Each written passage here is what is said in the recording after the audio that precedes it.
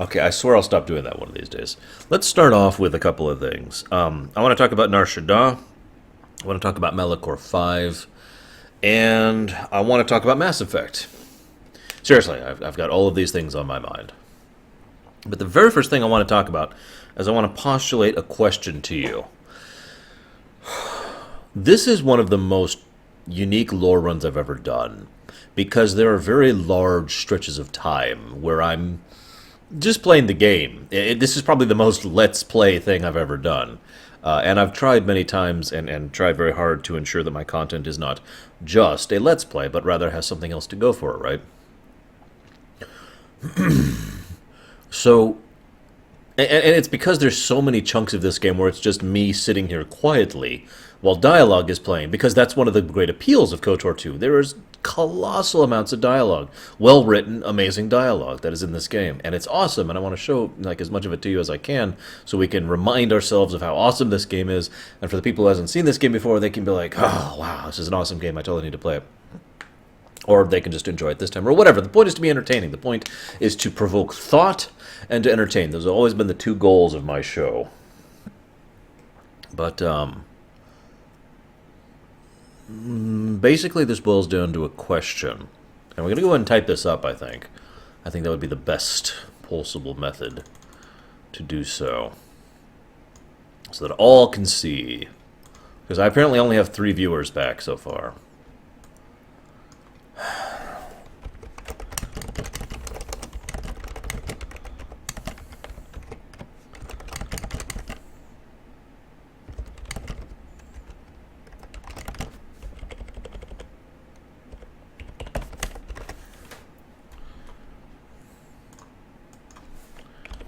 Because I'm going to leave this vote up for a little while we talk about a few things. So basically the question comes down to whether or not I should keep going. Whether or not I should keep playing KoTOR 2 for you guys. Because like I said, it's different than most of the lore runs. There's so many sections where we're just watching the game. You know what I mean? And that's okay, relatively speaking. So it's up to you guys to vote if you want me to keep going through. So hang on.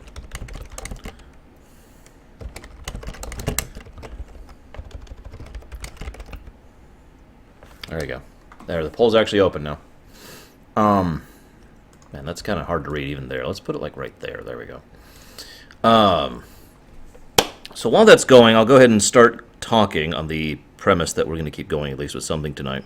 First, I want to talk about Nar Shaddaa.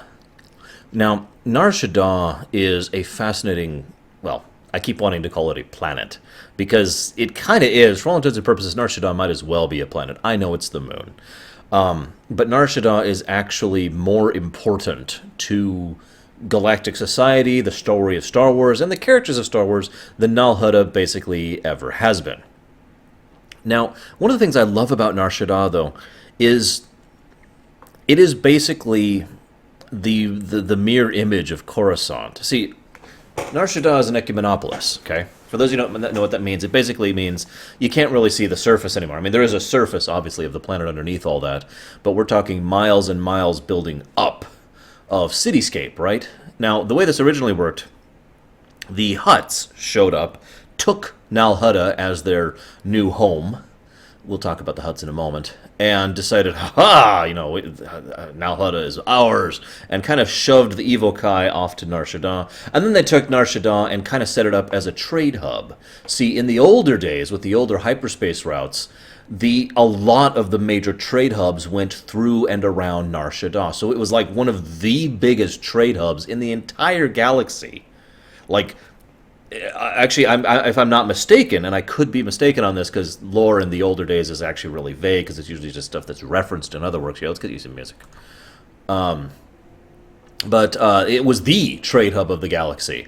And so Nar Shaddaa back in the day wasn't actually the mess that it is now.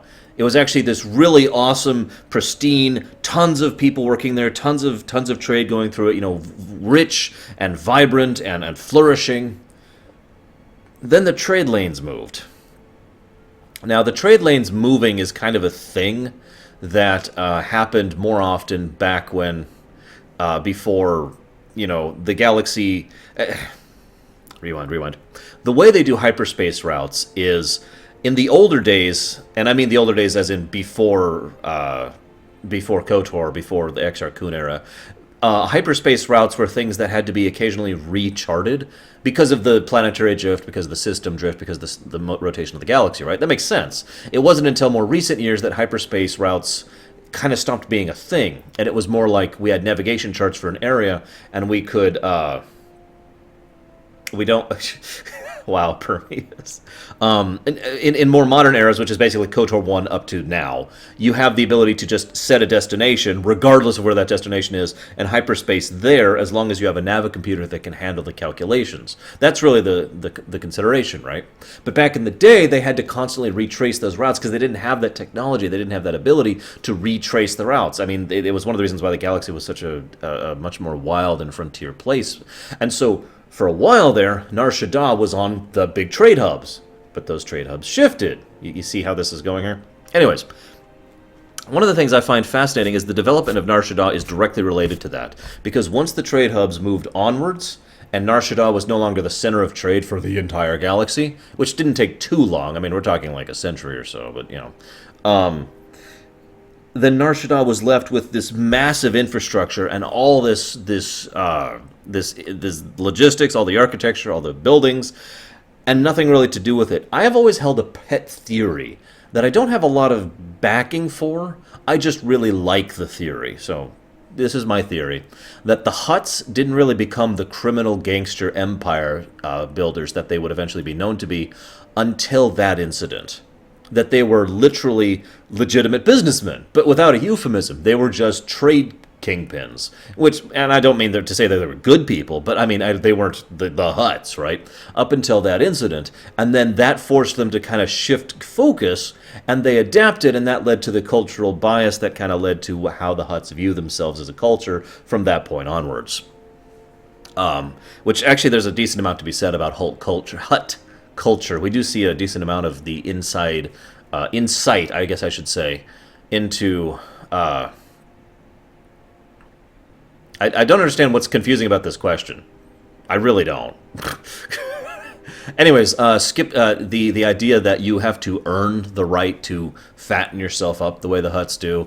The fact that doing so is a sign of that you have already made it by their society's terms and therefore no longer have to worry about the kind of things you otherwise would have to. The fact that there are skinny, quote-unquote, Hutts who are actually still very muscular and very svelte and are capable of actually functioning without having to sit on a freaking hover pad, you know, all that kind of stuff. It's a fascinating culture. It's one of the reasons I wouldn't mind playing as a Hutt in some kind of game, especially if we got to run some kind of criminal or mercantile, or both, empire. That would be really cool, but I digress. So the other interesting thing about Nar Shaddaa is it's one of the more common locations in Star Wars to be revisited, along with everywhere that's in the original trilogy. The original trilogy planets tend to come up more often than not because, duh, I've already talked about that idea. But Nar Shaddaa comes up constantly, and it has done so in virtually every era. And it makes sense because Nar Shaddaa, what the Hutts did, whether they were evil, you know, whether they were gangsters, I should say, before or not, what the Hutts did was they shifted focus so that they were going to be, instead of the trade, the upper crust of the economy of the galaxy, they were going to be the lower crust of the economy, the undermarket, as I like to think of it as. And indeed, I named an entire organization that in my campaign of Primus. And so Nar Shaddaa continued to be a nexus world, a trade hub. It's just trade in a different way. Another interesting little factoid, a lot of technological progress with regards to the galaxy happens on Nar Shaddaa because there's no real restrictions on what you can do there. You know what I mean? You just have... completely skipping it, Rowan, that's what I meant. You have... people can go here and can do whatever they want research-wise without any regards to ethics. All they have to have is enough money in order to bribe the various thugs, both small and large, in order to keep off their back. By the way, one other little amusing anecdote. I actually looked into the exchange a little bit, because I was curious what the final fate of the exchange was. Would you like to hear it? The final fate of the exchange was the Hutts got tired of tolerating it and crushed it and ate it. That's very much like the Hutt cartel and the the Hutt empire, for lack of a better term. But what I love most about that is it's so EA, isn't it? It just sounds like EA is like, oh, we're tired of tolerating this other company. Nom, nom, nom. Also, Hutts can eat people to death. That's a thing that they actually can do. Jabba himself did that at least once, and it's damned gross. Anyways, so that's Nar Shaddaa, and I wanted to talk about that here. The other thing I wanted to talk about is Malachor 5 and the wonderful writing that Obsidian did in this game. I've talked before about writing styles and writing methods, but one of the biggest tricks that always comes to writers, new and old, is exposition. How do you do exposition? How do you get information to the viewers? And there are some ways that are considered fundamentally bad exposition, FF13 being a good example. I don't have a good example of another one off the top of my head, but let me put it to you this way. Imagine if Tarkin walked up to Darth Vader and started explaining to Darth Vader what the Force is. As you know, Darth Vader, the Force is leading you towards Luke Skywalker, and you must go find him. And Darth Vader says, yes, of course. I understand. And as you know, Tarkin, the Death Star has a weapon that can destroy an entire planet. That is like bad exposition 101. And every time I see that in a TV show or a movie or a book or a game, I just cringe. But there are other forms of bad exposition. But one of the most common tricks you do when you're trying to introduce a world or a setting or a concept is you do the outsider perspective thing. Three ideas for this come off right off the top of my head. Final Fantasy X, my own Primus campaign, and I had a third one and I actually lost it. I was just thinking of this while in the shower just now. As you know, Luke, I am your father. Oh, you didn't know? Yeah, Luke, I'm your dad.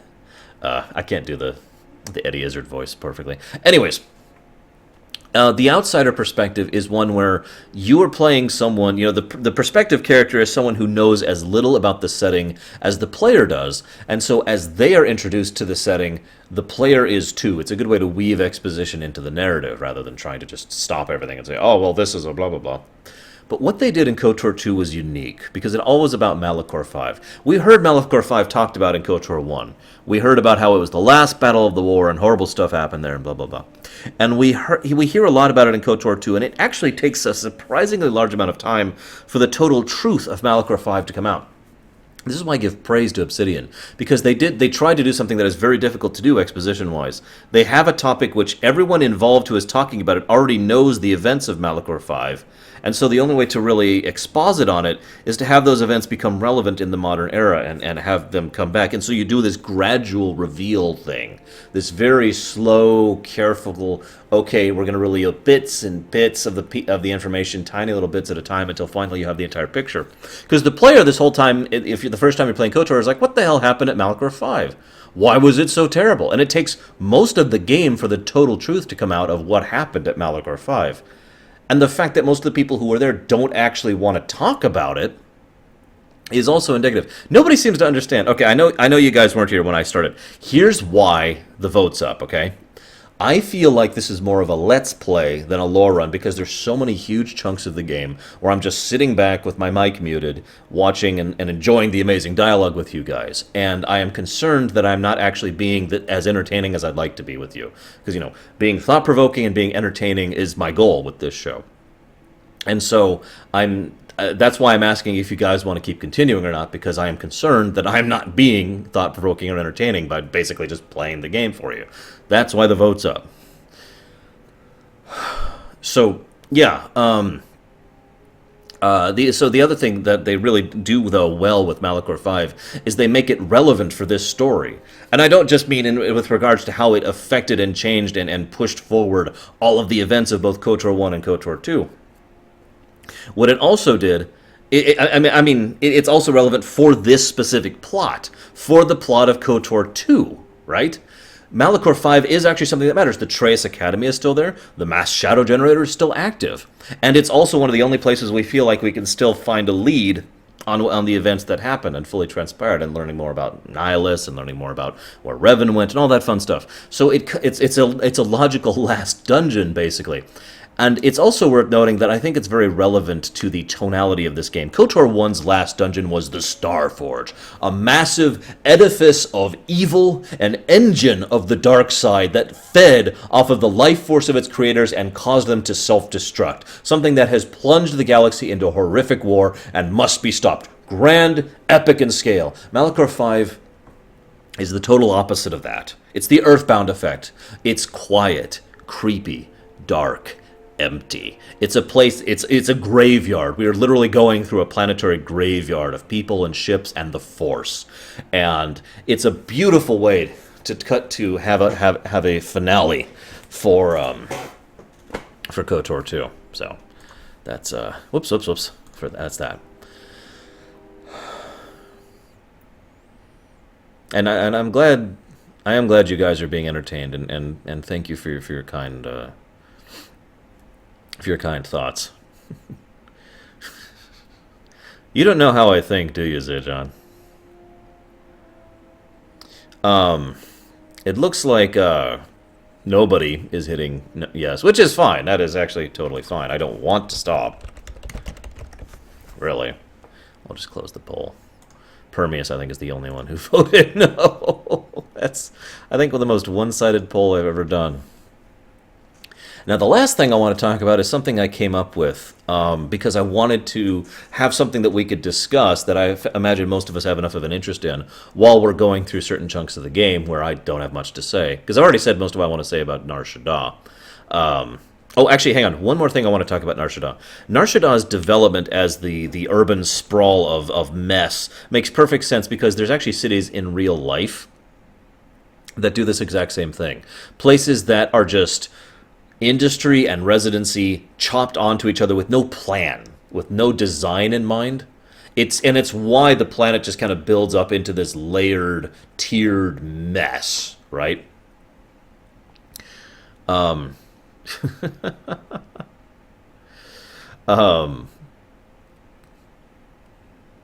That's true, Reach. We did have a very one-sided vote yesterday, too. A lot of people were voting no cookies, though. I found that funny.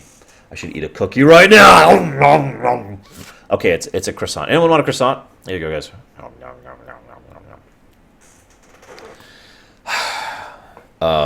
Hey, Raspint. I believe you, man. Mine, too. So, the other thing I find interesting about Nar Shaddaa is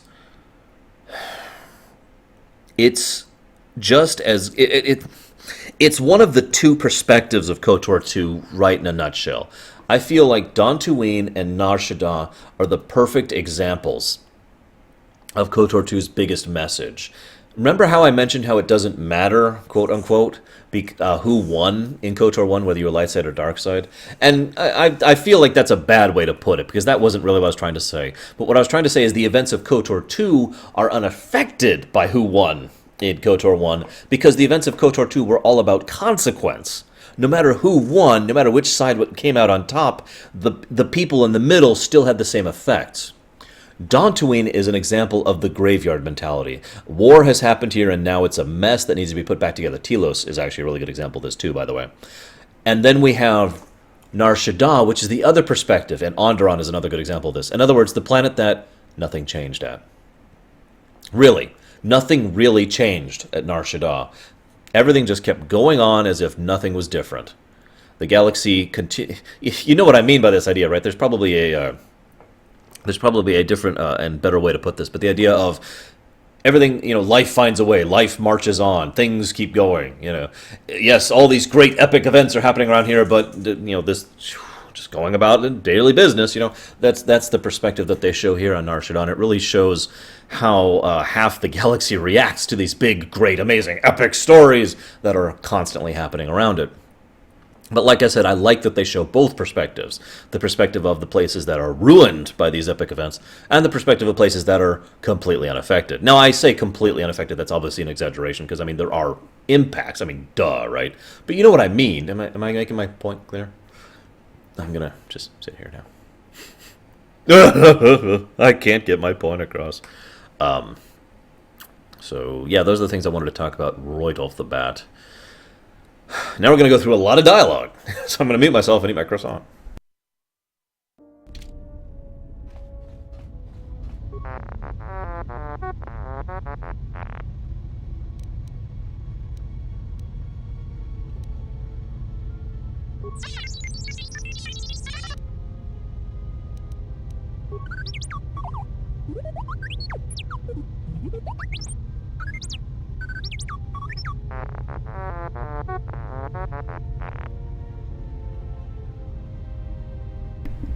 That's a good way to put that, Reach. The status quo irrevocably changed on Dantooine, or Dantooine, and at Telos, and Taurus for that matter. In other places, the status quo completely unchanged.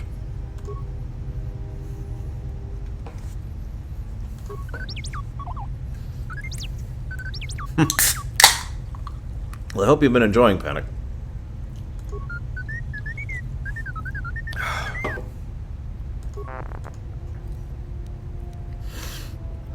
Excuse me. Taurus. We'll be reaching Taurus again in Tor. For good and for bad.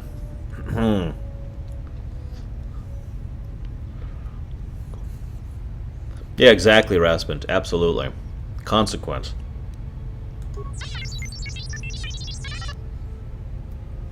Now what?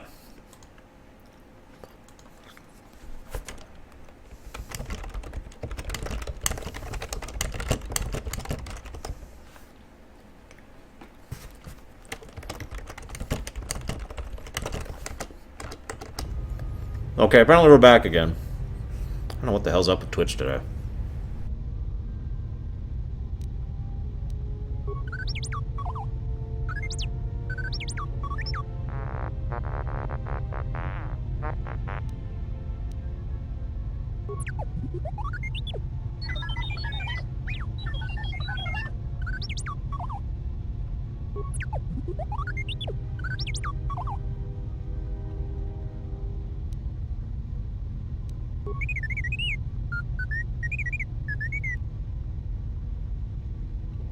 Kimmick, there is objectively only one good ending. Snuff, snuff. To The Witcher, snuff. And Star Wars. And that's all games ever. If you disagree with me, then you're categorically wrong. And I can prove it because I'm right.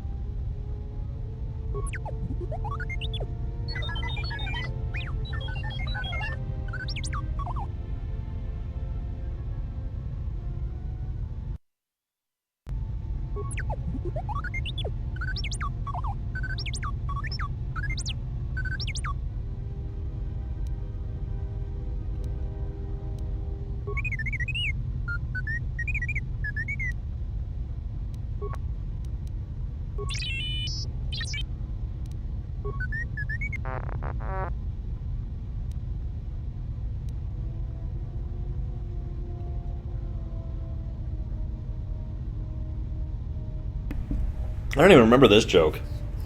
I just installed jets on T3, but no, you won't be able to fly. Jets on a T3 would only make you look like a mutated swoop bike.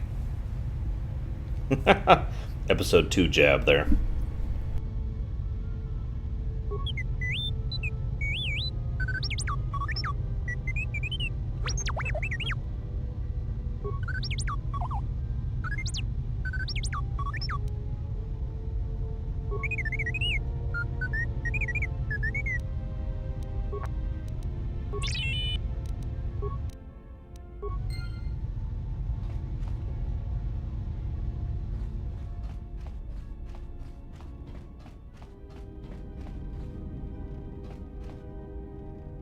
Oh, welcome, Exile.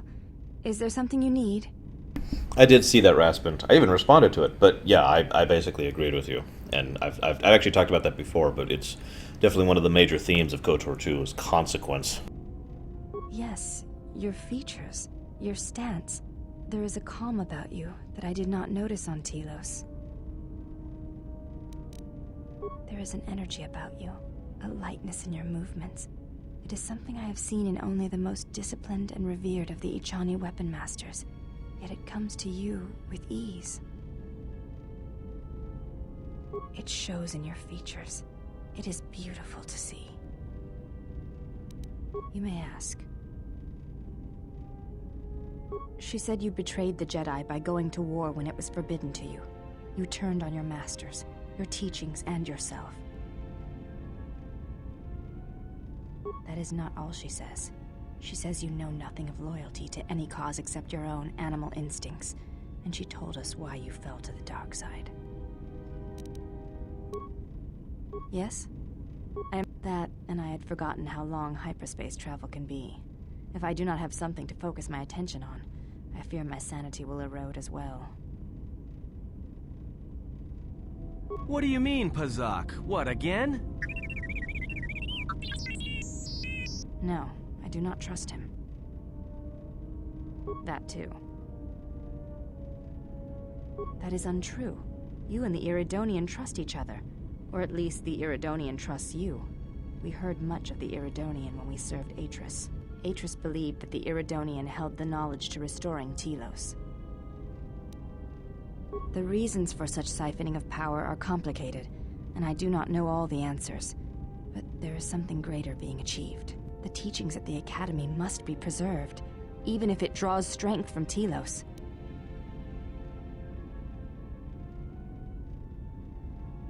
Yes. His skill with machines is something beyond which most can aspire to. His shield technology surpasses the designs of even the most skilled of Ichani power architects. I do not realize if you know what it means to have such a one respect and follow you. The Iridonian allied himself with no one on the entire world of Telos, yet he will follow you at the risk of his life. His stance, in many ways, mirrors yours. Where he walks, he carries a world upon his shoulders. And like you, I do not know if he has ever faced it.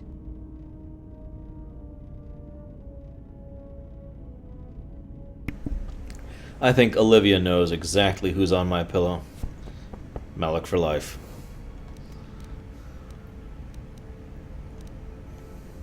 I will respect your wishes, and his. Forgive me.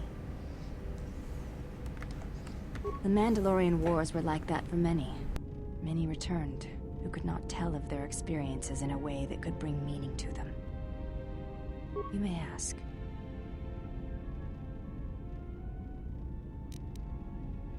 Before entering Atris's service, yes, I carried a name, as all the children of the Ichani do.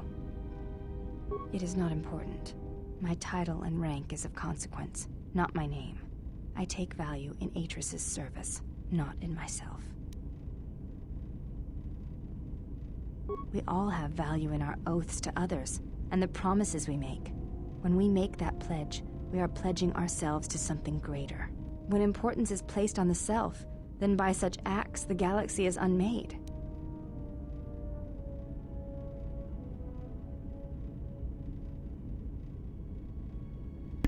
Oh yeah, Reach, trust me, I know. I would not be surprised if Atris literally has spent a huge chunk of the last bajillion years, it's like 6 or 7 years, just sitting there convincing herself over and over and over that you know, the Exile was wrong. The Exile was wrong. The Exile was wrong. It went against the Jedi Code, and therefore it was wrong. It was wrong. Bad, Exile. Bad!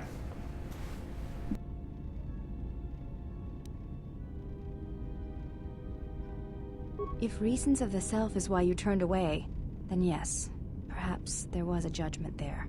But it was not intended as an attack. I do not know. That is a question you must ask yourself. I meant no offense, but the question remains. If the question angers you, oftentimes there is a reason for such anger. You may ask.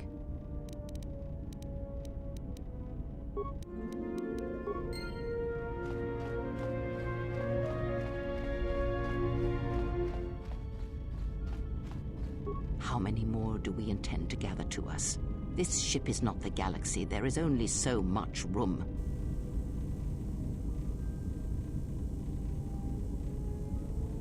Then prepare for an army, I think, for it seems many more will come in time. They will follow you because you are a leader.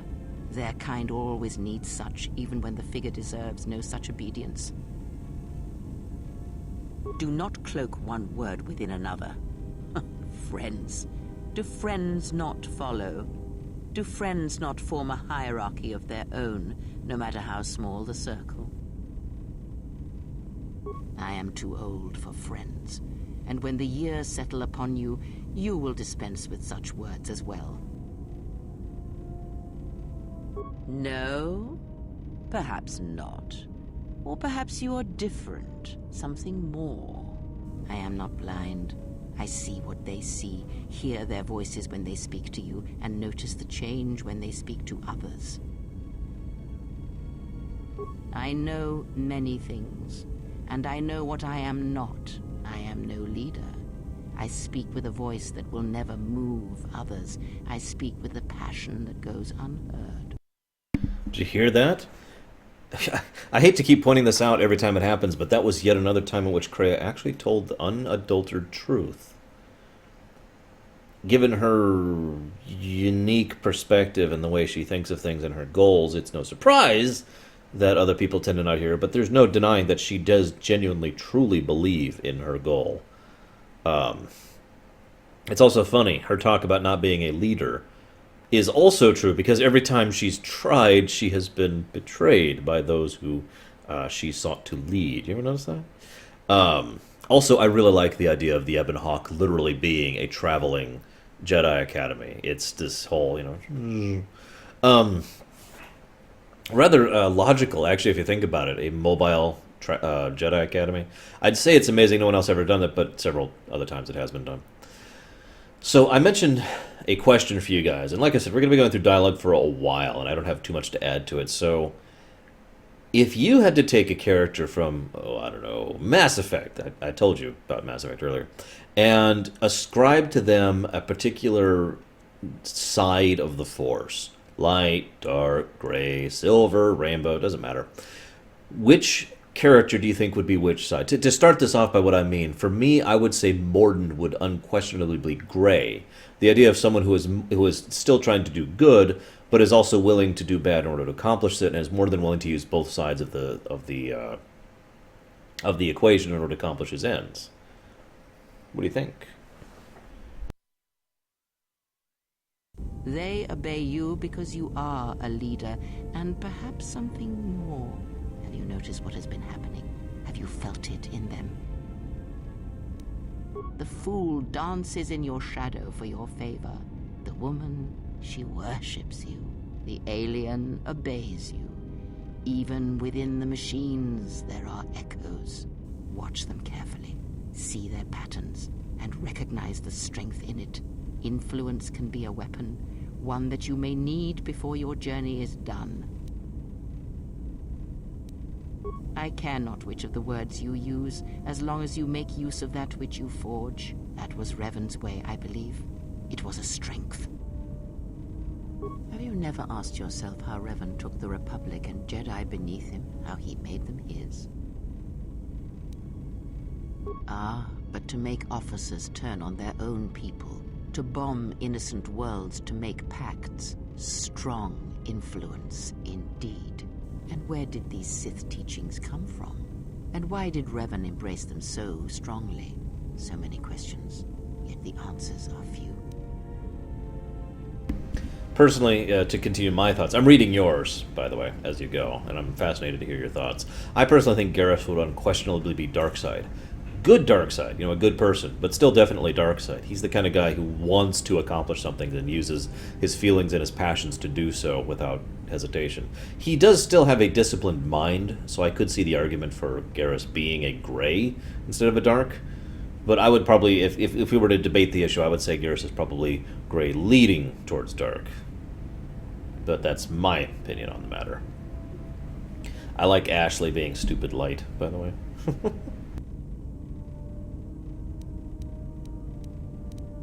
Oh, did they? No. Revan met no Sith empire, yet he learned their teachings. Many have mistaken the soldiers beneath Revan, the machines that were constructed to be the Sith. They are wrong. The Sith is a belief, and what Revan formed was not an empire, but something else. Yet how he did it is curious. And I suspect the answer to that question is tied to another. How was Revan able to corrupt so many so quickly? Not a one, but we shall see where our journey takes us, I think, and see how many answers we come across, yes? There are countless reasons, and I have neither the time nor the patience to list them all. Do you think to turn her from Atris's will? If so, I hope your arrogance will prove true in time. But I will abide her presence. She may have her uses. Because Atris is a threat, and as much as she would try to use us against you, so may we use her servants against her. Do not see every enemy as an enemy. See them instead as an ally, whether they realize it or not. This situation may yet work to our advantage. I would also put Jack definitively dark. Not necessarily bad, but dark one way or the other.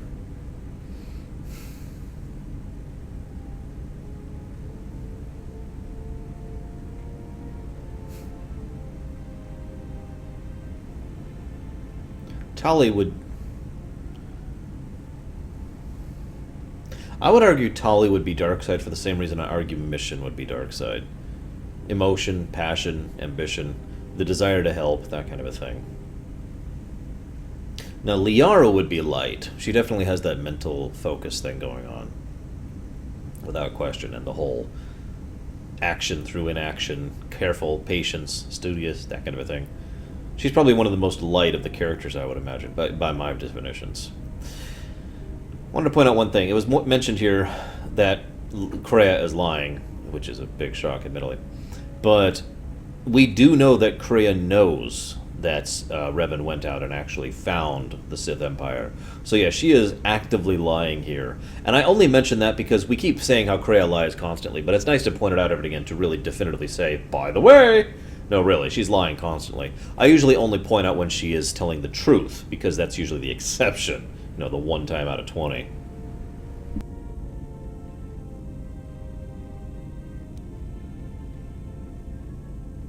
Good. That is the most to be done until events unfold, as I'm sure they will in time. Ask. There is nothing wrong with my sight, if that is your question. I see all that I need, though the seeing of things flesh and blood has failed me some time ago. They were distractions only.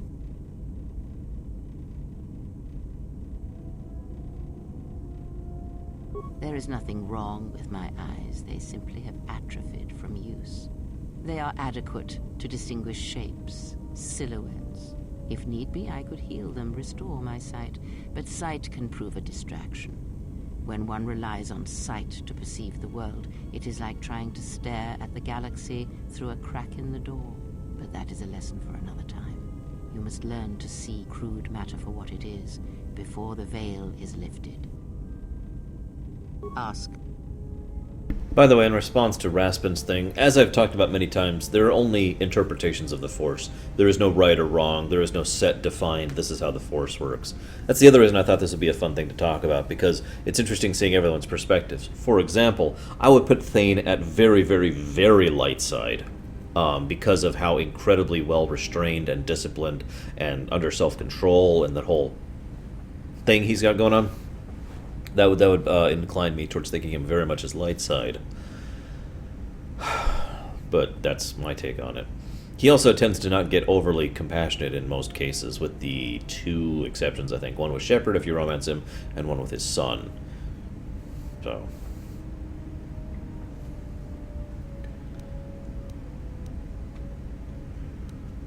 Atris herself is not as familiar to me as perhaps she should be. That's true, Yet I Graylin. feel I know her, yes.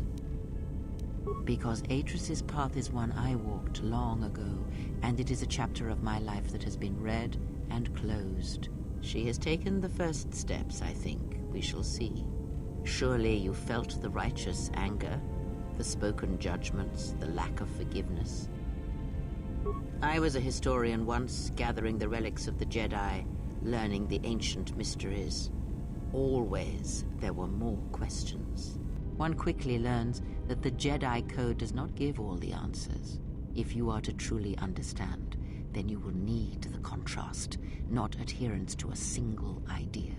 That is why Atris and the others blamed me, sentenced me. They believed me responsible for Revan's fall.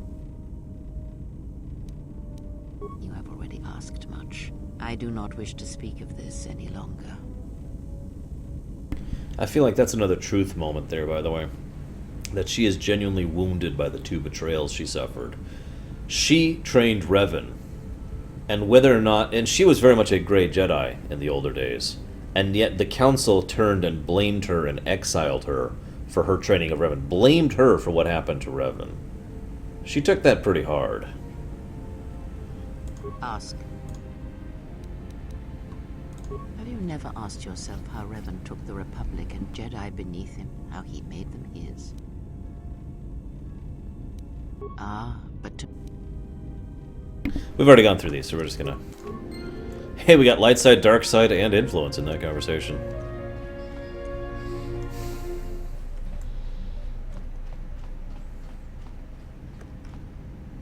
I already talked to Kim. I talked to her, so I guess all we have left is Atton now, because I don't think we can advance Handmaiden yet. Oh, hang on.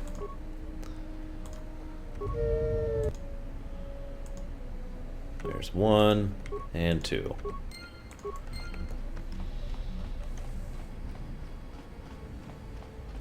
By the way, Kemek, if you want to do D&D alignments, go for it.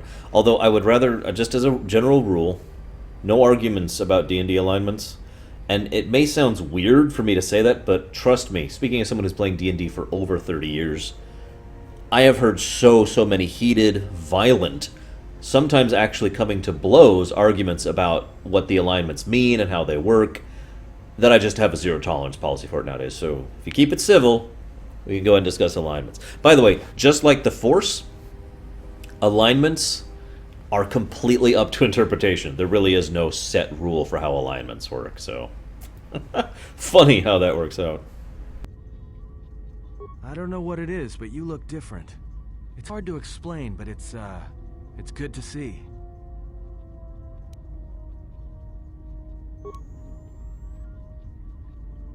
All right, what did you want to know?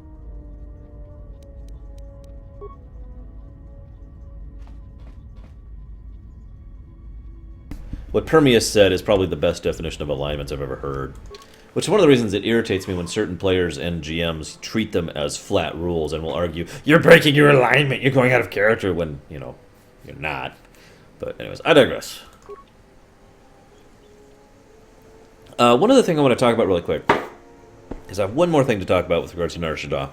How did KoTOR find out we landed within minutes? Well, I foresee 3 generalized possibilities. Number 1, he had some kind of tracking device on the Ebon Hawk. Incredibly unlikely. Kemek, you're fine. You're fine.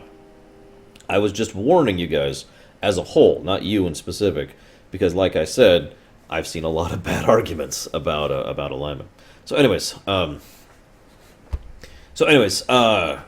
incredibly unlikely, possible. Option 2, he just had information scanners running over the network and he saw a freighter come in and was like, and checked it and was like, aha, it's the Ebon Hawk. Okay. Option 3. He has access to military-grade scanning equipment, which detected the freighter, and even though it's probably not transmitting, transigs, it was like, hey, that freighter looks a lot like the Ebon Hawk, and flagged it and sent it to him, and he was like, aha, the Ebon Hawk, which is currently under this Jedi. Clearly there's a Jedi here. There's also option 4, which I find the least likely of all, but is still something worth noting. KoTOR has access to someone somehow, either in terms of technology or an individual that has some level of Force sensitivity and can detect when someone else with the Force shows up. Yay! You should totally send me some pics, Bragan, when you get them. Nice little note, by the way. The galaxy is just barely turning here. You can see kind of the fog moving. It's really slow, but it's awesome. Anyways, why do you want me to not go to Nar Shaddaa first? I almost always do Nar Shaddaa first. Explain your reasoning. Or be destroyed. Why is it listed as at Paragus right now? It is implied, yes, Woody. Although, if that's directly or through someone else... I do want to get Visas. Visas Mar.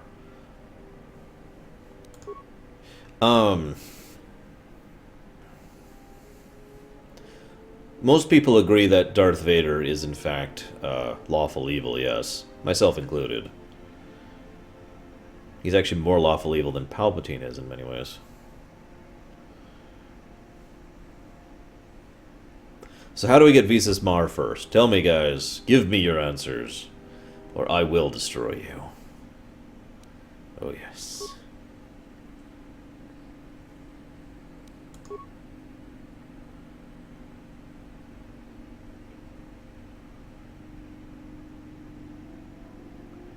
Okay.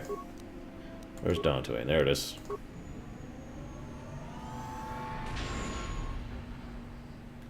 Oh, let's see this shirt here, Bragwin. Lord, I never heard back from Lord Voldemort, so I'm leaving Mordor and joining the dark side. Wow.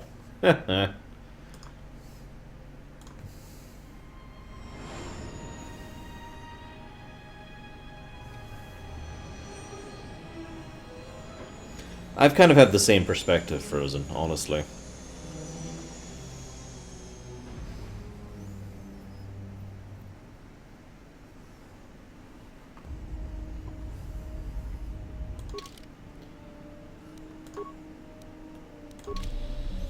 No, I didn't.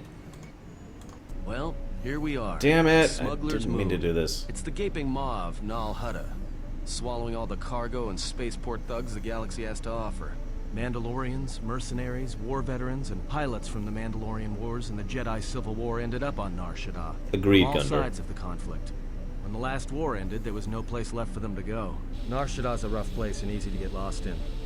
Or for someone to get lost. If you wanted to keep out of sight from the Sith for a while, you couldn't pick a better spot.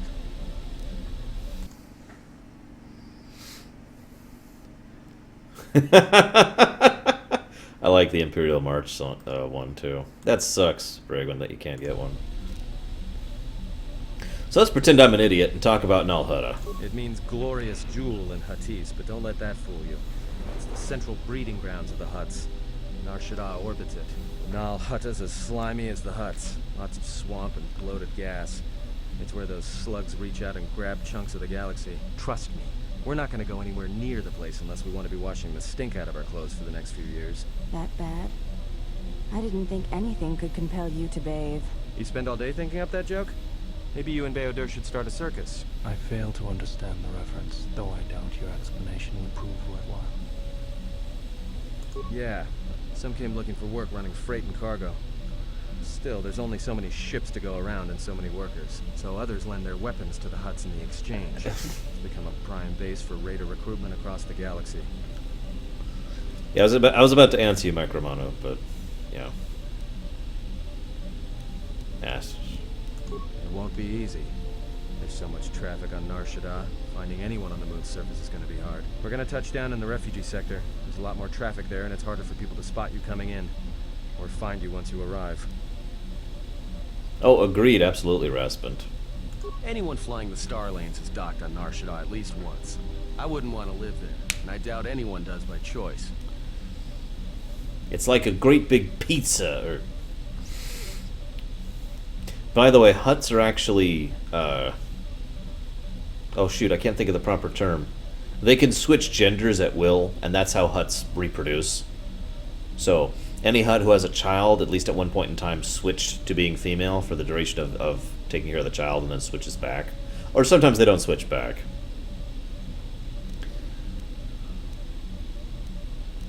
It won't be easy. Okay, I already did that one. Shouldn't be too hard. There's so much traffic on Nar Shaddaa. Hermaphrodites, that's the word, thank you. This is going to be hard. We're going to touch down in the refugee sector. There's a lot more traffic there, and it's harder for people to spot you coming in, or find you once you arrive. I've plotted a course for the refugee sector, and we should touch down within the hour. Once we're down, we should finally be able to breathe easy. There's no way anyone's going to find us here. And then immediately go-to is like, there they are. One thing I've always found fascinating about the super skyscraper construction of certain aspects of Star Wars, like here, like in Coruscant, like in Taurus, is the engineering mechanics necessary to make structures that are this tall, literally miles upon miles above the surface of the planet, are insane. And yet, I've always had a pet theory, which I don't believe is confirmed anywhere. Feel free to correct me on this. Yes, Rowan, it does. That they use their repulsor lift technology in order to keep those buildings literally up there. Like, literally, certain key chunks of the framework of the infrastructure and the architecture is being sustained, despite the height and despite the physics of the matter, by repulsor lifts. So, I don't know what you guys think of that. We're going to go ahead and blaze through this cutscene because we've already seen this. This is just go-to saying, there's a Jedi here, leave him alone. We won't leave him alone. Okay. There have been two that I know of, Lava Beautiful Dude. stench and decay of desperate living. This moon, it teems with life. It is difficult to center oneself. Welcome to Nar Shaddaa. Towering buildings kilometers high and miles deep, with canyons so wide you could have a dogfight in them. Word of warning, watch where you step, or you'll fall for hours. Yeah, Jabba was actually a surprisingly decent hut before he went nuts, but I was also referring to one of the skinny huts whose name I forget. It was actually a pretty cool sight, too. Oh, we're definitely getting Mira. Screw Hanhar. Ugh.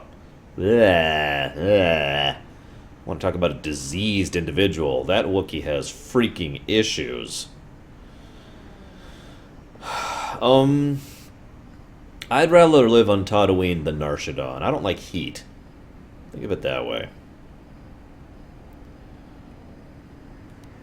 Sure, most of the landing pads around here are unclaimed, or should be. They're pretty badly maintained, so they're not safe to land on. Well, I mean, not this one. But they all have the reputation, so we should be all right. I think.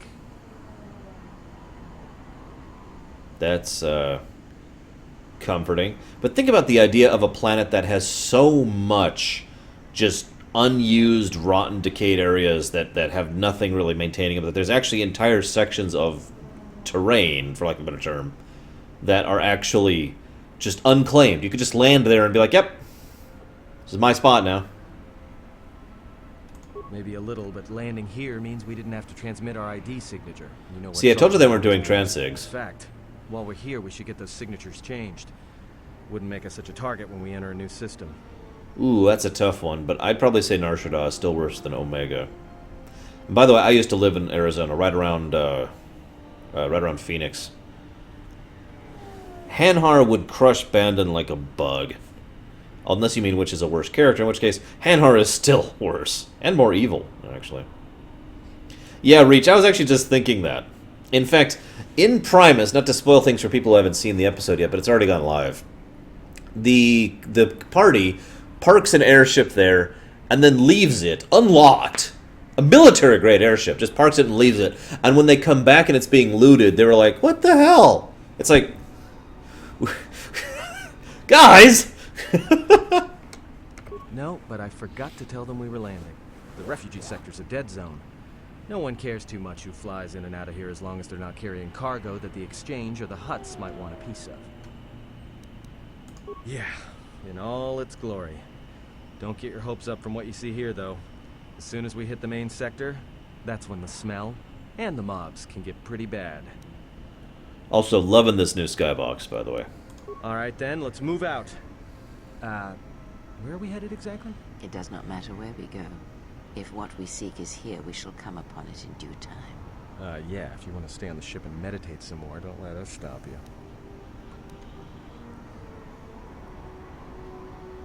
He did place some traps, that's true, Schmidolf.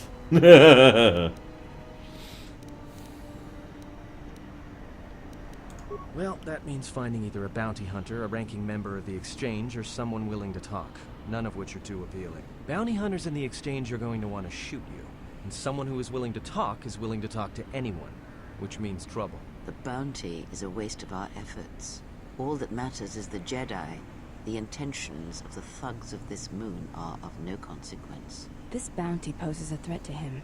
We do not need two beasts at our back when the Sith are enough. If you are so certain of your path, then do what you will, servant of Atris. It makes no difference. It's up to you. There's bound to be someone in the sector willing to spill their guts for a credit or two. It's actually both, Ed. Most people don't know Jordy is in fact Scott Summers. Finding a Jedi, or anyone else touched by the Force here, will be difficult. The mass of people, the rush of their emotions. It makes detection difficult. But this moon does not get any smaller while we wait. This sector is as good as any place to begin our search, so let us begin. Well, if we're gonna search a moon of a few billion inhabitants for one Jedi that even our own can't sense, might as well start as soon as possible. There should be a central trading hub up ahead. Their stock's probably not the best, but they may have some things worthwhile. And just being here should be enough. People in the refugee sector don't tend to ask too many questions. We should be safe enough. Hey, Ed. Zez-Kai-El is how I usually say it. But I'm bad with Star Wars pronunciations. Alright, if you have any questions, just ask. We should be able to leave the ship here as long as we want. No one supervises these landing pads anymore. You there! Uh-oh. What's with you? Letting that piece of junk sink its struts into my landing pad! This is hilarious. I'm going to do it again just in case you missed it last side. Force Persuade. It'll be fine where it is. Yeah, I guess you're right. And by right, I mean you're wrong. Telling me it'll be fine where it is. What, you think I'm stupid? I got another ship coming in, and unless you want that piece of junk's hull crushed flat, you better move it. Got it? That's none of your business.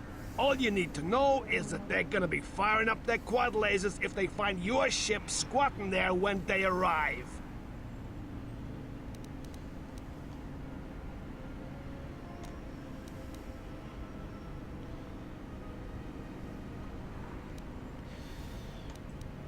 Yeah? Well, it's the first I've heard of it. Tell you what, let me check it out. If you're cleared, then you're clear. No trouble.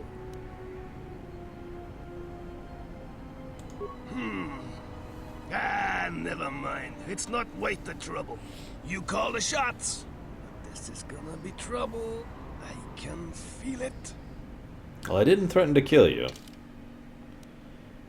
So, take that for what it's worth.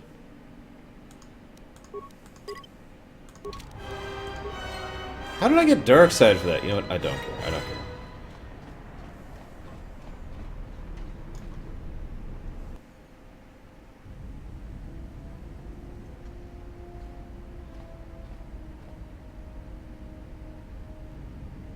You know, it's funny, I just talked about an unsecured ship and how people can get on it in our absence. Literally, I just talked about that.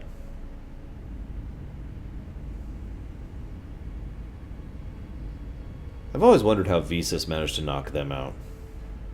I mean, she's not that strong in the Force, really.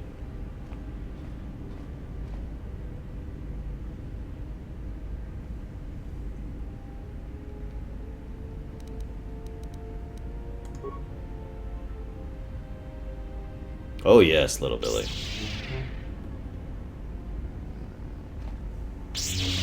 Listen, I don't want to have to hurt you, okay?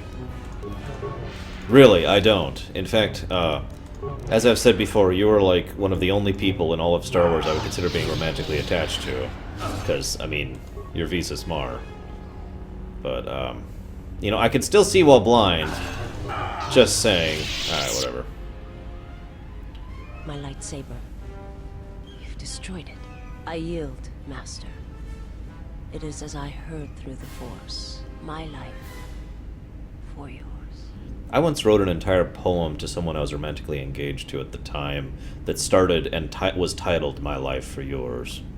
I just felt like sharing because it's such a fascinating line and it stuck in my head for years afterwards, My Life for Yours.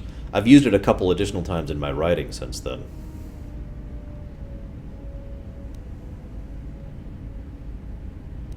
You must. The alternative is only another death. And I would rather die by your hands. You're wounded, Twit. Come on, let's get you to the med bay. I have nothing to offer you. Your strength is superior. It is as I felt. It's almost as though you're using cheat codes. Admittedly, I remember having a hard time the first time I fought her. Now I've seen everything. This woman, she's a Miraluka. I didn't think any were left in this part of the galaxy.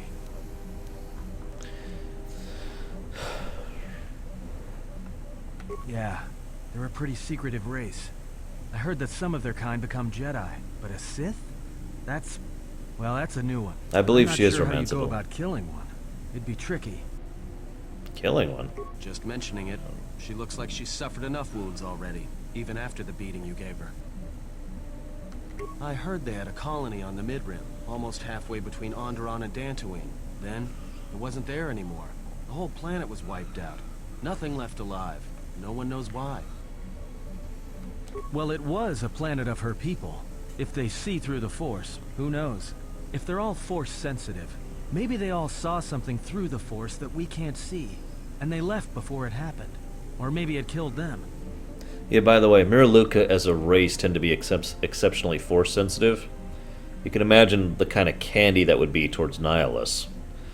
Fortunately, the Miraluka do survive this, and they will be in the universe in the future, so they didn't actually get genocided by Nihilists.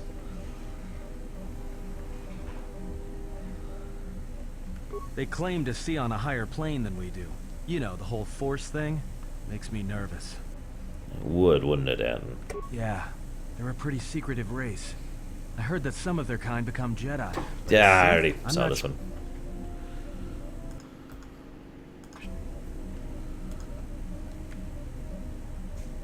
Well, some of her wounds are pretty bad. Looks like she was already carrying her share of scars, though. I think she'll recover, yeah.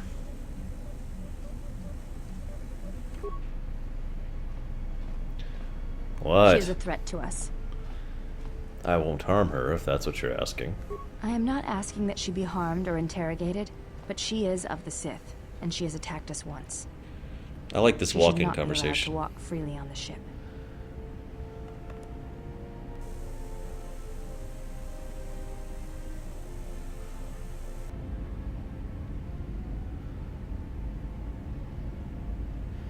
By the way, the voice actress completely sells Vsauce.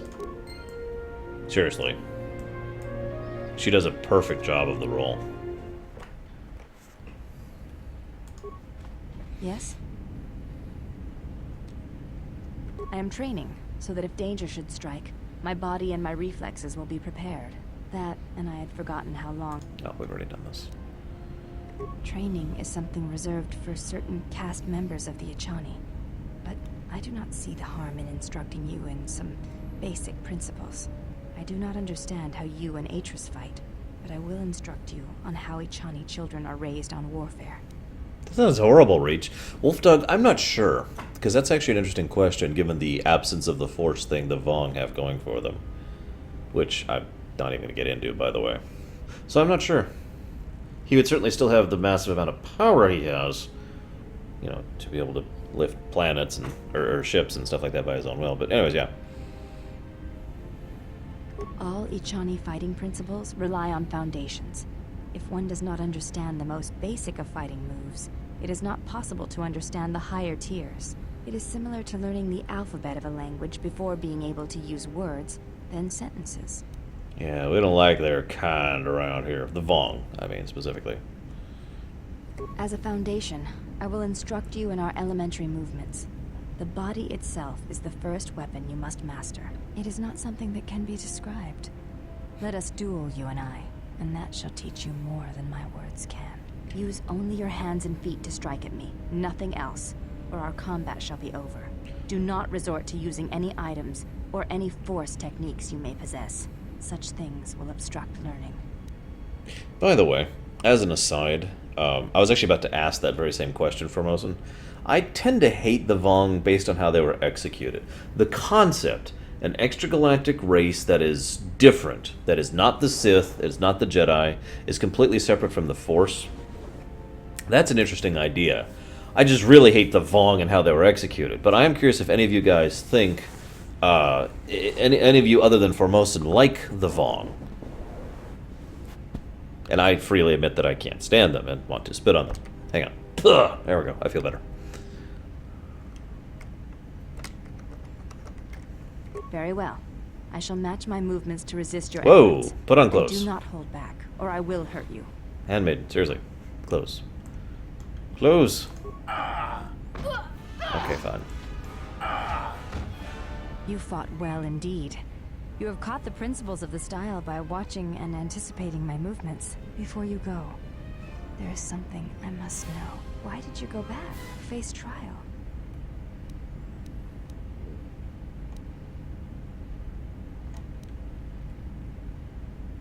I see. It was always something I was curious about. To walk to one's own sentence willingly. It's a brave thing. You may ask. I do not think you are ready for further instruction. Why do we have to fight without clothes? Duels among the Ichani are rituals, and it does not allow for armor or anything that restricts movement. Your modesty has no place in combat. Even the youngest of the Ichani understand this. You should as well.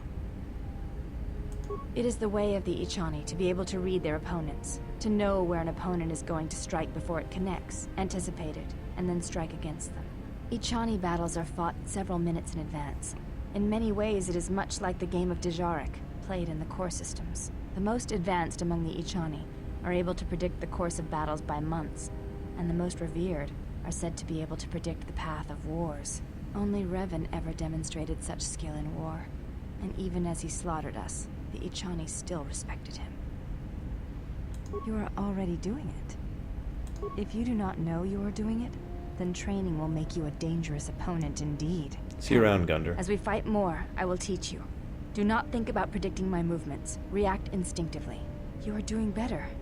At first, I was afraid that your awareness of your own ability might ruin it, but that is not the case. You learn quickly. Perhaps it is your connection to the Force that allows such things, but I do not think so. Now you fight as an Ichani warrior fights, always in the future.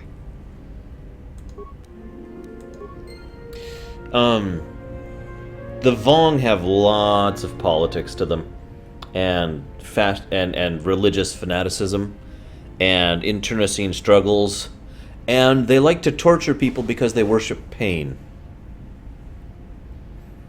That's not a joke.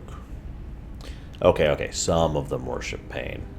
By the way, the Vong turned Nar Shaddaa into a garden world of sorts. They killed everyone in the cities, and then genocided the Ikovai?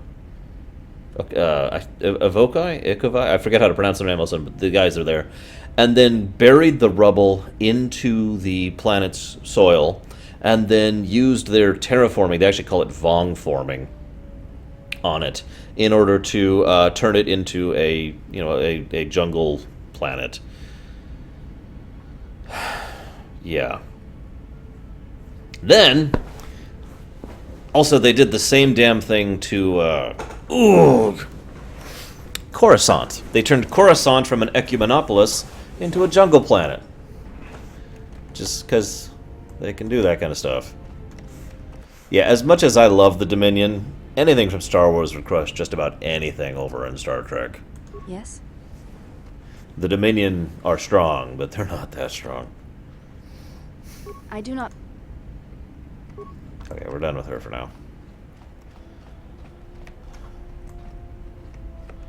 God, I hate the Vong so much. I mean, everything about them, except for the fact that of the base idea, is just... hang on.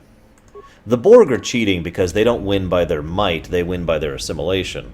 As I've said before, a Star Destroyer could crush a Borg cube, but a Borg could then transport on board the Star Destroyer, assimilate the Star Destroyer from within, and from that point on, the advantage of Star Wars and their war tech is completely negated. Suddenly the Borg have a Borgified Star Destroyer, and the Borg win. So the Borg are kind of cheating. That's why I don't usually have Borg versus discussions. My life for yours. Are you alright? I am able to serve. If we enter battle, I will fight and die alongside you. That's not what I asked. I asked if you were alright. I have not heard that question in some time. My flesh is healed, if that's the answer you seek. Does Vietnam count, Raspid? One could also argue World War II, just about everything.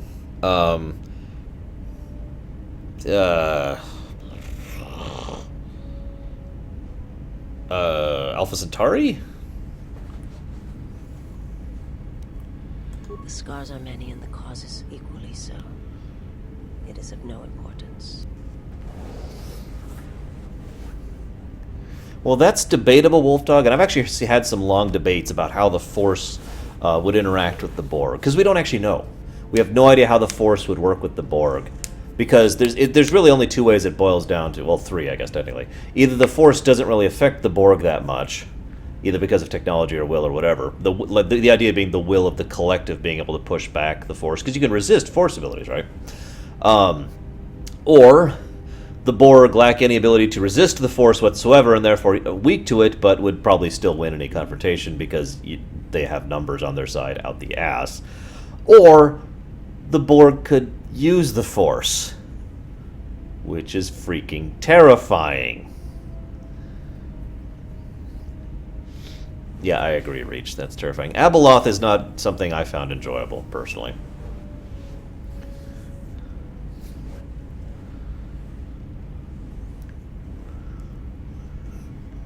I felt you, heard you through the Force. It was like a sound at the edge of hearing. And when I heard it, I found I could not ignore it. I serve my master. I am an emissary, a scout. My master was aware of a disturbance in the Force, but was unaware of its nature, of you. The disturbance is not something one feels from a living thing. There is little my master does not know, and that you eluded his sight for so long is significant. But I do not know why. I think that they would probably just be candy to Nihilus. One of the caveats for having Nihilus into the tournament was that he doesn't have his wound abilities, because it is arguable that just about any Force user, regardless of skill or power, would just be candy to him. The only one who was able to bring him down was the other wound in the Force, the Exile. And that's why they were able to bring him down. It's actually a major plot point. Oh, that's terrifying, Raspid. Let's never think about that again. You cannot. His vessel roams the borders of known space, and even I do not know where he travels. Until he calls for me, even if I could lead you to my master. I cannot permit you to find him until you are ready. If I bring you before my master, untested, without your potential realized, then you will be lost to me, and I cannot allow that to happen. It would be as if one brought fire to a paradise valley, shattered a cavern of rare crystal, or blinded a painter. I cannot, I will not. I would die first, and gladly, to preserve you, untouched, unharmed. Now that I have found you, I cannot sacrifice what I have found. I already answered you, Commander Shepard. I didn't like it. I didn't like Abeloth, and I didn't like its arc. I don't even have any thoughts to give on it. It was there. What do you want from me? Unless I'm thinking of the wrong thing. Hang on, let me look that up really quick to make sure I'm thinking of the right thing. Let's find out really quick here. Abeloth is... Yep, I was thinking of the right stuff. The ancient enemy of the dark side that is this... Yeah, no. That's my response to that.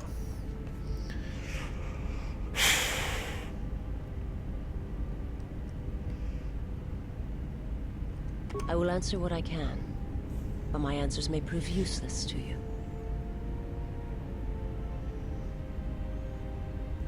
I believe she does, Witty, even though I don't think she understands what a wound in the Force is. I think she recognizes that he is effectively an echo in the same way that Nihilus is. It is not a subject to which I have spoken of since its destruction. The planet was not destroyed. It remains. It orbits, dead in space. But nothing lives on its surface. It echoes, but there's no one left to hear it. The Borg are actively driven by a will towards perfection. The Thing, if it has any drive, we don't know. That's really the difference between the two, Raspent. We know the motivations of the Collective. We have no idea why the Thing was doing what it was doing. Or if it even had a motivation. It could have just been an animal for all intents and purposes, relatively speaking. I am not certain I did. I was there when the planet died, to see everything around you extinguished. It was as if I was blinded. It was as if the Force had been bled from the world. Borg, Fu. I imagine there are worse deaths, worse pain. But if there are, I do not know them. I was the only living thing remaining on the planet of KoTOR. And my life, my agony, was a flicker in the darkness that was the planet. All that I had been connected to had been severed. The many are not that impressive on a galactic scale, really. Impressive for horror, impressive for their thing, but they're very small scale. I can't see the many standing up against any of the other things we've been listing. The Flood, that's a little bit trickier. The Flood are certainly very much a galactic power, and holy crap, I mean, that's why the Halos were constructed to begin with, right? But I digress. I'm not sure who would win in the Flood versus the Borg. I admit the Flood could at the very least challenge the Borg, which should say a lot about my perspective there. I've heard tales of Malachor. It is said that many of my people felt the end of the Mandalorian Wars from across the galaxy. But do not mistake me. I did not mean to draw comparisons between KoTOR and Malachor. My homeworld still exists. It is intact. By the way, KoTOR, if you'll remember, was where the Jedi were. Drawn there, where they congregated, and Nihilus came there specifically because he was drawn there because Atris leaked their location. And yeah, that's right, that means Atris is directly responsible for Visas Mar.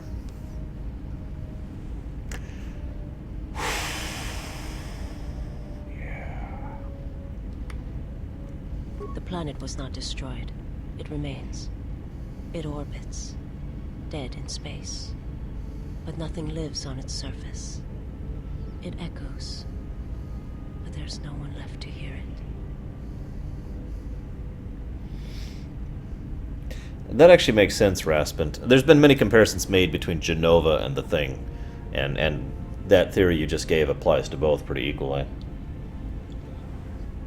Oh, that would be terrifying, Wolf Dog. Master Chief versus the Borg. Well, Master Chief would destroy a few dozen cubes, and then one Borg would manage to inject him and assimilate him, and then the Borg would be unstoppable because there'd be a Borgified Master Chief.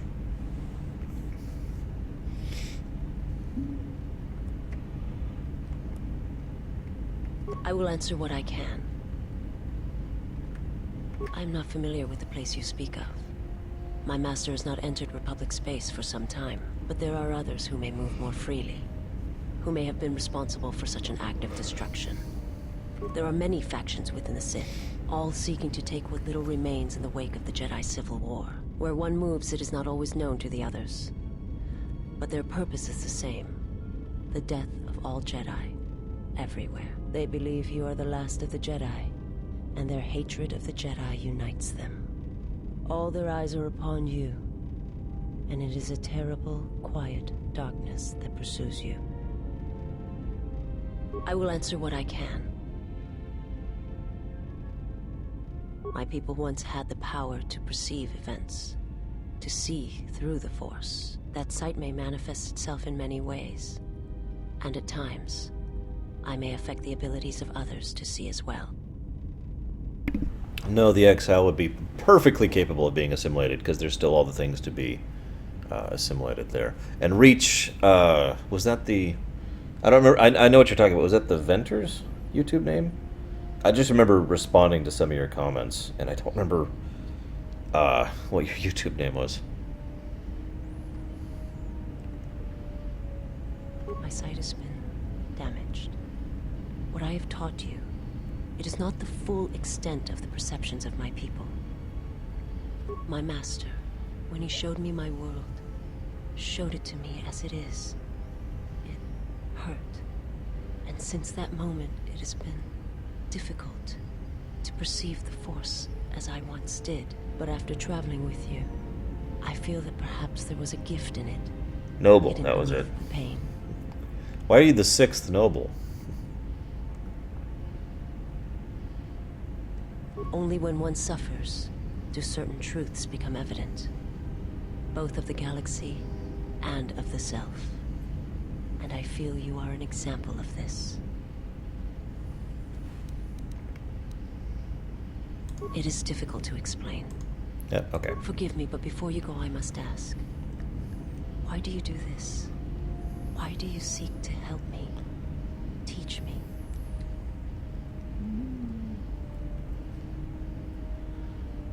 You must not do this. I cannot allow you to weaken yourself for me. Ah, I wasn't aware of that. So you say. But it is not something I have observed or seen. I remember little of my homeworld before I entered my master's service. It is not as it was. There is little left of such memories. Or the planet itself. Very well. Perhaps we shall speak more of this at another time. But know this. I cannot allow you to weaken yourself for me.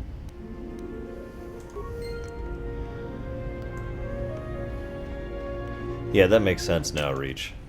Which is funny because I keep truncating your name to Reach, so, you know.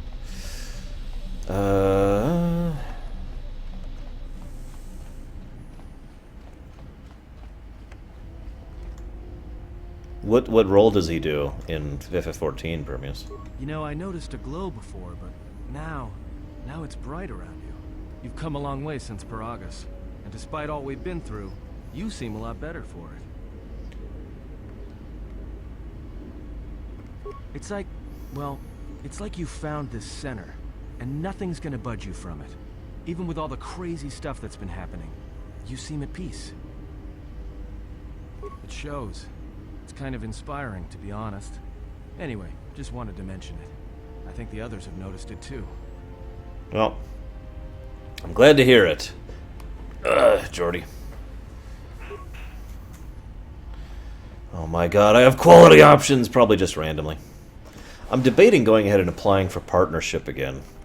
Seeing if my numbers from the KoTOR run are enough to warrant it. I'm still debating it.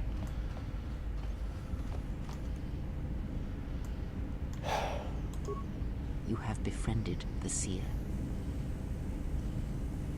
Yeah. Her species does not see as we do. They perceive the galaxy through the Force, and it is how she found you. It is a rare gift squandered on her people. The Sith carry the battle to you, and you spare them. And as we travel, the empty places of this ship are filled. I hope your thoughts in this matter are clear. In saving her, you may destroy yourself, and do not mate with her. Whatever you may feel, whatever urges consume you, do not let them control you.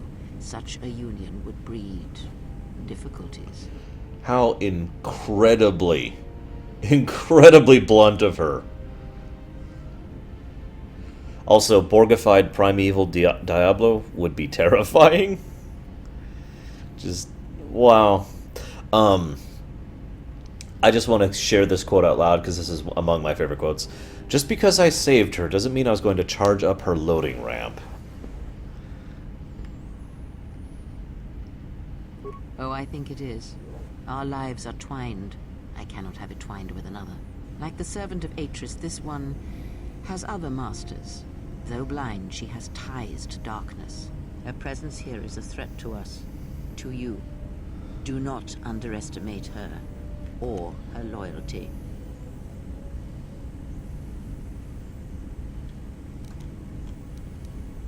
Trust me, all I wanted was her lightsaber.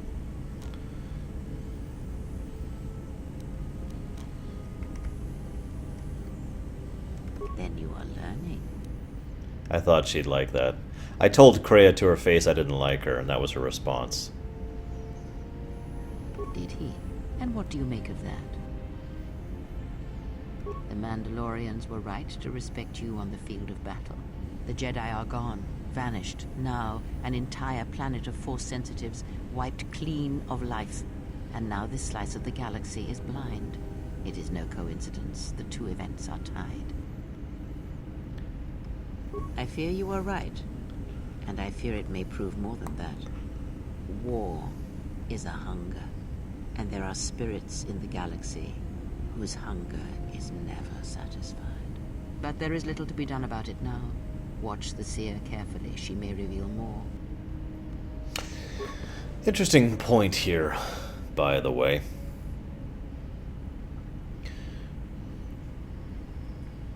I'm trying to think how best to put this. One of the theories I've heard is that war... Well, okay, I've heard two theories. One is that the reason for war being so cyclical is war breeds war. Now, this is a very logical theory because we see this in real life. We wrong you, war ends, some time passes, we go back, some time passes, we go back. Look at the Middle East for a good example of this. I don't want to get too much into politics. One of the more blunt and well-accepted examples of this is probably Germany post-World War I, for example. So... yeah. The other theory, though, that I've heard, which is really a weird one, and I'm curious what you guys think of this. I'm not sure what I think of this one, is... I'm sorry, Leonhardt. By the way, welcome back. The other theory is maybe war is part of the pattern that the living force sees. Whether the living force is sentient or simply going through the patterns of the mathematical probabilities, that war is something that should keep happening, and therefore the force itself is encouraging war to keep happening. In other words, like she said, war is a hunger that keeps going, and so it just kind of keeps perpetuating, if that makes any sense. It's an interesting thought. Yeah, this is a... No, I'm kidding. Yes? God, she is so skinny. Do you know how much I'd give to be that skinny? Actually, I'm not even sure I'm physically possibly that skinny, because I'm a very broad guy. Seriously, you should see my shoulders. I'm like...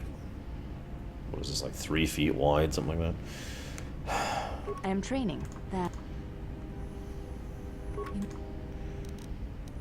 Looks like that's it here. Yeah, kind of like the war economy in Metal Gear Solid 4. Very good analogy there, Wolf Dog. Okay, I think we're ready to actually do the planet. Oh my gosh!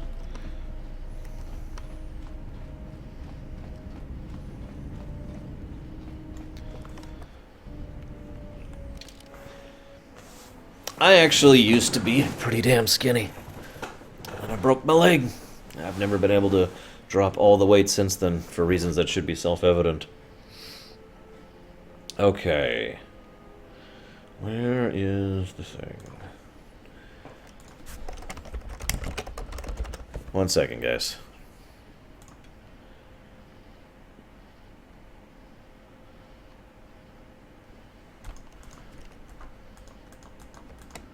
Oh, yeah, duh.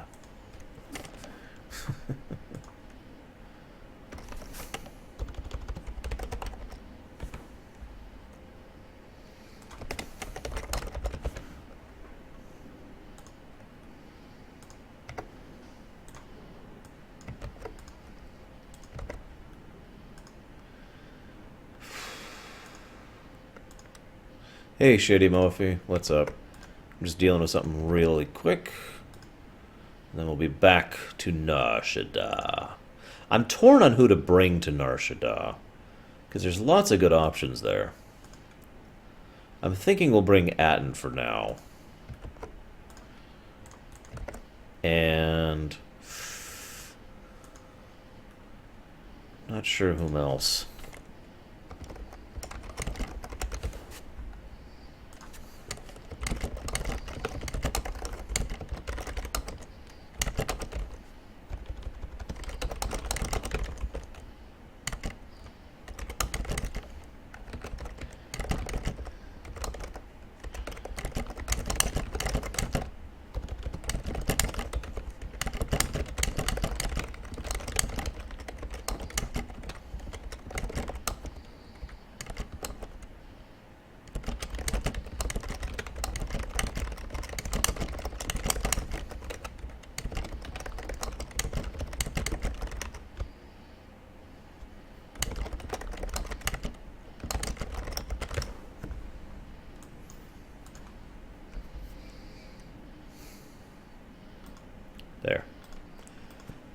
So, I don't expect much from this, but I just resubmitted my application for Twitch partnership.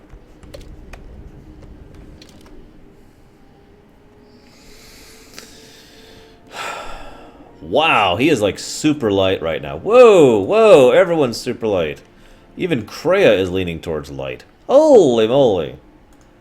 What is my alignment right now? Damn! When did I get that light? I've been getting dark side points lately, too. Holy shkamoly. Just, wow. Okay, whatever. We need Atton Rand. That's a mandatory.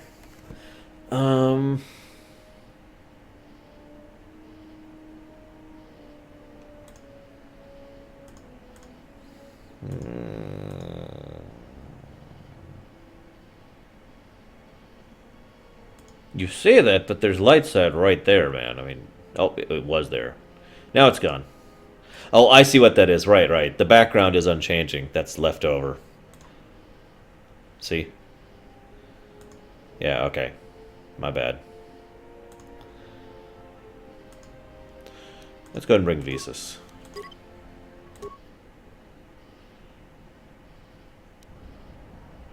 I'm trying the geek. I am genuinely playing as a gray person leaning towards good right now. That is my mindset. Apparently that's giving me a lot of light side points, so shrug. I've been more than willing to do dark side stuff. Because that's how that works. Okay, let's turn Visas into another buff of Doom kind of character. And I think we'll give her a dual saber just because it looks cool. And for no other reason.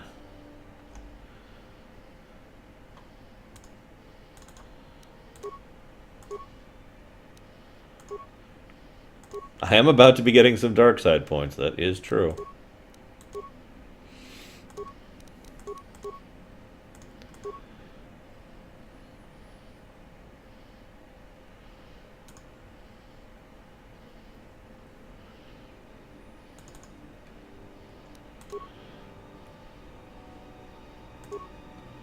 Was that with the restored content, Zeiss? Because I've never done restored content before, so this is all kind of new to me.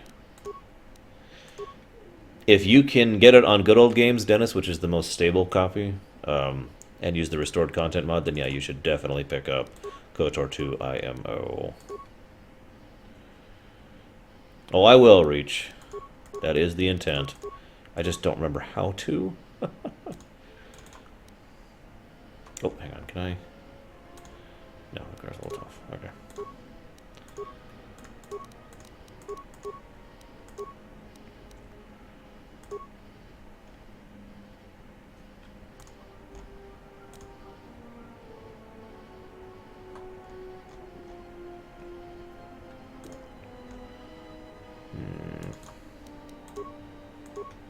Okay. And I want you to be Jedi. Nope, nope. Jedi support. Just say the word. Okay. Actually, where's I have a gift for you, Visas.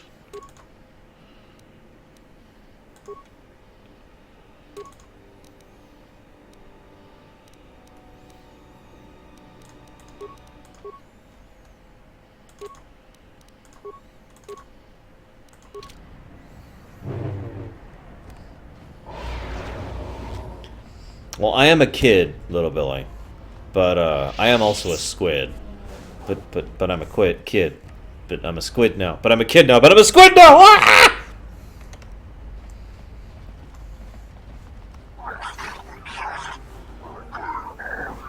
Borg. Oh, that sucks, Dennis. No. Well, I hope you enjoy it when you get to play through You it. can't keep us trapped in the refugee sector. We can't survive there. You've got us locked in. Yeah, go ahead, Zeiss.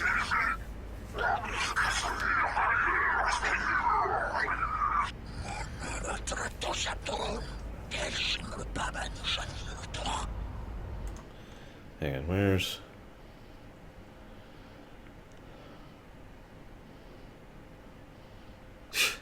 Last Echo, I actually understand what you're saying there, and it is a unfortunate reality of humanity even in real life, so I totally get what you're saying. Favorite AI from film or games? Does Data count?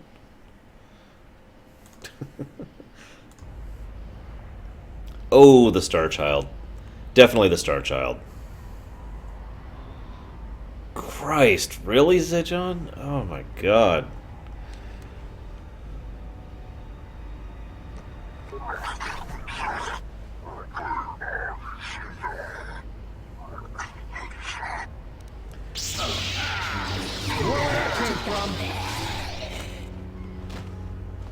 Cortana counts. I suppose that's valid.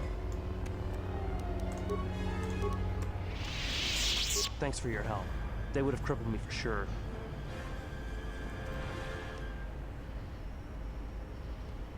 Well, they work for the Exchange, for a Quarren named Visquis. He's looking to step up in the Exchange. The only language the Exchange respects is money, so Visquis is trying to increase his profits by using the refugees here in Nar Shaddaa as a cheap labor force. We're only good to him as slaves and merchandise. He wants to keep us in one place, so he can control us. That's always been the way. Well, except lately.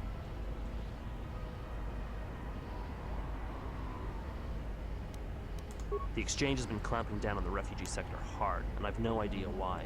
They've started kidnapping people, hurting others, but there seems to be no reason to it. You don't. He comes to you, if he's got reason to. Either because you can help him out, or because you're making trouble. Either way, it's not a good thing. Wait, it's available now, Permeus? I've been checking on that regularly. And if it's available now...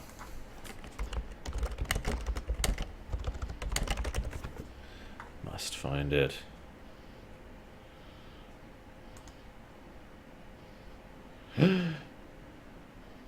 Wait.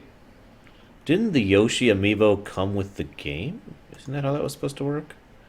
Like, I swore I heard them talk about the Yoshi amiibo coming with the game. Oh, it's the bundle. Which, of course, they're out of stock of. Damn it! It finally... Ugh, I'm just going to leave this page up. I will have that amiibo. I will have that amiibo. It's the only amiibo I really want. Whatever your reasons, thanks.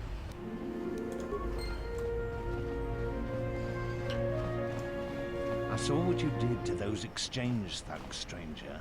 Can you spare a few credits, maybe help another refugee in need? So this is an interesting circumstance, by the way. I'm going to go ahead and tell you both sides of this. If you don't give him the credits, he rushes off and tries to beat up people for their credits. And Kreia talks to you and tells you how you have perpetuated the cycle of violence. If you give him the credits, he walks off and is mugged by someone else, losing his credits. And Kreia talks to you and talks to you about how all you've done is empowered someone in cycle of violence, etc. In other words, both options are bad. We're going to go and give him the credits, though. Thank you, stranger. I won't forget your kindness. Why did you do such a thing? Such kindnesses will mean nothing. His path is set. Giving him what he has not earned is like pouring sand into his hands. This scene used to piss me off back when I very first played this. And would that be a kindness? What if by surviving another day he brings a greater darkness upon another?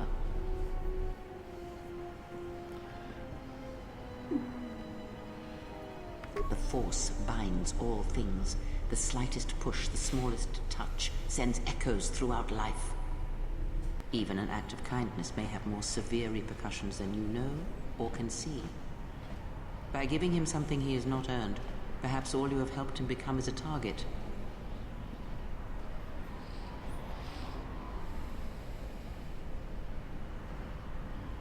Seeing another elevated often brings the eyes of others who suffer. And perhaps in the end, all you have wrought is more pain. And that is my lesson to you. Be careful of charity and kindness, lest you do more harm with open hands than with a clenched fist. Deliberate Jade Empire reference, by the way. Very well, but mind what I have said. Use your power, but in its proper place.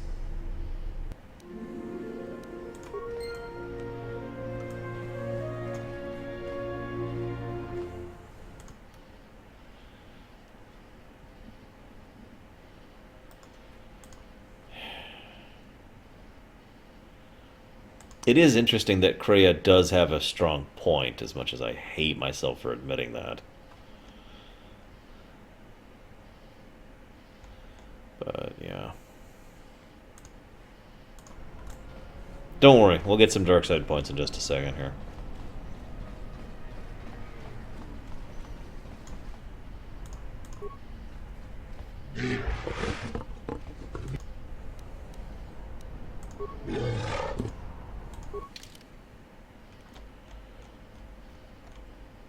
Yeah.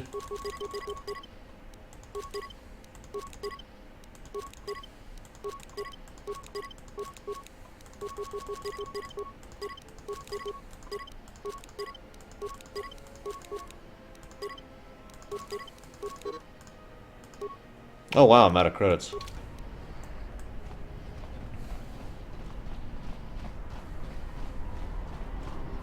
Please, look, I already paid the exchange what I have.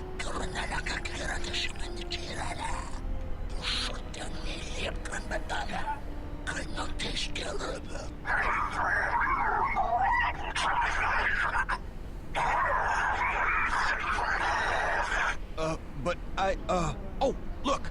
Here's the one with your credits. About time. Look, these gentlemen are getting impatient.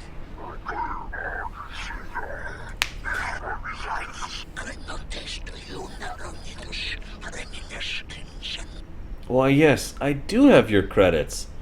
They're right over there in that chasm.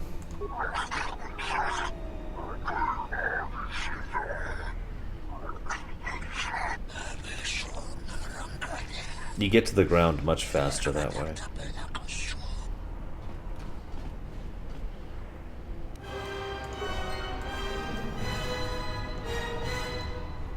I'm not sure what amuses me more, the fact that they immediately realize the change after they go over, or that it takes a long time and they're like 20 minutes falling before they're like, wait a minute!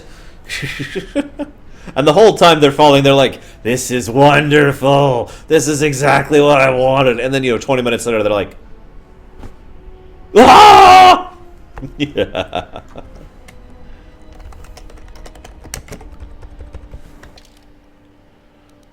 That just amuses me. I'm not evil, I swear. How did you do that? Stay away from me. You want to go into the chasm too? As you acted, suddenly I acted. It is like we were fighting in tandem as a force bond. Though I do not feel the same connection. Your impulse to kill, to attack that one, I felt it mirrored in me. It was a strange sensation. It was as if I had no choice in the matter. Yeah, this is that whole black hole thing. I was just talking about... Yeah, that's one of my favorite little chunks of thing, Dennis. Oh, by the way, I am aware of this, the fan sequel, yes, and I'm hopeful, really hopeful. Their regards. Perhaps. Nevertheless, the impulse was strong. Yes, that bond that develops between master and their apprentice. Or between those that feel the force. Traumatic moments can bind. Just as proximity and slow growth may bind as well.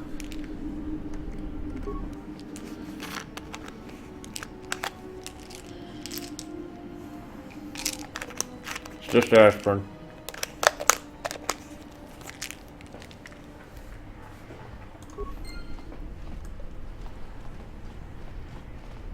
Ah. Your thoughts are disturbed. I can feel them from a great distance, like a shiver running through you. What the? Who the hell is she fighting? It is Nar Shaddaa, the true Nar Shaddaa that you feel around you. It is this moon, with the metal and machines stripped away and the currents of the Force laid bare. Hang on, how much is this on Good Old Games right now? Let's look it up. Bam, right here. Probably $20. 10. It is $10 to pick this game up on GOG. Right there, if anybody's curious. It's $20 for KoTOR 1 and KoTOR 2. Kreia is fighting Nar Shaddaa. I'd put my money on the moon.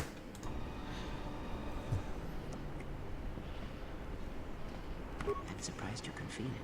I feared the damage to you had deadened you to such perceptions. What you feel is the echo of the minds of these creatures within. Who is she fighting in there? Their greed, their desperation. It is life. She's just fighting some random thug. Do you see that? She's literally fighting one of the random thugs. One might as well heal the universe, but such manipulation is possible, yes. It requires that one be able to feel the critical point within the fractured mass, and know how to strike it in such a way that the echoes travel to your intended destination. Oh, that wouldn't surprise me, Fallout.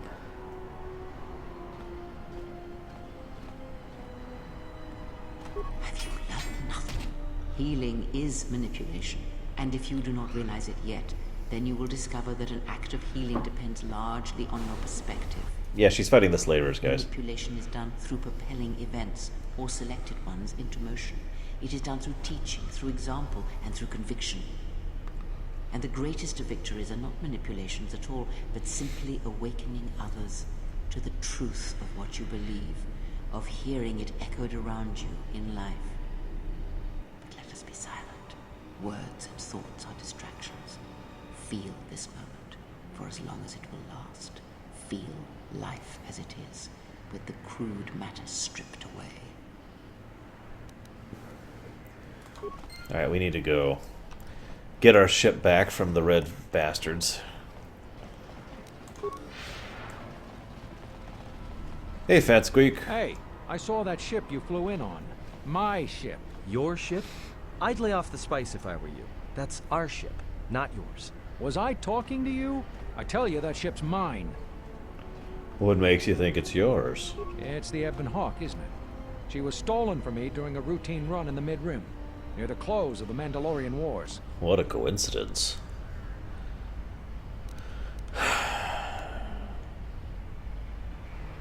We'll see about that. Watch yourself. Nar Shaddaa can be a rough place. Let me shoot him in the back. No one has to know. Oh, okay. Yeah, well, this is the second time in a row that we have left the Ebon Hawk unlocked. You know, one of these times we're going to install one of those bicycle locks on it or something.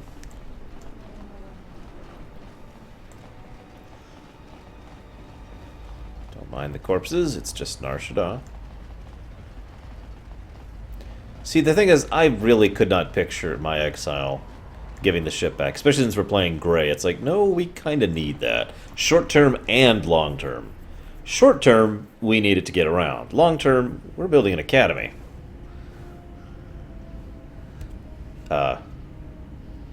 Don't you ever give it a rest?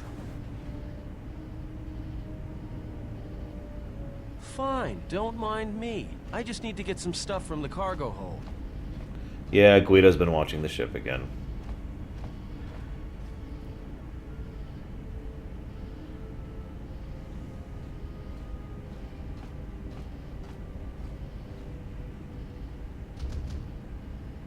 You know the first tier of styles, but you're holding back because I am unarmed. Tell me where you were trained. What can I say? I'm a quick study. You lie. Few know the Echani styles by reflex. Oh yeah?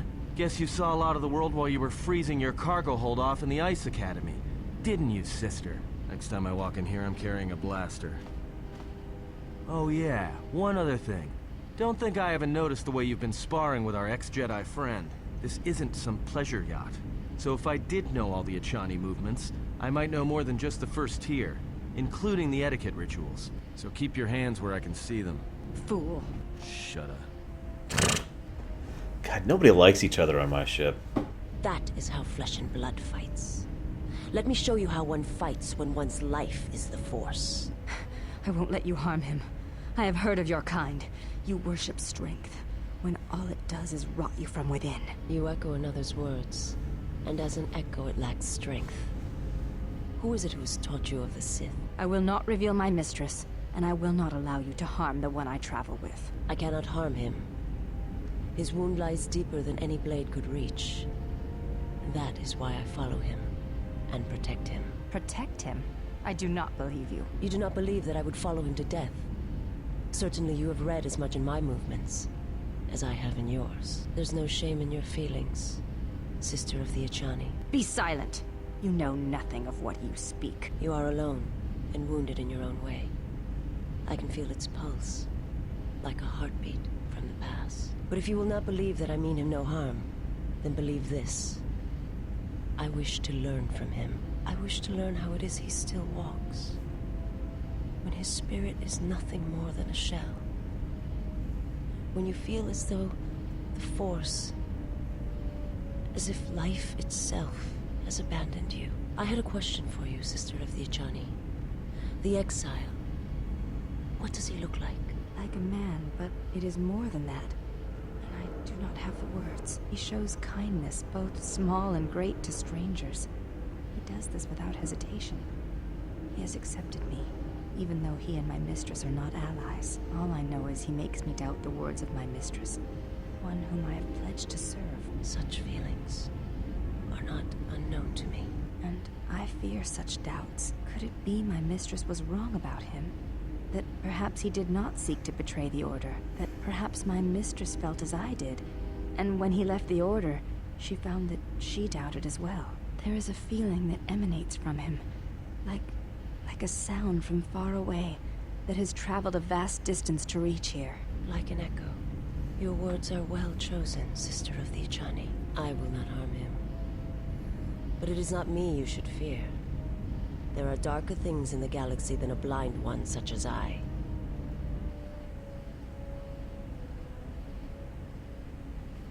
I will not talk of here why I find the idea of continuing on while being an echo appealing.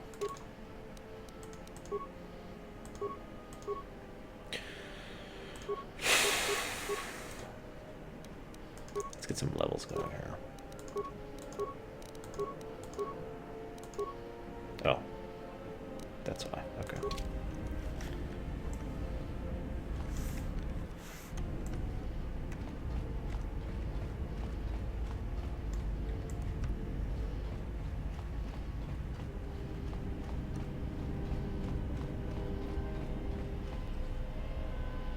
T3, would you...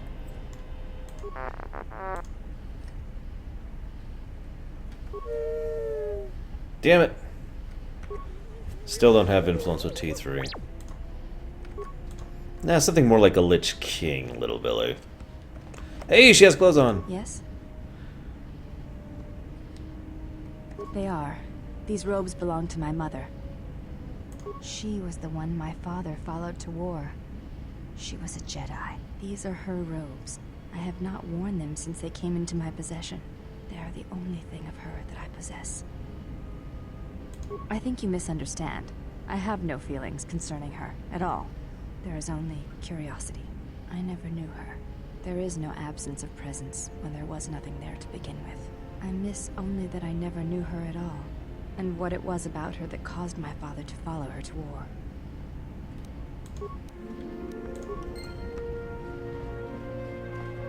I thought I had already done that, but let's go ahead and talk to him about that. Yeah, I think I already told him that. Let's see if I can do that one. Nope. Can't do that one either. I think we're influence locked for the moment. I don't feel like hacking that up at the moment. So, yeah, we talked about that earlier, Woody, and I gave my thoughts on it. Whoops, I didn't mean to do that. So we haven't actually been upgrading anything so far.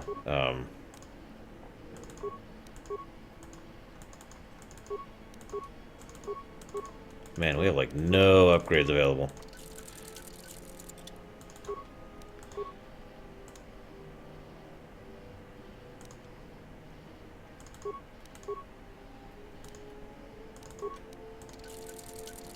Ow.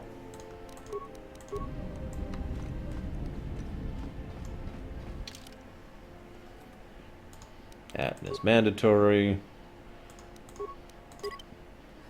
No, I don't need mods. I just need to kill. Good guy, good guy.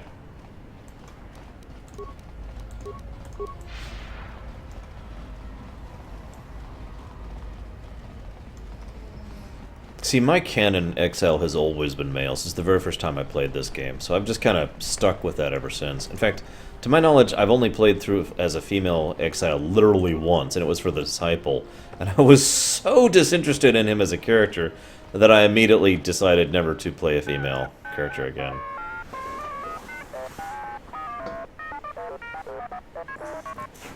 Nah, I don't want to cheat too much, Frozen. The 30-second assistance model.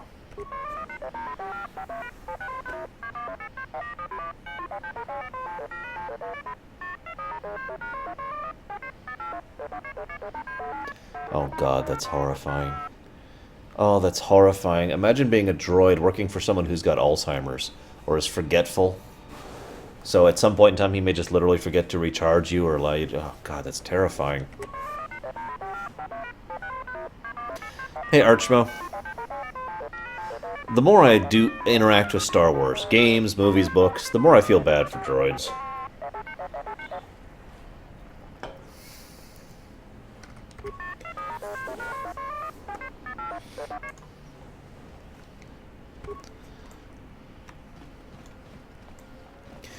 I find the movie enjoyable, Boondock, even though the plot is pedantic at best. Good night, Micromano. You have a good one.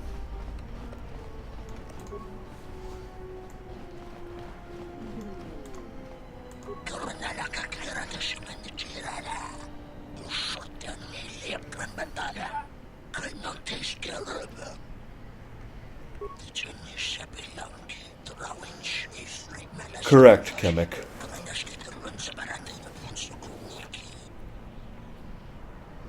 Oh god, you're horrible, Dennis.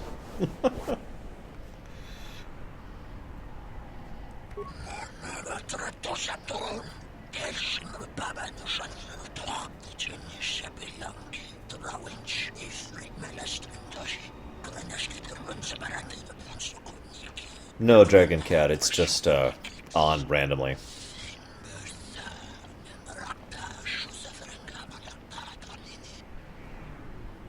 Sith Lord is a title that goes from male and female both. Kreia is a good example of that. So is oh, what's her name? The woman from the Sith Inquisitor storyline. I can never think of her name, which is a shame because I really like the character.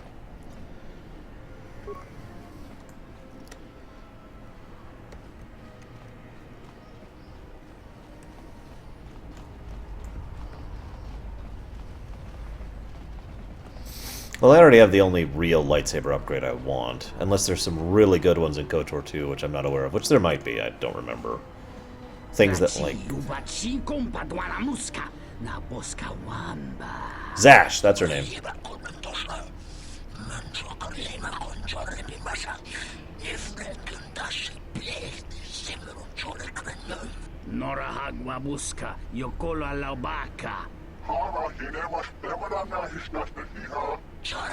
Xana, that's another good one.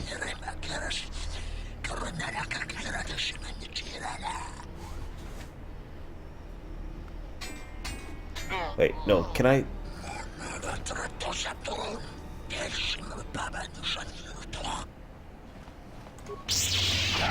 Good night, Raspin. You have a good one. Hope to see you tomorrow. Ventress was never a Sith Lord, or a Darth, or anything, really.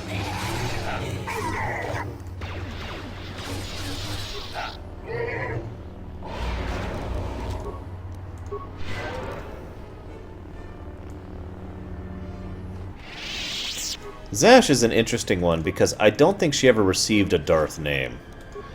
Which is funny, because we do. As the Inquisitor, we actually get a Darth name. Imperius, Nox, and I forget what the third one is. Depending on our alignment, gray, dark, and light.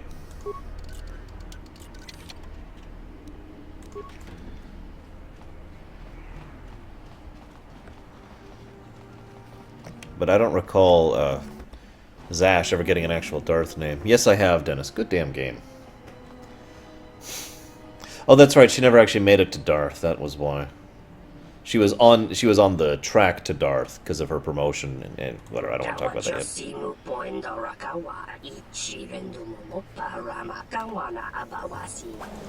yet. Wait. Atton doesn't have a weapon? Are you sure? Oh, you're right. He doesn't. I wouldn't mind some super cheat blasters for Atton. Even though I need to decide on lightsaber colors for everyone. I like to do things NOX Fallout. I need to decide on lightsaber colors because I like to have each Jedi have a different color going on. So we've already got cyan for Visas Mar. We'll have to decide for everyone else because we're gonna turn Handmaiden and Atton to Jedi at the bare minimum. We might do that with Bao-Dur as well. I haven't decided yet. For now, we'll do that. And since you have that, there we go.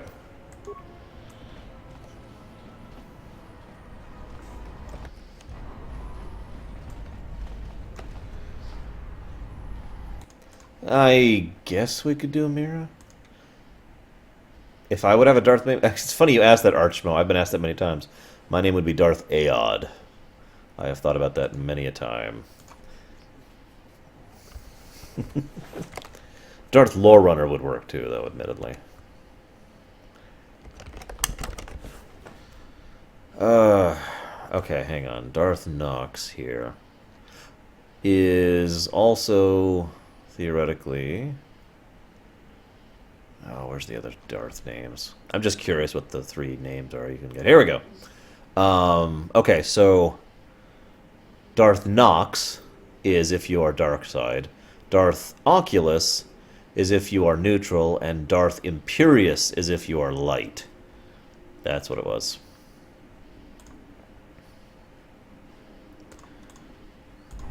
Lord knows I have been Darth Crutch before, and will be again this December.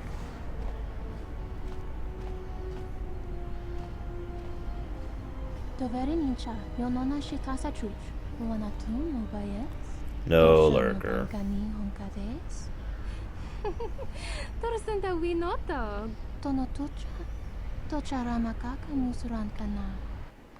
God, those Twi'leks have issues. The twins really have issues.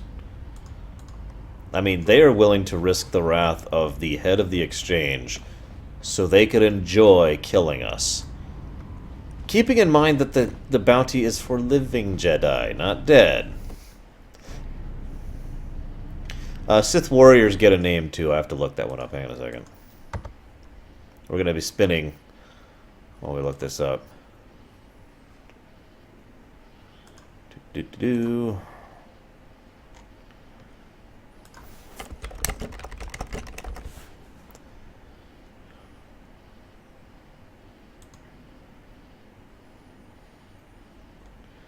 Oh, where is it? Hang on. I gotta look up the Emperor's Wrath. Because that's how I'll find it. Okay, that's enough.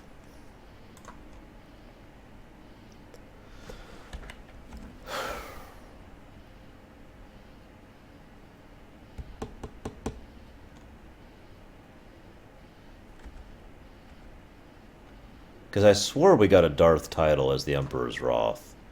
But I don't remember what it is.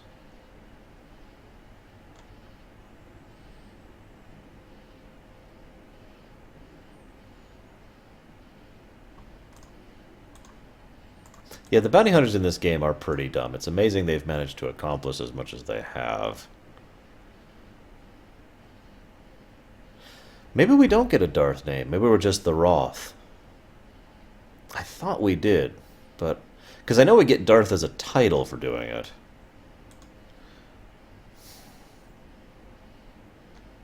Oh well, I don't see anything here about it.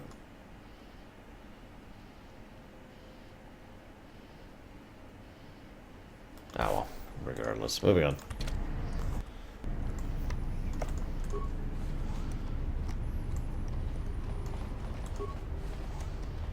Du noka herete pa chasa borta. Krisocha wentense me punta.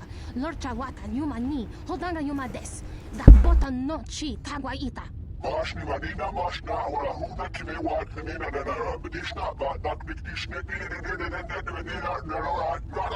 Jun soba me rapa, no kuma randisa mak chiksa, kucha bak tong kinka mata kata, chopa wanga kun not ka yutka kes. Marash Nivala, Penavinish, Nibidinish, Napastish Niva, Netara, Niven, Narodewa, Munura, Benedanish.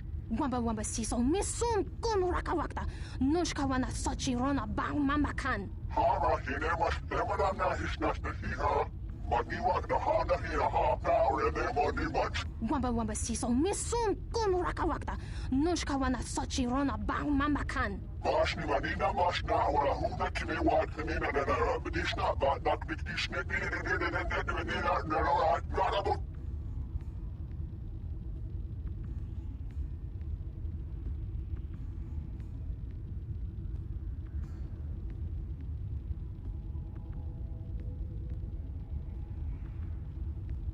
Marash Nivala, Penavinish, Nibidinish, Napastish Niva, Netara, Niven, Narodewa, Munura, Benedanish.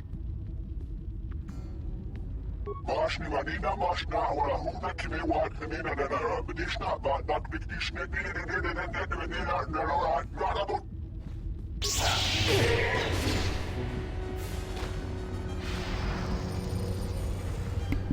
So, I heard you guys say that there's something to make my saber do even more damage. I'm intrigued by your ideas and would like to subscribe to your...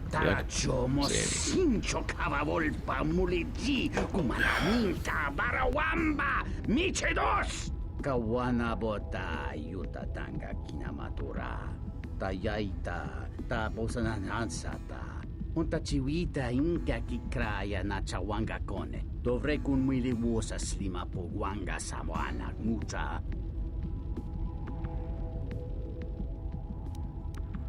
Kawana bota yuta tanga kinamatura. Tayaita taposanan hansata. Jone mulera. Tonkinge bano jansaka nikaraska. But which mods, Echo? Which mods? Kawana bota yuta tanga kinamatura. Tayaita taposanan hansata. No. Dovrei kun mwili No. I like that. Dennis, I actually talked about Candaris a lot during the lore run. Suffice it to say, he's a fascinating character who, if I was to summarize him, I'd say he's a bastard who is definitely evil, but more complicated than that, and I still like him a lot as a character. It's a weird kind of a thing.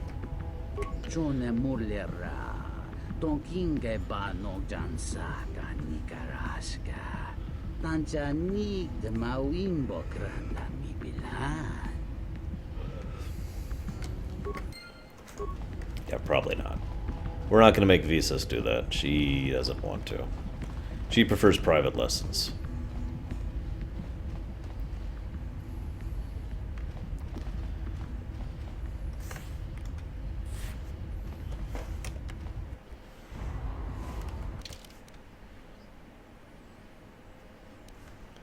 Oh, I would definitely call Candaris evil. However, regretful of the things he's done, regretful of the life he's lived. There's a reason he goes towards the title of Mandalore the Preserver, after all. But, man.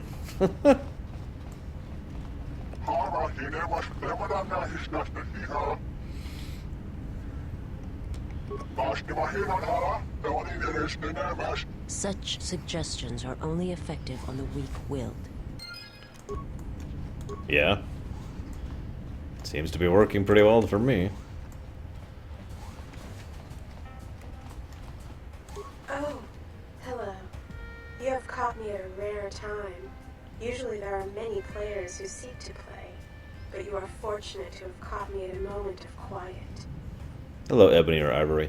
This is one of the very few protocol droids I've seen that actually has a female voice modulator, or female... They have a term for that. Basically, droids can identify as male or female, and so... Yeah. What are you sending me, Pax?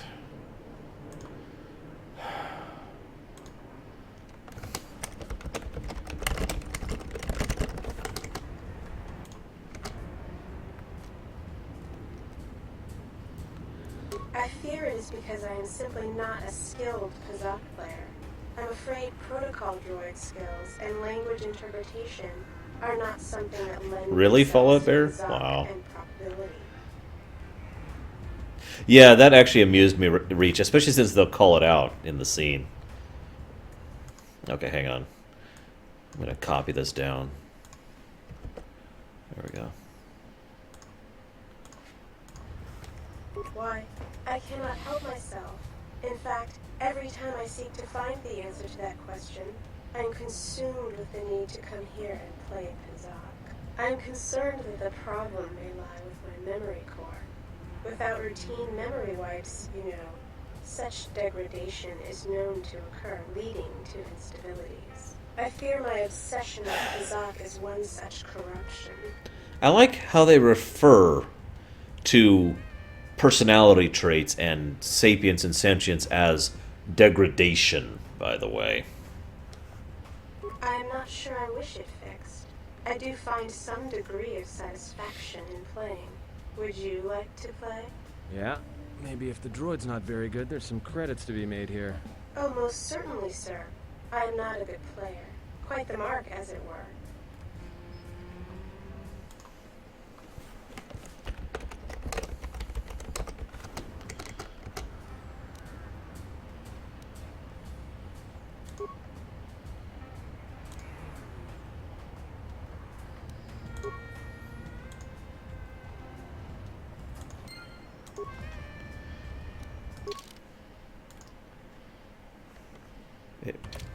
Oh, hello. I wager 100 credits. Even though I really suck at Pazaak. Really, I do. What? Oh, I hit the wrong damn button. That's why.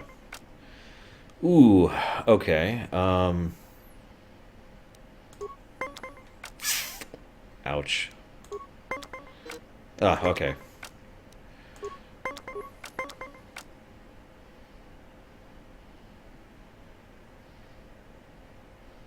If I'm not mistaken, yes, Reach. I'll talk about that in a moment.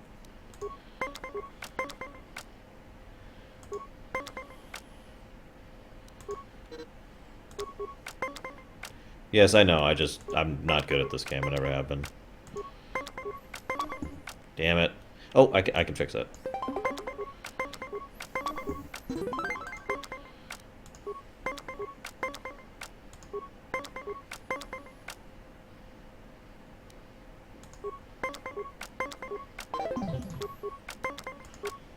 As you can see, I'm losing to the droid designed to lose.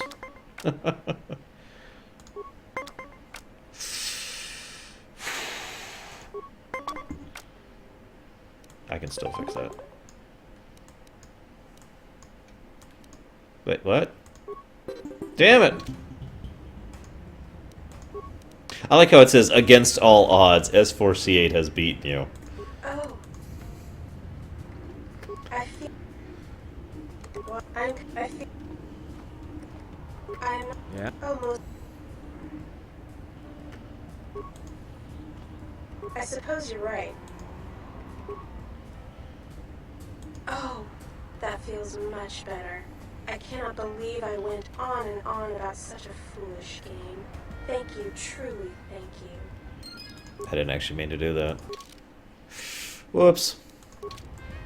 Oh, well.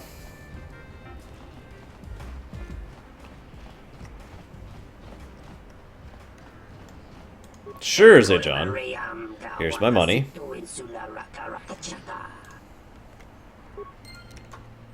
Meh, I don't feel like Pazaaking her.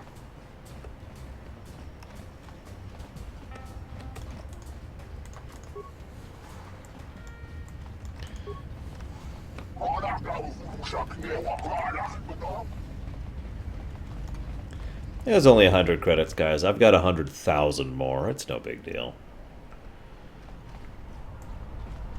Seriously, it's no big deal. And maybe this way she can redistribute the wealth a little bit, which is always the goal.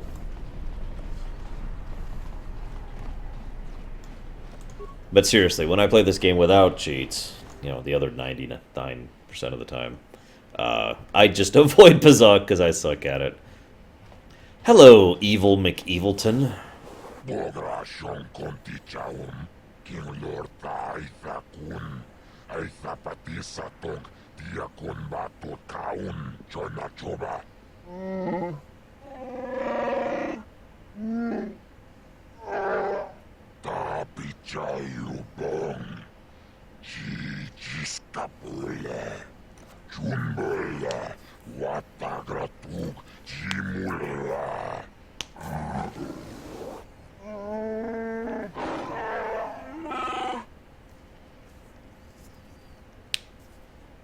Chupayubong labograturon anti-chimate Lorerun chuba nilhun kagratuk jimut malayabist wet wata. No, I didn't lava. Now dun chong yomabola human. Yomawa mani boba. Lorda wish wanga shachi. Nilhun kagratuk jimut malayabist wet wata. Chichi, now dun chong yomabola human. Chopiti man punjame. Sashange bedwana mulera. Chupa wanga kuna konticha. Chuna kona sa.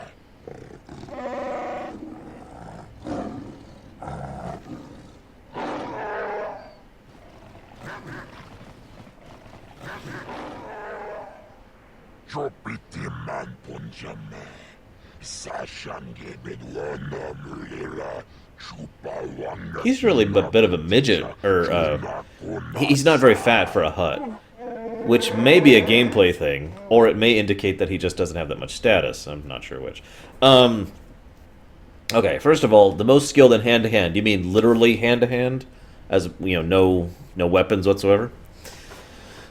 Lava Dude, I've always believed that it was initially put in specifically to ensure that the Force Mind Persuade couldn't just fix everything. And later on, the EU started expanding on the idea that whenever you use the Force against something else that has a will, that it's an opposed thing. The actual D&D, the D20 rules for Star Wars does the same thing. If I want to use whatever on you, you get to do an opposed will, basically opposed will roll. So if I do this, you can try to resist it, basically. And yes, I'm going to be streaming tomorrow, Dennis. You have a good one. Glad to see you on my channel. So that's at least how I've interpreted it. Again, the game does the exact same thing. So the idea here is some people are resistant to mind persuasion and whatnot because they literally have a stronger will than you, That's also why some people manage to use the mind persuasion thing with such tremendous capacity, because they have such overwhelming will that nobody can resist. Make sense? Now, as far as pure hand-to-hand combat, that's a really tough one. Because there are so few people in all of Star Wars that go for hand-to-hand combat. But as weird as this is going to sound, I'm probably going to go ahead and go with either... No, I'm going to go with Boba Fett. I'm just going to give it to Boba. He is damned good at what he does. I'm going to turn around, too. Then I'm going to destroy everything by hitting this button. Wait, what? Wait, do I not have warp to ship anymore, like I did in the first game? Yeah, Frozen, which we're never going to talk about that again. Ever. Yes, actually. Weight is literally a status symbol. That's not a joke. The fatter you are, the more you are showing... Hang on. It's kind of like this. You have to earn through status, through politics, and through money. They're like layers, for lack of a better way to put it, of status, of strength within Hutt society. And as you get to each new layer, you have the right to gird yourself up more. And so some Hutts will try to make themselves super fat to show how amazing they are, but they aren't actually powerful enough to have that, so they're usually shunned or more often killed for faking it. But if you actually have all that wealth and power, then you are allowed to become that big and awesome in the Hutt mind, because the Hutt culture actually perceives that such thing as not just a status symbol, but a symbol of pride. Jabba himself was actually one of the largest Hutts, relatively speaking, to give you an idea of how that should be going. Dorga is another good example of a Hutt that was pretty damn big.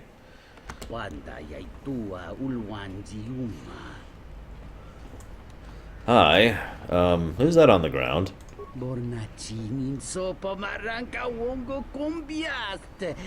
I like this camera angle.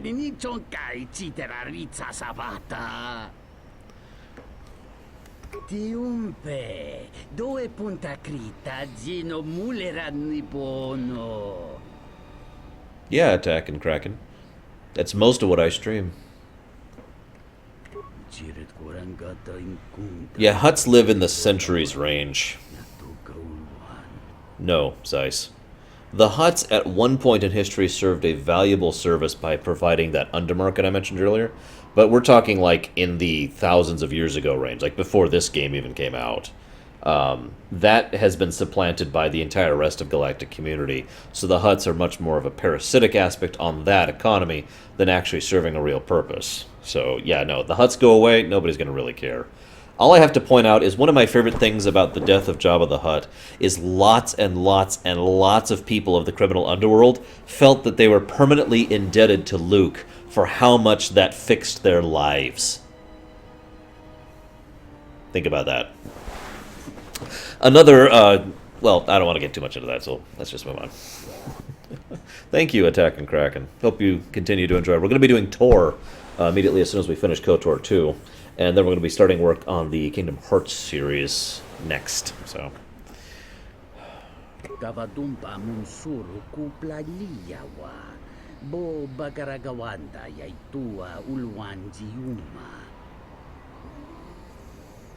Nah, I don't actually feel like doing swoop racing right now. We've got to go make a few things. Actually, I think I'll do that. There's been a couple of good Hutts. And as has been pointed out, Jabba himself was actually a pretty good Hutt before things went south for him. And Leia did kill Jabba, but most people don't actually know that. Most people just recognize the great and famous Jedi who came in, which is actually one of the points, actually. It's a story point that nobody recognizes the contributions of Han or Londo or Chewbacca or R2-D2 or Leia. They just remember the poster child, Luke. So everyone thinks Luke is the one who brought down Jabba to Zurich. Okay, I already went there, so I think it's time to head this way now. Okay, Sir John. Well, I hope you join me, and I hope you enjoy this story. The Hutt Jedi? Oh, what was his name? I don't have much of an opinion there, no. There's only a few Hutts that I've really found interesting. There's the skinny Hutt, whose name I don't remember, but he was actually a pretty decent guy. There's Jabba, who's actually a really interesting story. And there's Dorga. And I guess there's also Jabba's aunt, whose name I can't remember off the top of my head. And really, those are the only Hutts that have ever really been interesting to me personally, at least on an individual basis. Their culture is fascinating. Messed up, but fascinating.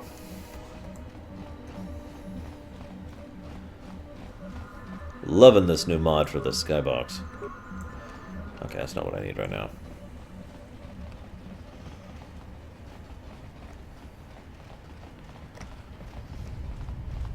The fun factoid, by the way, Hutts are naturally resistant to the Force, but the strongest prevailing theory as to why that is because of what I just said earlier. You know how Hutts are really, really powerful mentally? Or not really. You remember how I said about willpower resisting other usages of 4 power on them? The idea is that even the most slovenly, seemingly stupid Hutt has a tremendously powerful mind underneath all that. And so their will is, you know, very, very, very strong. Hey, dude. You interrupting me for a reason? I have a lot of work to do, to manage here, right? So, what is it?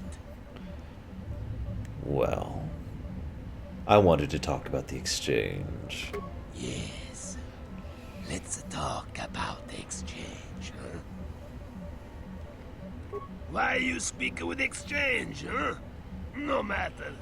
You do not decide when to speak to them. Exchange decide to speak to you. First I heard they're not so happy with you. Maybe best you not speak to them.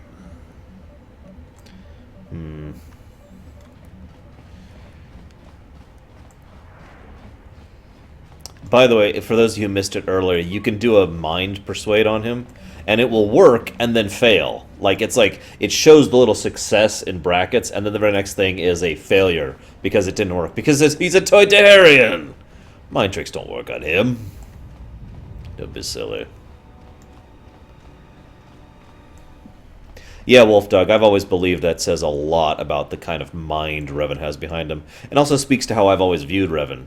Not that powerful in the Force, just Hanhar. really good. I thought I smelled something. I've told you before, hunt your own targets. Don't scavenge mine.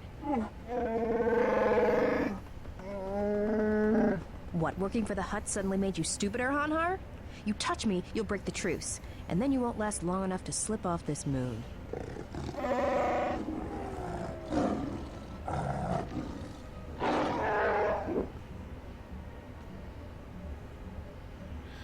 So Hanhar's messed up. Really messed Don't, up. Hanhar. I'm warning you.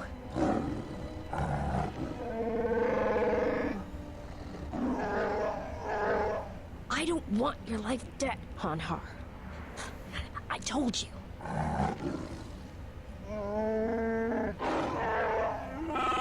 Yeah, you're right.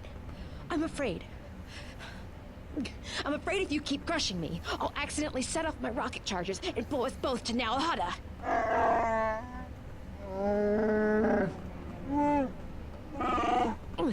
I'd rather die than be caught by you again, Hanhar.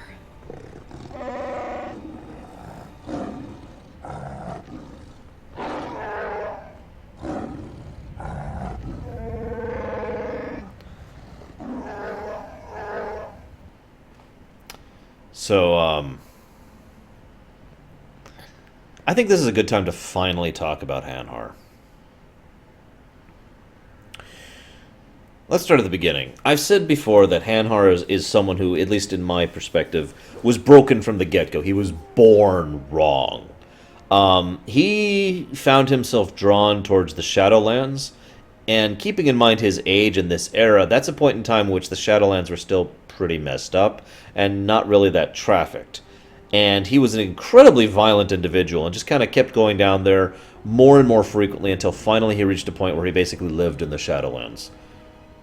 That sounds messed up, but let's really keep going, because the next thing that happens is Czerka Corporation showed up and basically was going to head and enslave his village.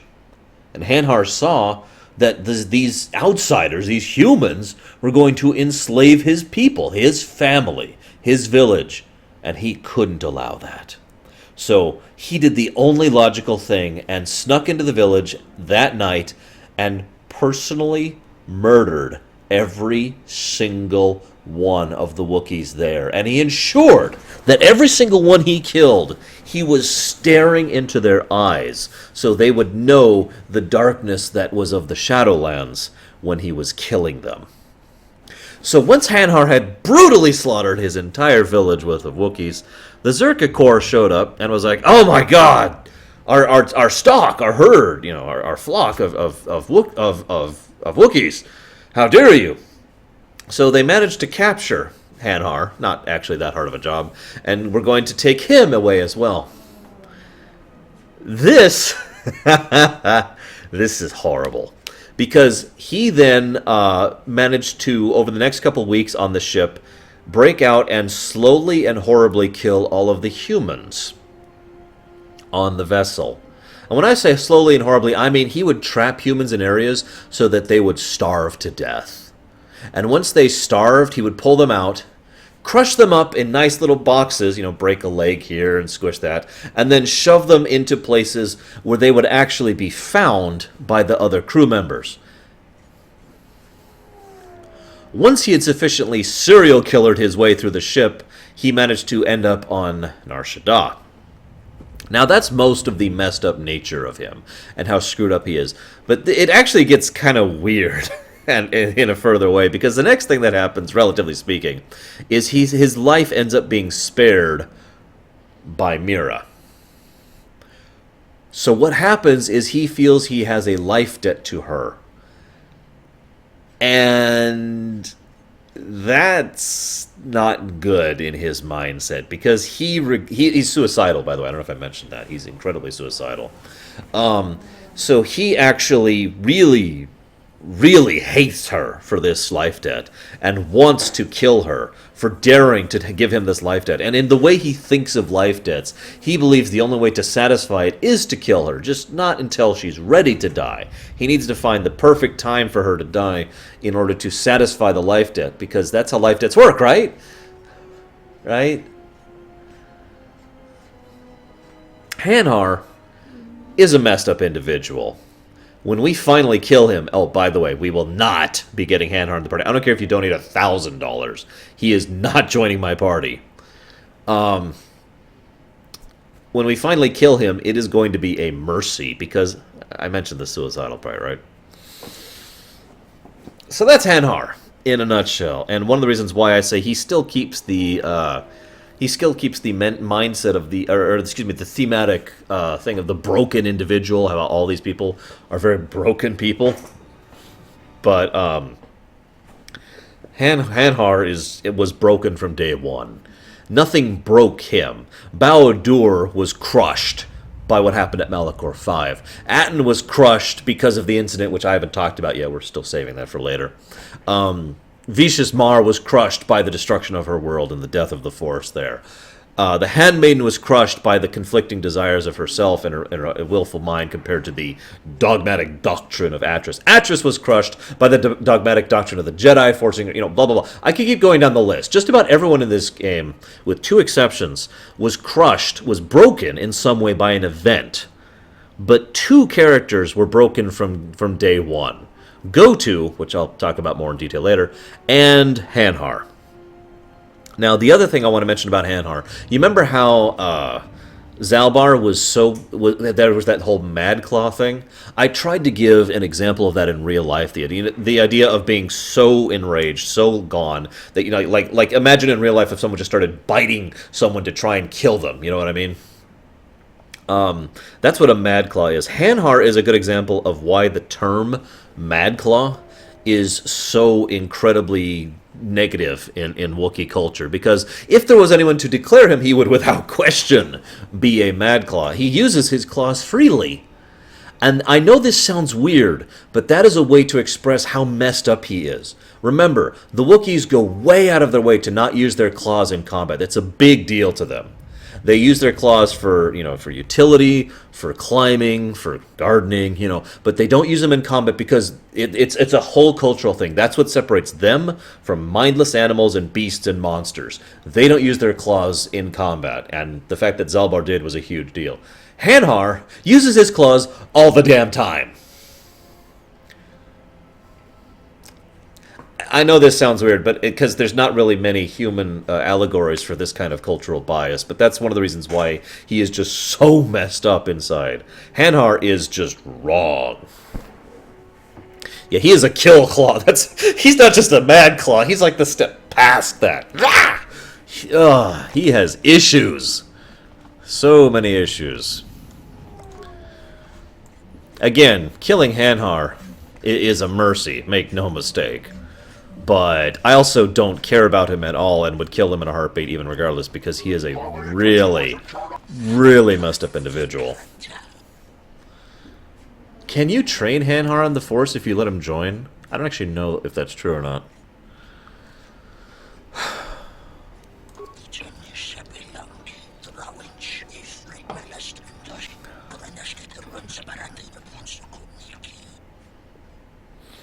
You're evil, Fearsome.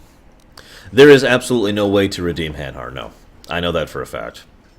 You cannot redeem Hanhar. And that actually makes sense, as weird as that sounds, because there's nothing there to redeem, if you know what I mean. That's a good point, Free. He doesn't have issues, or he has volumes. But yeah, there's nothing there to redeem. It's like I said, he was not broken by an incident. He cannot be healed. He was always broken. I could just... The Force would rather vomit than accepting Hanhar. That's, wow. Yeah, Kreia lies so much to you. That's why I keep pointing out every time she tells the truth. Because it's the exception. It's like, oh, hey, she told the truth. Check it out. Yeah, exactly, Last Echo. Just,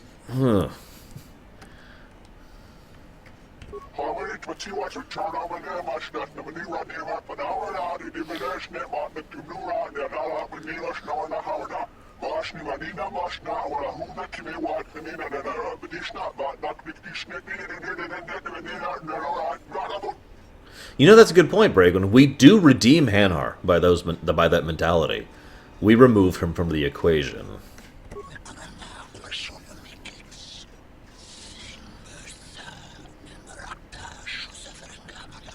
The funny thing is, there are many Sith who are not as bad as Hanhar. I mean, there are some who are, to a mistake, but it just says something. It's the Tarkin equation all over again. A normal person is worse than so many horrible, horrible creatures. Okay, there's the thug.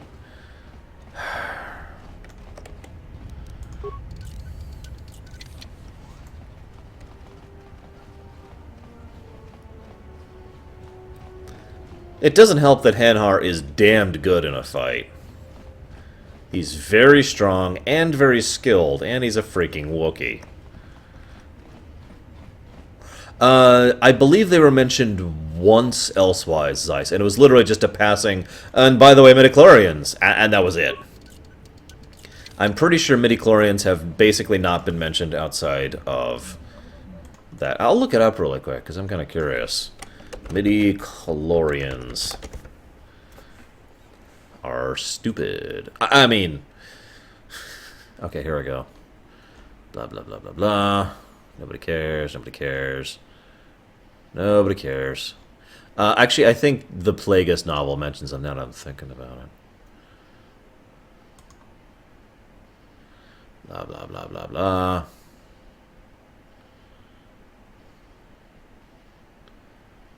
Wait, what? According to this, Lucas initially had the idea for midichlorians when he was working with Alan Dean Foster on Splinter of the Mind's Eye. For those of you not aware, that was the very first EU work ever conceived for Star Wars. Actually came out before the first movie did, technically. But he didn't actually put it in. That's hilarious in its own horrible way. Because, as I say, the Plagueis novel should mention them. And Phantom Menace mentions them.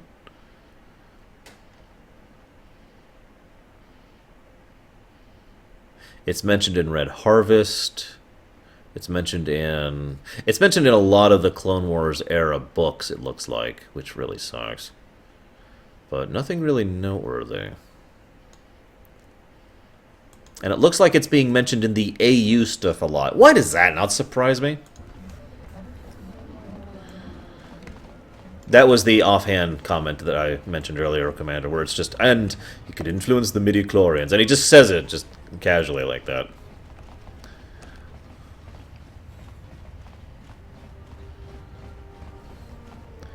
I still stand by my statement that the Force does not really need to be explained.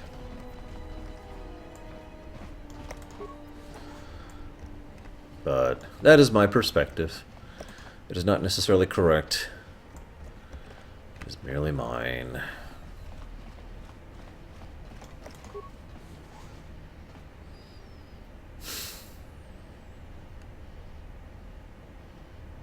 What do you mean exactly, Last Echo? I don't know who you are, but you picked the wrong room to break into. Look, I'm just trying to rob you. No harm done. For a minute, I thought you might have been someone else. My wife, Ada. There's a chance she may be here on Nar Shaddaa. A lot of refugees ended up here after the Jedi Civil War. I came here to see if I could track her down. Thing is, I can't get into the refugee sector. And even if I could, I'm not sure I could find her. I've been here for weeks, hoping to see her face. All I've done is watch my credits burn away to nothing. Why can't you get into the refugee sector? The exchange has got the place barricaded with thugs. They're putting the squeeze on the whole sector, trying to crush the spirit out of the remaining refugees. Now I'm almost cleaned out. I burned the last of my fuel and my freight just getting here.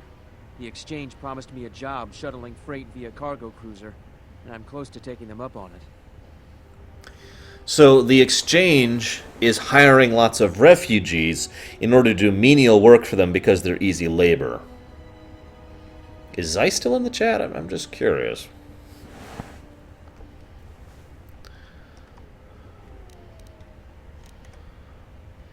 I don't, and that's the most frustrating thing. But sometimes I'm just sure she's still alive, somewhere. Yeah? And what's it gonna cost me?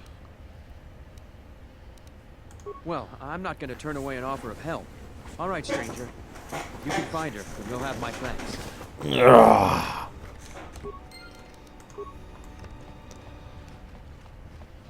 Keep seeing moths buzz outside my door.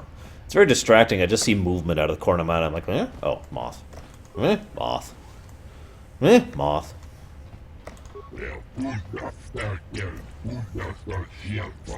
Get ready for the Gilfa counter.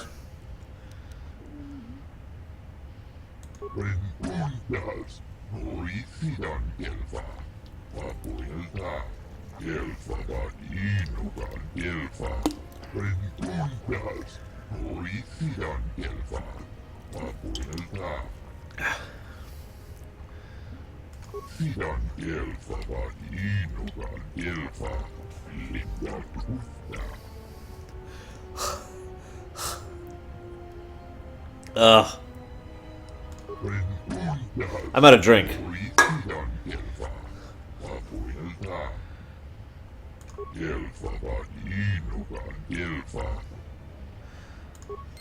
Okay, that was 8 Gilfas for anybody who cares to join me in the drinking game. I could get another drink in order to play catch up there.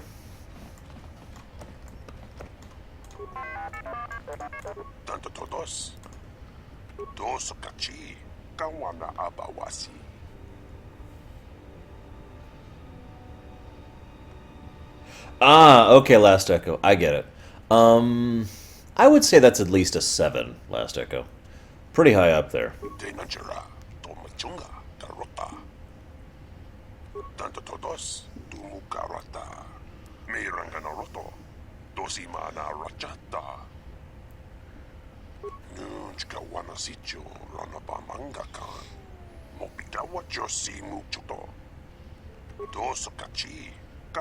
That did sound like a kachi there.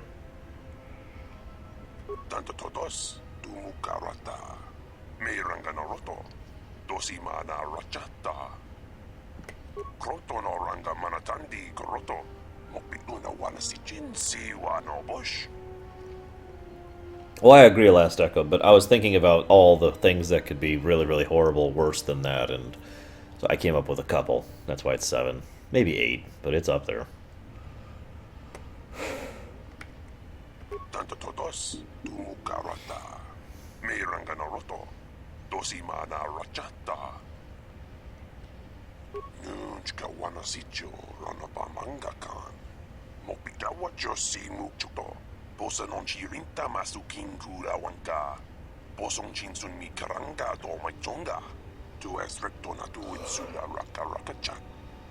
It looks like a landing pad, guys. Yeah, if memory serves, this is the GoTo signal that he's picking up. Oh, by the way, I meant to comment on this earlier. There was a line that Hanhar said about how GoTo is too cowardly to show himself in the meeting and only showed up in a hologram, which I find hilarious because GoTo was in that meeting. He was right there. It's just, yeah, anyways.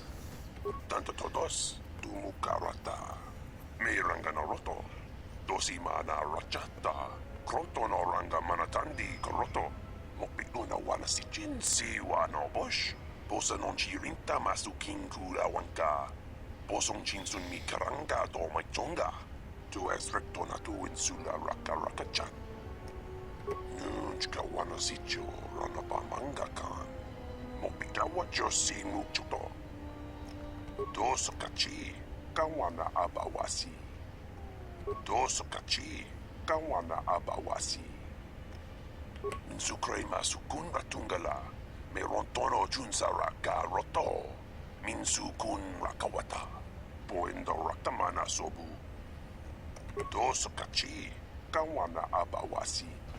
Yeah, he's saying Kachi a bunch, but I don't think that counts. He's like, it's not Kachi like it was in the first game. It's more like Kachi. It's a little more tolerable.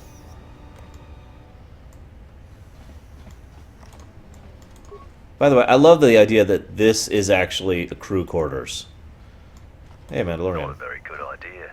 Entering a Mandalorian's room uninvited. Why don't you back up to the point where you were standing outside the door and rethink your decision?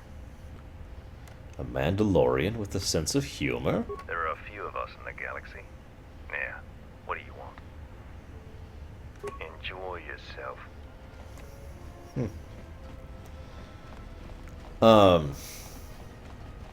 Reach. I'm not sure there's a sci-fi series that I have not seen. And that's my answer to you.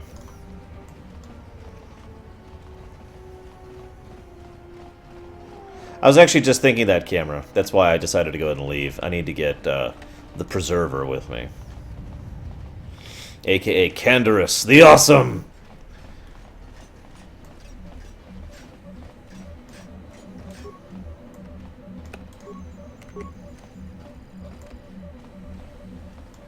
Hey look, it's the Twi'lek he was supposed to...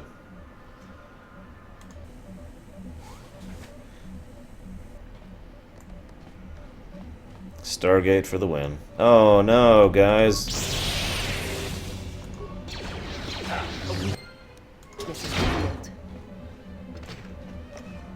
Note how a droid did it, by the way. Wonderful foreshadowing. Pretty obvious that Go-To was onto the situation and covering his tracks. I'm going the wrong way, aren't I? Yes, I am. That's okay. I can still go this way.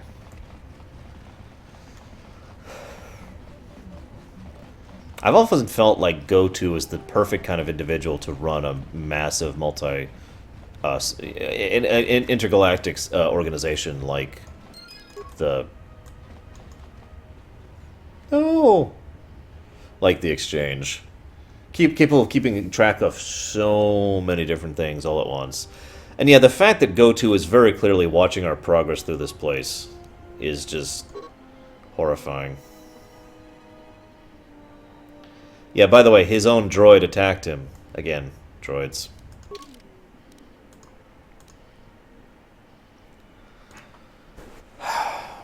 Well, that sucks. That poor Bith just was upset that he couldn't relax. I mean, you ever had a in your head because of something nearby and you just couldn't deal with it? I mean, that would be terrible, and all he wanted was for that noise to go away. I'm sad now.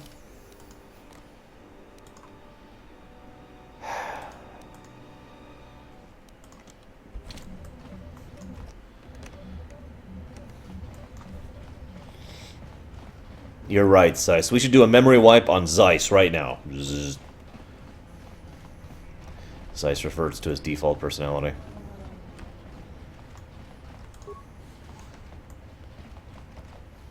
I'm watching you, droid. Oh, that was terrible, Liddy. I am B5D8. Volga the Hutt is the owner of this warehouse. Yeah, that's great. Not what I wanted.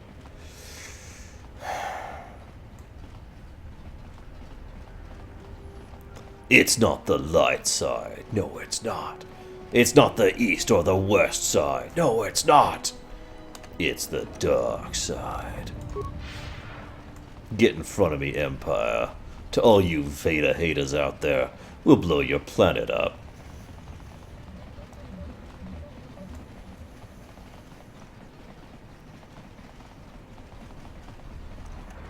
I'd keep going, but I don't want to poison my audience with my terrible singing.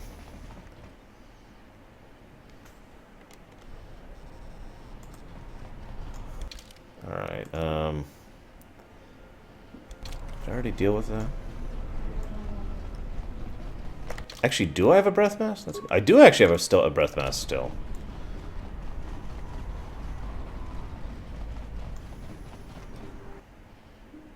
It's the Star Wars gangster rap.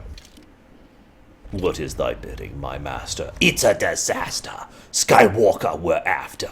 What if he could be turned to the dark side? Yes, he'd be a powerful ally. Another dark Jedi. He will join us or die. We got Death Star. We got Death Star. I'm gonna stop again. I actually like that song, but then again, I know the guy who worked on it originally.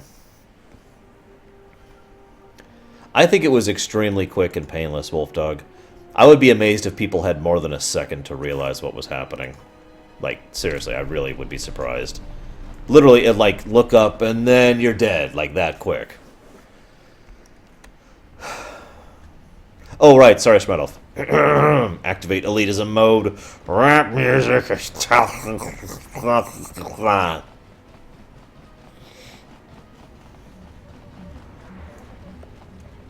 Oh, but now I do Zich on, because I've been influenced by Hanhar. And now, you must burn. Oh, I should have gone solo mode. Whatever. They'll be fine. I'll heal them when we get out. Guys, you'll be fine, right? Here. Yeah, okay, we're good, we're good.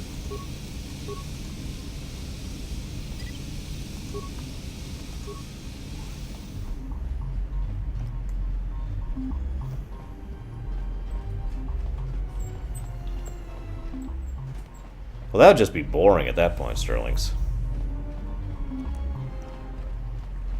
Like, oh look, our planet's about to be destroyed. Yep.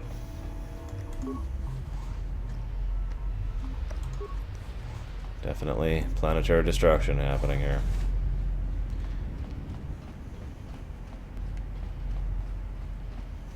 I don't remember where these bastards are. I do like this idea. This is a very alien-looking bar. It's literally just a chemical dispenser for aliens who are not human, and specifically an inhuman bar. I just like that idea. It's a nice little touch.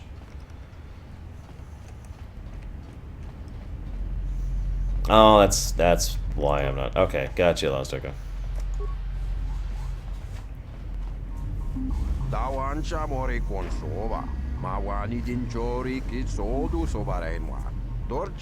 I'm fine, Zeiss. Oh god!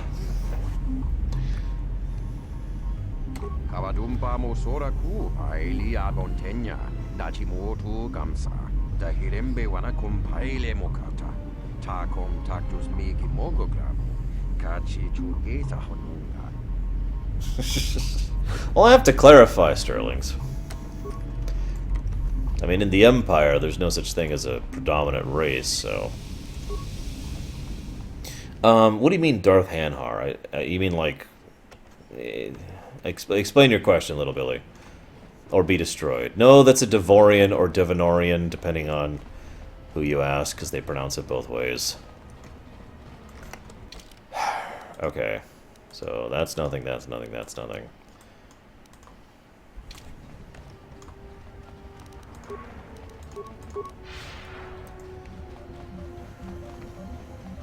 A bar for Elcor. Delirious statement. I feel like I love all of you, my friends. Well, in that case, I think that would be incredibly horrible, little Billy. Why would you dare think of such disgustingly horrible things? I mean, that would probably be worse than anything Vader ever did. Cody Menito, it's very simple, okay? All you have to understand is that Force Unleashed 2's plot is gutter trash. It's inconsistent, poorly written garbage. And I cannot overstate that, because it is terrible. You're not refugees! Jedi! Jedi!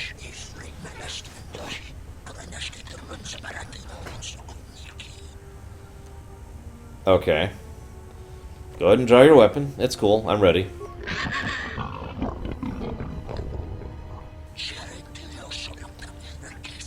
Come on, I'm... Okay. Whatever. No, I didn't reach. I gave up.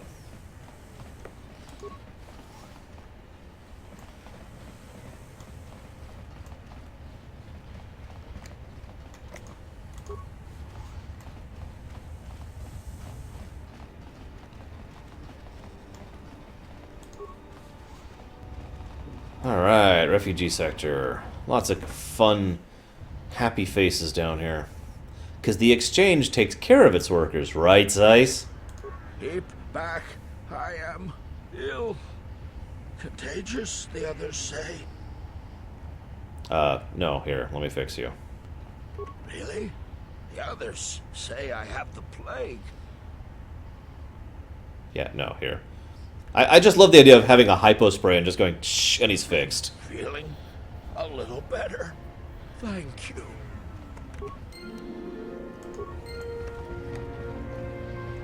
Such acts have their own strength about them. I had forgotten. Got your reach. Principles of sacrifice and charity.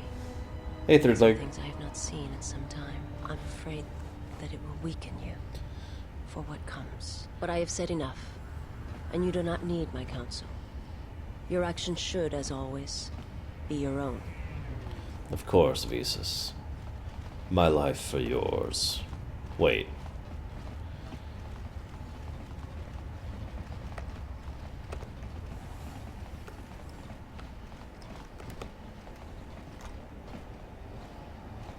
Oh, the responsibility. I'm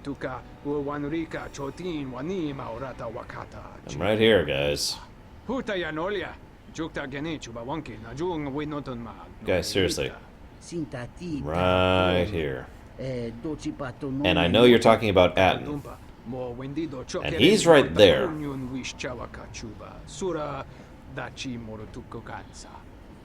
No, Frozen. Not in any definition that I've heard, and I've heard like several. Hey, you look like a spacer. You work in the No, docks? little Billy. To my surprise, I keep expecting people to want to play a halfling. And yes, I am attempting to make Atton a Jedi. Jedi. Because if you need a crew, I'm your man. I flew during the Mandalorian Wars, and again during the Jedi Civil War. On which side? Yes. And look where I ended up. You need a pilot's license to fly the freighters here. They're tough to get without sponsorship. I'd greatly appreciate that. Okay, in that case, no, Frozen. The Faerun Dark Elves, no. Greetings. Are you the spacer we were told about? Spacer? No, I'm Lorerunner. Oh.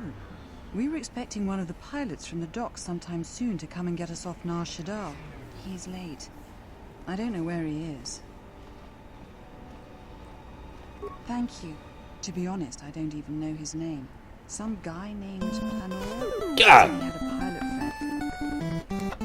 He would take us for 500 credits. What the hell, Nakish? How dare you! That's it. Force duel, you and me. What, was that towards Tor or something? No, we're just down to 59, which has no significance to anything. But okay. There we go.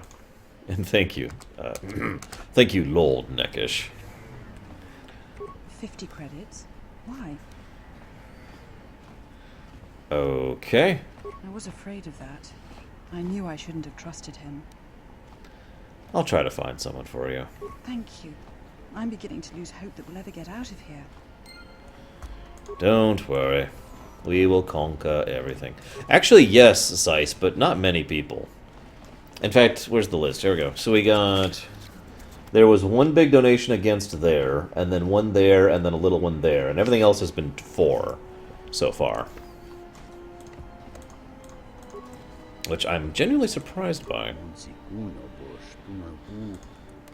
Kawana bota yuta tanga kinamatura. Tayaita ta bosananansata. Ta kometa kablaya justing mikigongo beaste. Kun grabi la king no mulara kichi puta grasa kisha. Never to be seen again. Unta chiwita inka ki Kreia na chawanga kone. Enjoy the credits. Not interested in robbing anyone down here. This place is already bad enough. Are you one of Sakwesh's men? Did you take my daughter?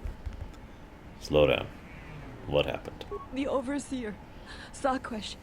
He took my daughter to sell to the Hutts, all because I told him I could not pay his tribute. Well, by admitting weakness, you leave yourself vulnerable. I owe Sakwesh 600 credits. I don't have enough. Okay, we've talked about this before. 600 credits is actually a freaking huge amount of money. What exactly did you do to engender that massive of a debt, lady? You would? Ah! Thank you. Please, hurry. If he's already delivered her to the Hutts, it will be impossible to find her. Thank you, Reach. Was that for light? Nope. Wait. Okay, so... Yeah, stop spinning. So we're about to get another donation here in a second. If it ever comes through. So it would be... So we're actually down to 53 here now. Yeah. And thank you, Commander Hurst. The dark side will prevail.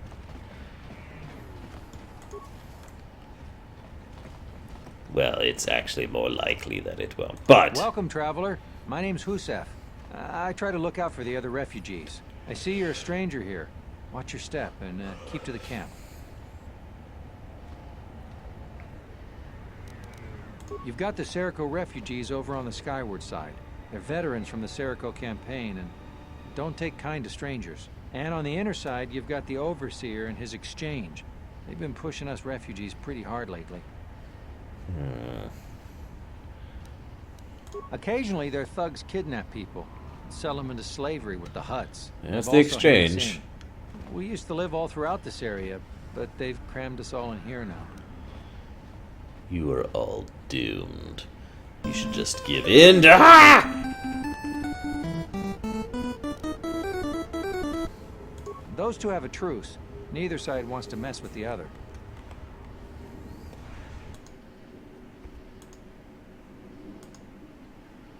Okay. Master's Ice. Where's my pen? There it is. Oof!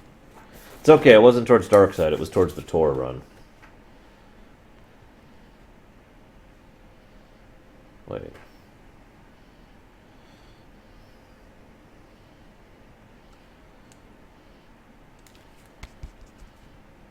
That's right. There we go.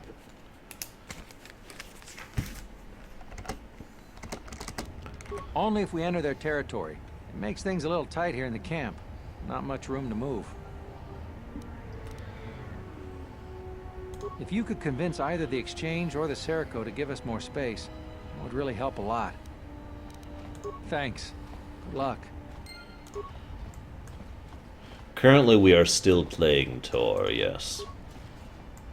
Possibly in a couple of days, given the rate we've been going here.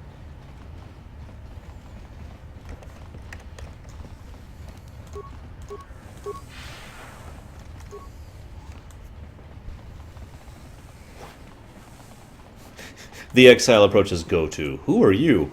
Who we are is not important. What is important is our plan. Oh, excuse me. I'm sorry. Hey,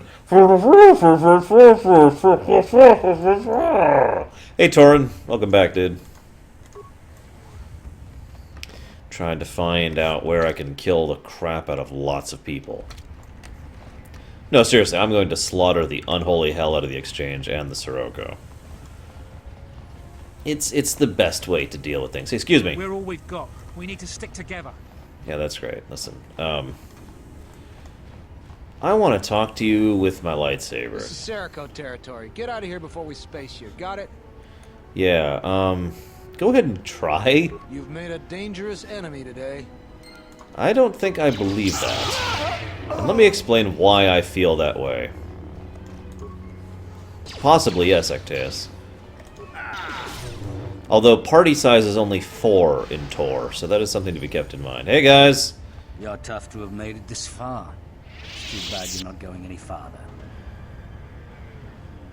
Stop harassing the refugees. Then what would you propose me and my men do? Why don't you just deal with the frickin' exchange? Yeah? What about the exchange? You know they're encroaching on your space here. But I do have a plan to drive them out of this sector, so... Do you now? Suppose I were interested. What's this plan of yours? You should go attack the exchange right now. We'll go and make our move. Men, let's take them out.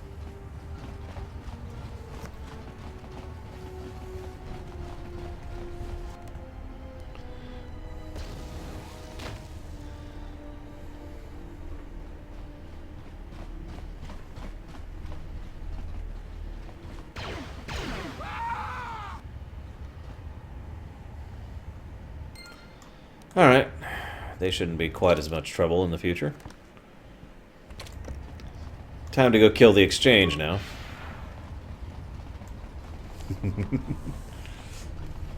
I can't believe I didn't get dark side points for that.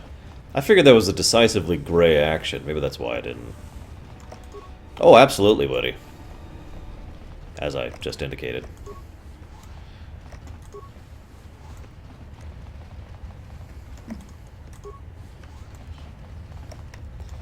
Actually, let's find the wife really quick.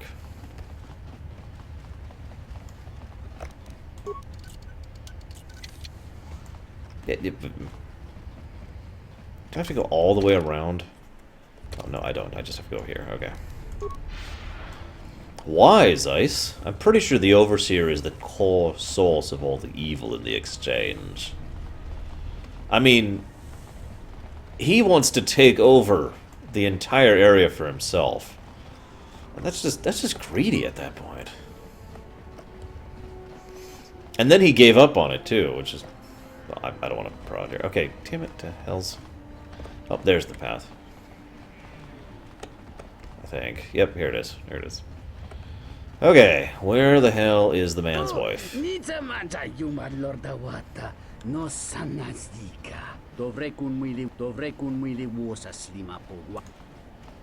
Okay. Who, Atton? No opinion, Ecteus. Not yet.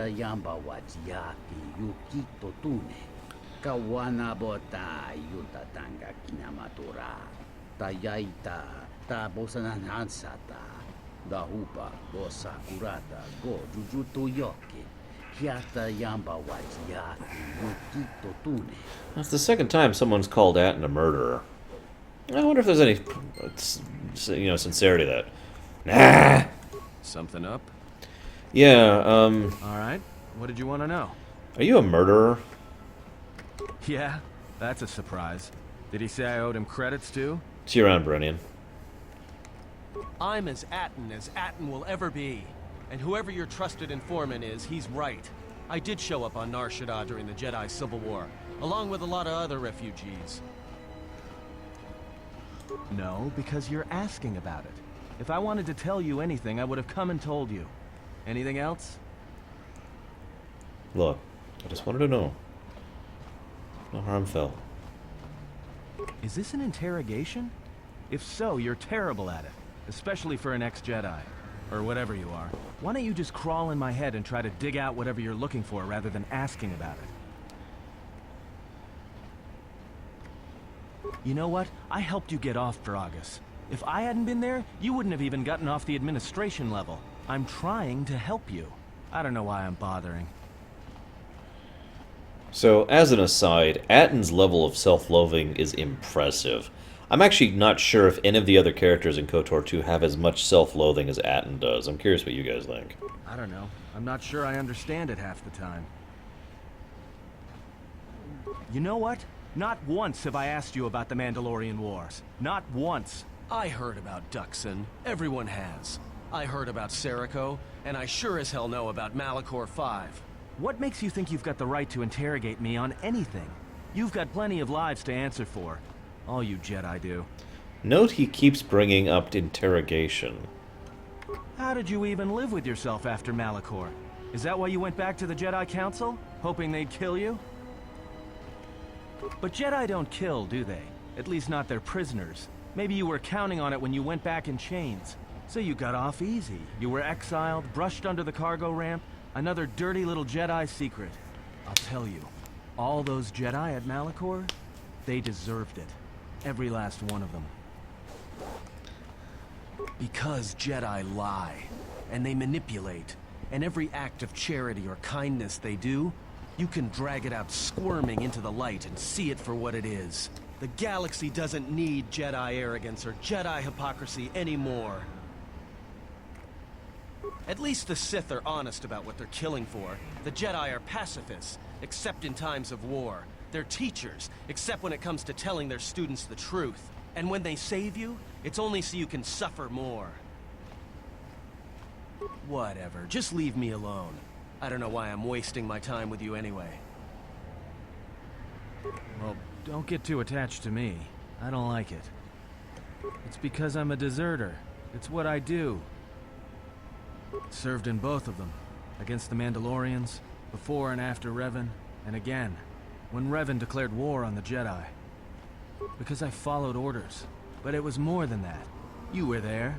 You knew how easy it was to hate the Jedi who sat back in the Republic, evaluating the threat, and watched us die against the Mandalorians. Because you can't believe in the Republic anymore after the Mandalorian Wars. After Revan, nothing was the same.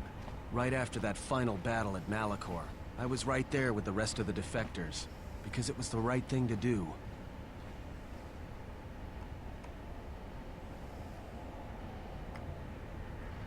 The Mandalorians were slaughtering us by the millions.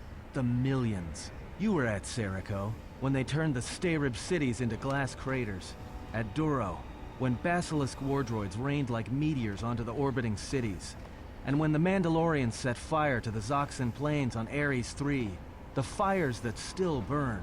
Without the Jedi who turned on the Council, without you, the Republic would have lost the war. And we would all be Mandalorian slaves or corpses.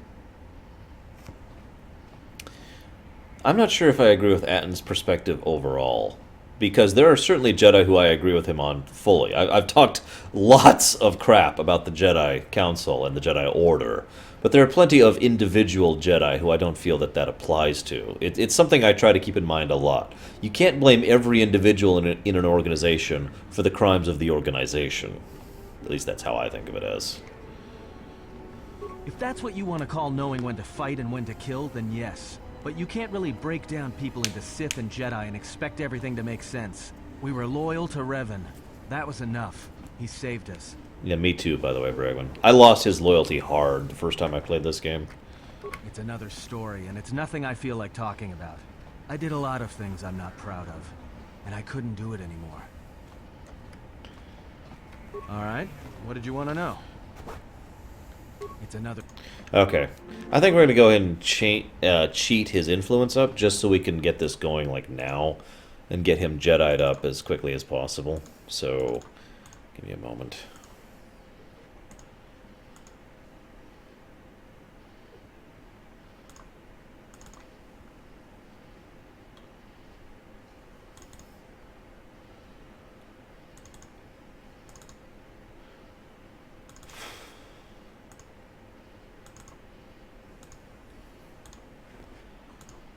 Why does it keep not finding this?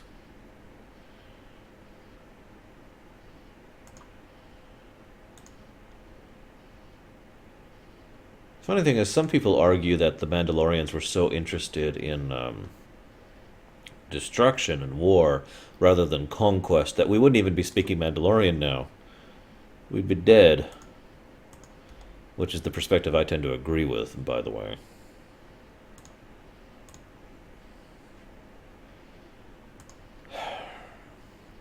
Yeah, it's really irritating, Commander Hurst. I have to do this every time. Okay, how do I do rep? Ah, here we go. I think, maybe? No. NPCs? Ah, here we go. Okay. Atton. Influence. Let's just crank this up to 100 right now. Bam. Apply.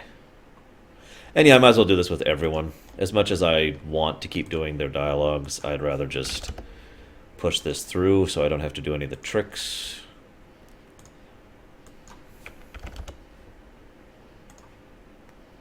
Race of General Shermans. Wow, we're pretty high with T3 already. And Visas Mar, who were already 100 influence. Look at that! We're already 100 influence with Visas Mar. Wow. Oh yeah, I was going to give myself some stuff here, wasn't I? Hang on, hang on. Right. Inventory.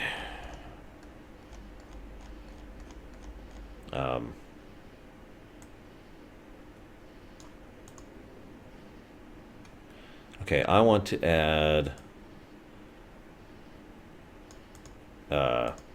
you know what? Screw it. Let's just close this out. Oh, it's... I just closed it. Whatever. No!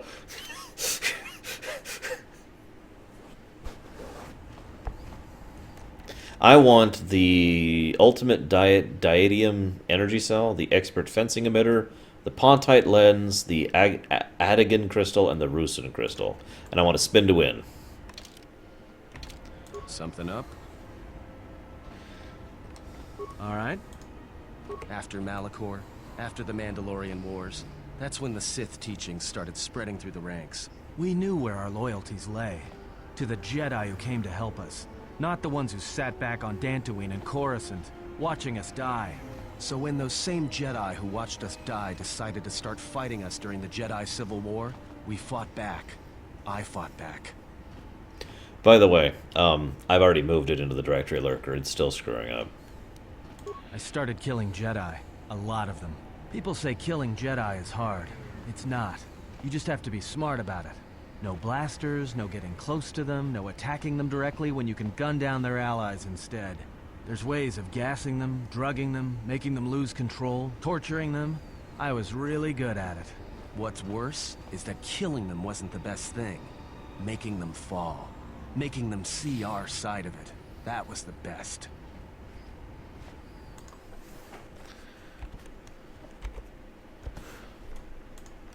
Is that an I or an L lurker? I can't even tell. Yeah? Maybe you'll believe this. That when fighting a Jedi, you wound the Padawan first, then let the rest take care of itself. Not only will the Master move to protect the student, but the forced bond between the two will mess up the Master's head better than any stab wound. Anything else? That's only a sample of my arsenal.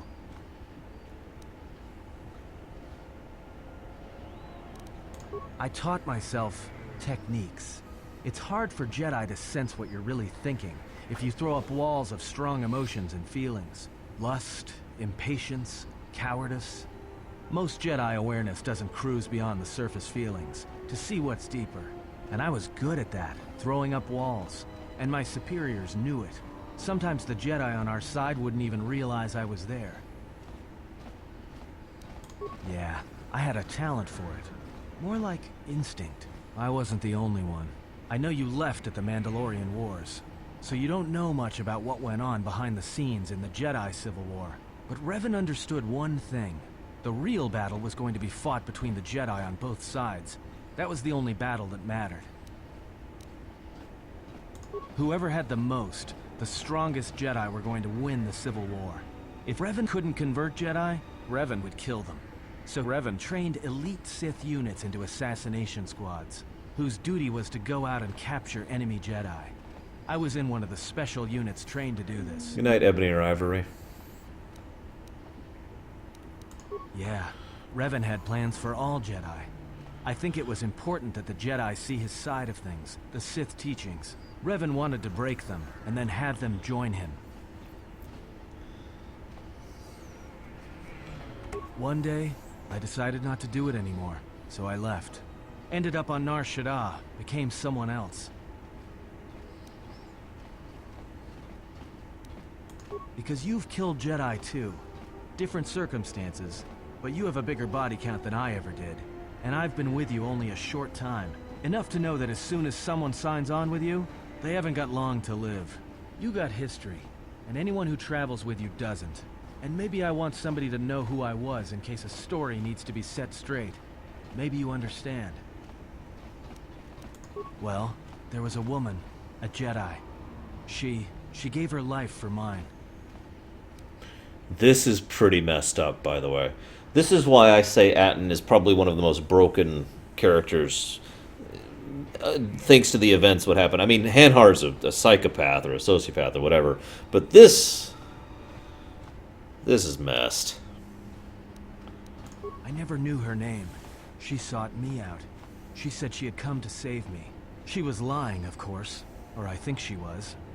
It doesn't matter. She told enough truth to get my attention.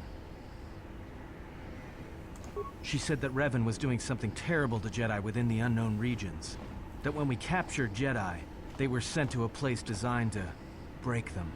And that anyone in his service who showed any ability with the Force was sent there too, to turn them, to break them into dark Jedi, or assassins trained to kill Jedi. She said that's what would happen to me, that I had the Force inside me. That's why I was so good at killing Jedi. And that when the Sith learned of it, there would be no escape, no turning back. I would become an instrument of the dark side, forever. I had heard talk in the ranks, troops vanishing. I knew what she meant, but I didn't believe her, or want to believe her. Hey, Lofi Space Cowboy. What's up? Shoutouts. Don't be a stranger, as I often say. We here at the Lorerunner, Arshin guy, etc., whatever I call myself these days. I got it frozen, thank you. Believe in constantly chatting with my chat. I did what I did with all Jedi. I hurt her. I hurt her a lot. And then, right when I thought she couldn't take any more, she showed me the Force. In my head. And I felt everything she felt. And I heard just an echo of what the Force was. And how what I was doing, I think I loved her. But it wasn't that kind of love. It was the kind of love where you're willing to give up everything for someone you don't even know. I killed her for crawling in my head, for showing me that. But before she opened her mind to mine, my only thought was that I would love to kill her. And at the end, I killed her because I loved her. We here tend to refer to what Atton Rand went through in the technical definition as completely bat crazy. Just go cuckoo. Yeah. In the end, she sacrificed herself to keep my secret, to prevent the Sith from knowing about that touch of the Force inside me. She wasted her life to save me. Me. And I felt her die when she opened her mind. I've killed Jedi, like I said, but I was never there to feel it, to be on the receiving end. And after that, I couldn't stop feeling things. Before, guilt, lust, impatience. It had been orchestrated to get close. Now it all just kept tumbling out, and I couldn't keep doing what I was doing. So I left. I fled with the displaced war veterans to Nar Shaddaa, and I lost myself there, until the war came to an end. I wanted no more of Jedi, or Dark Jedi, or the Force. I just wanted to be left alone. And then, I met you on Paragus. And I thought maybe she had saved me so that I could help you. And if I can't, then I have to try. I don't think this game is darkier and edgier than KoTOR 1. I think it is darker and edgier than KoTOR 1. And there is a difference. And yes, we're playing with the restored content mod of whatever. I didn't want to tell you any of this, but I had to. Because if something happens, I can't let you think I was doing it for something other than the past. Loyalist, I've always had the same general interpretation. Although I don't think he thought that at the time. And I guarantee you it broke him emotionally, and probably mentally as well. The whole idea here is that Atton has literally been insane ever since that incident. And it's only if we work through him in such a way to try and redeem him and heal him, that he finally stops being insane, that we heal his particular wound. Once, a Jedi showed me the Force. I heard it. I felt it. At the time, there was too much pain to confront it. Because if I did, it meant I would be changed into something else. Now, I'm not afraid of it anymore. And I think that by learning how to use it, I can help protect you. Or at least buy you some time when disaster comes screaming in. I want to learn how to use the Force. I want to learn how to use the Force to help you. Yeah, Darkside Atton is... I will train you, my young Padawan. Now, the first thing you must know is that if you're going to be a wise leader, you must embrace all aspects of the Force, rather than just the narrow dogmatic view of the Jedi. What must I do? I mean... Is there some ritual, or...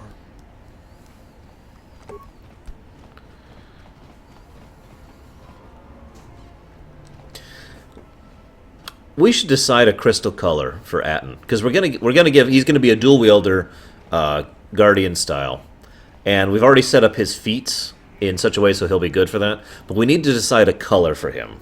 So, any thoughts, guys? What lightsaber crystal, what color we should give Atton? I like how we're doing this in the refugee sector.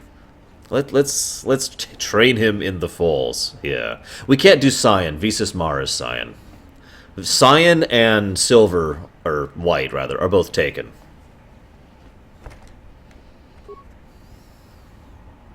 I try, Sterlings. I do it just for you, man. Because I love you. I'm seeing lots of orange. Lots of orange, actually.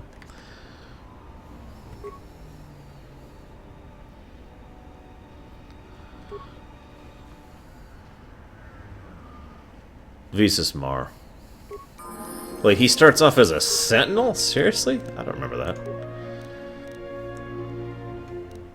If anybody, let's go, a lot of people saying orange. If anybody could give me the orange lightsaber codes, that would be awesome, please. For just an orange saber. Please and thank you. I'm gonna do, something up? Hang on, we need to get a save in, we need to get a backup save. Because we've been meaning to do that for all. See you around, Kaelin.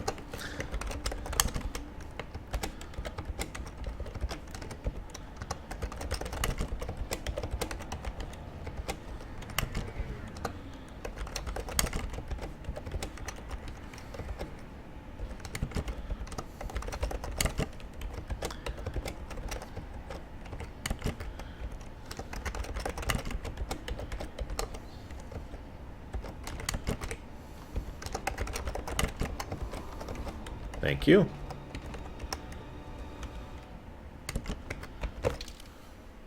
Okay, let's see if I typed all that correctly.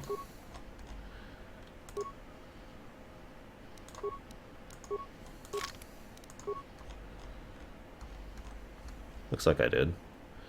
Kinda.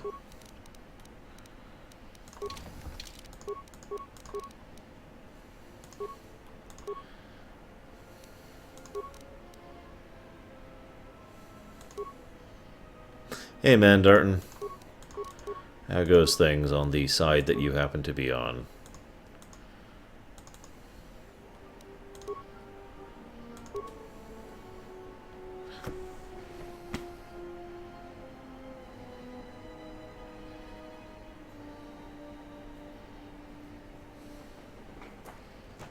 I'll be right back. Looks like a beetle managed to get inside.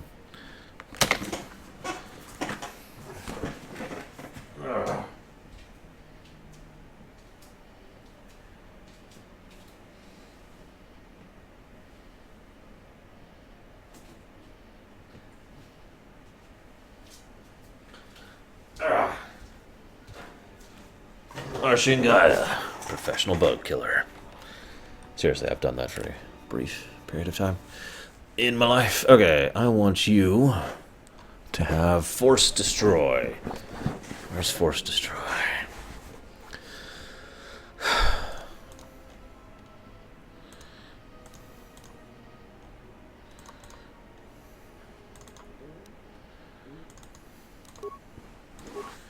Okay.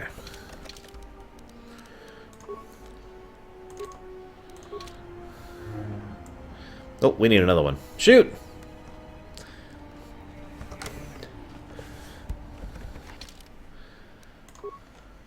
Damn it. Only for a brief period of time, Omni, but yes. No, I didn't know that, Loyalist.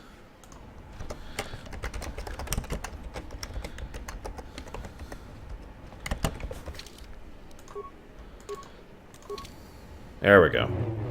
There's Atton, guys. Just for you.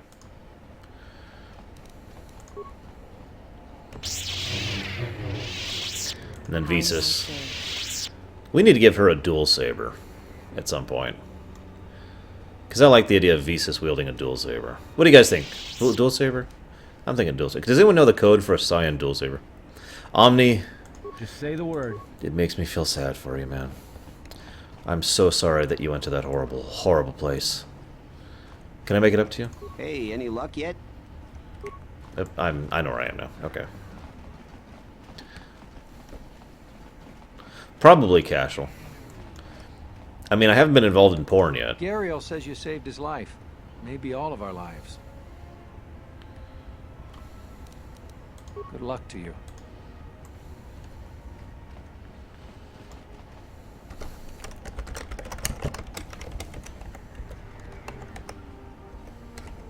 Thank you, Commander Hurst.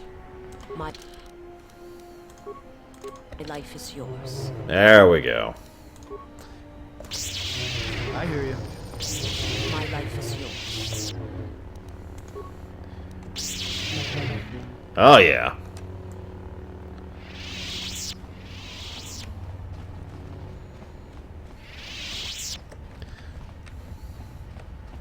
I'm pretty sure I don't want that either, Omni.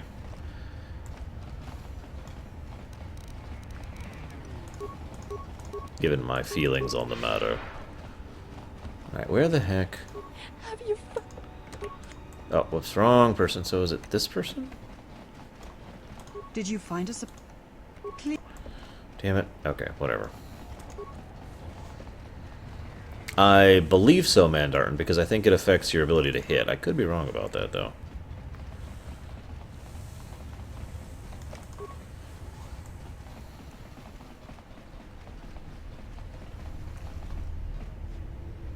Well, at least GoTo is an equal opportunity employer, as you can see here.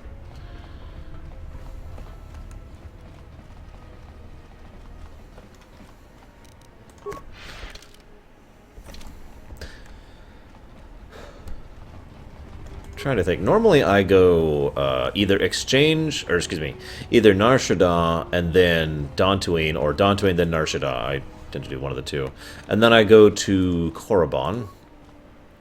And immediately following Korriban, I usually do Onderon last.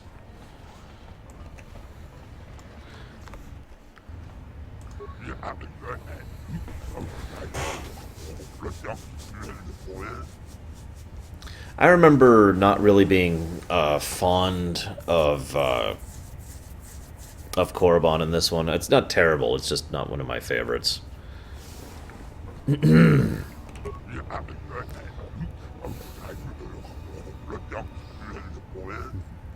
Loyalist, you said that earlier. I wasn't aware of that until you mentioned it, no. So... Oh god, Witty. That must have been fun. Can I force persuade this guy? Apparently I can. Excellent. Thank you.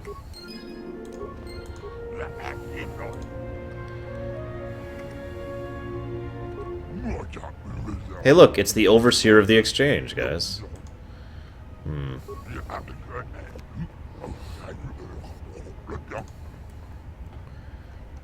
Do you want me to eliminate the Sirocco for you? Why is that? Hmm.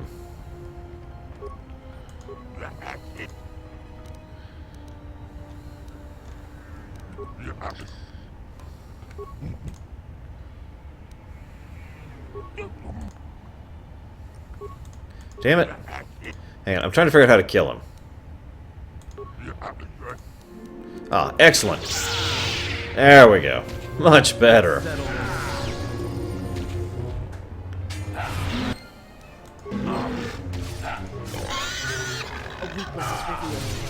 Titans, there's been a new job position in the exchange that just opened up of Overseer.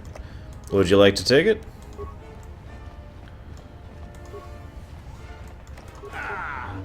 I mean, look at... there's actually a lot of job positions opening rapidly. Just one after another. I mean just...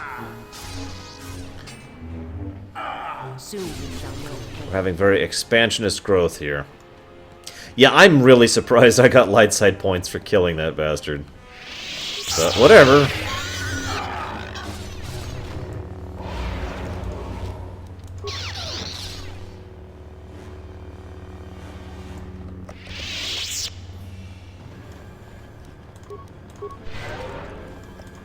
You are no match for us.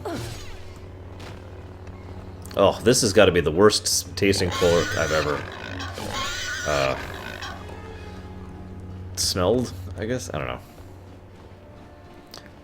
Ricotta, the guys whose name I forget the name of, and after that it gets tougher.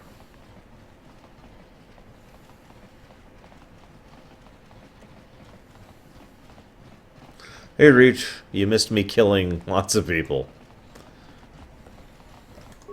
That is so horrible, Ventures. Think about how that's gotta taste. Gamorrean cannot taste good. I mean, we actually know this, because Tazalbar takes a bite out of one, remember? And it makes his breath smell bad for days later. I mean, you know, just saying.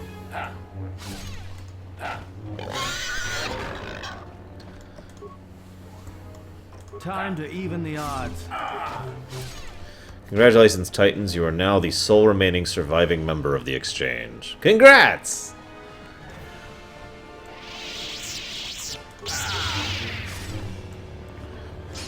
That's true. He didn't cook it. That might change the flavor a little bit. This one will fall.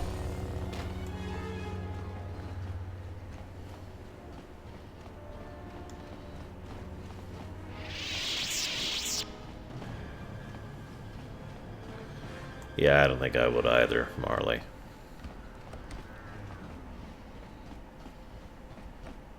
Sorry, Zeiss. Thank you. Couldn't let him take over. I'm working for the Lord of Silent Blade. Or the Lord Silent Blade, not the Lord of Silent Blade. Higaide deserved it. He didn't even have a character arc. Thanks for taking care of Sakwesh.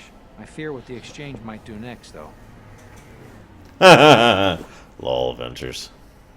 Only if we enter their... Good luck. Another refugee? I'm sad to see another join our ranks. I lost my husband Lutra long ago in the Jedi Civil War. What? Lutra's here? Please, you must help me get to him. Why is that a lie? Because the Exchange thugs have been dealt with. The Exchange is circling the sector like Shyrax. If one of us should slip free, they will hunt us down and punish us. Please, don't cause any trouble on my behalf. If you harm any of the Exchange here, they'll take it out on us 100-fold. Okay. So, let's try this again. Back again? What? Okay, there's got to be an Exchange alive somewhere, because apparently they're not all dead. It's okay, guys. Coulson's alive! For a few seconds. For the record, I actually like that movie. Weird as that probably sounds. Wait, what was that journal entry just now? I have cleared a path. Okay. Sure. Gordon's alive. Gordon's alive.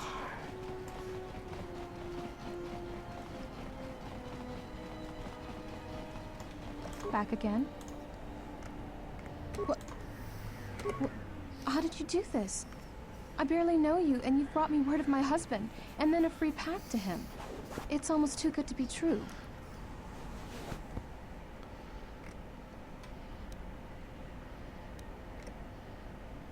You've given me my husband back, stranger. My husband, my life.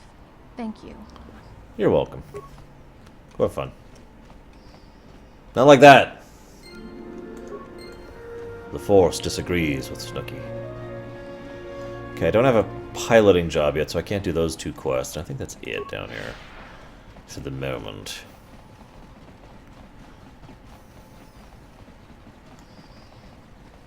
And I have no idea, Space Cowboy.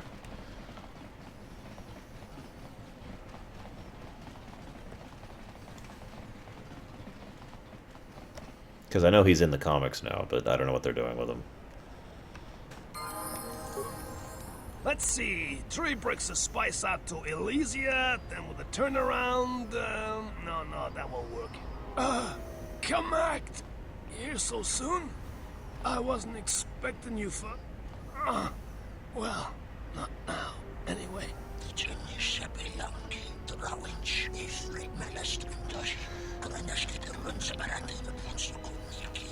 Yeah, well, I tried to explain that, you see, but,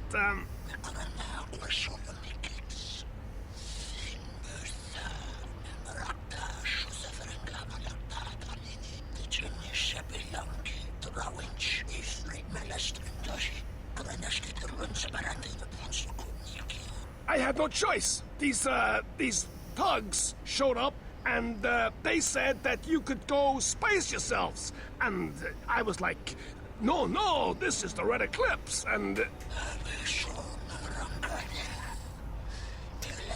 I like how he gives him the options. You can be tortured, or we can kill you.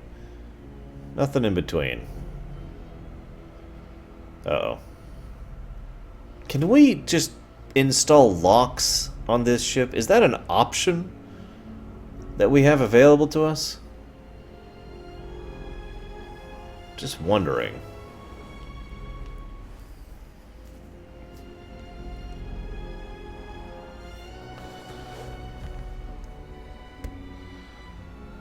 Oh, never mind. This is this scene.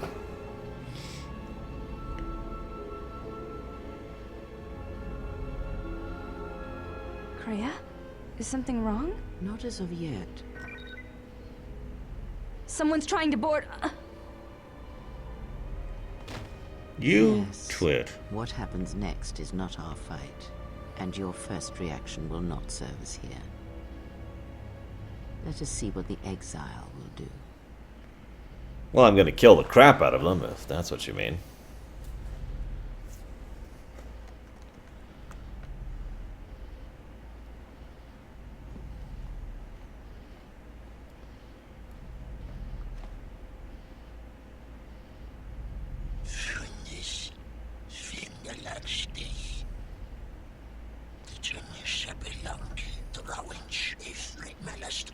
And that's the guy she was fighting earlier in that cutscene, by the way.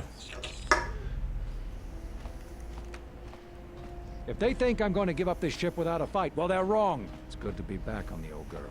Seriously! They have things called locks.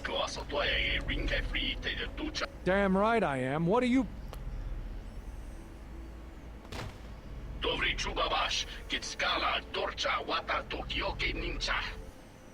Hey. I sense a great disturbance in the Force. And we need to go deal with it, like, right now. Seriously? Oh, that sucks, Sterlings. Soon he will respond to us, except probably not.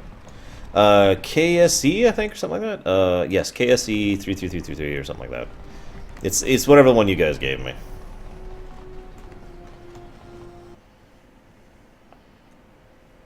I will never level up Full Metal. I am a Jedi, like my father before me.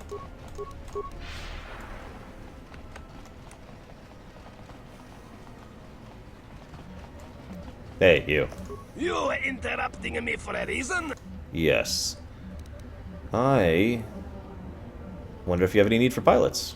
Yes, but no work for pilots while ships get hijacked. KoTOR and his exchange hijacks Voga's ships. Hurts business. For money, I assume. We don't know how he does it. Every ship we send out, he gets. Fine, but you hurry up.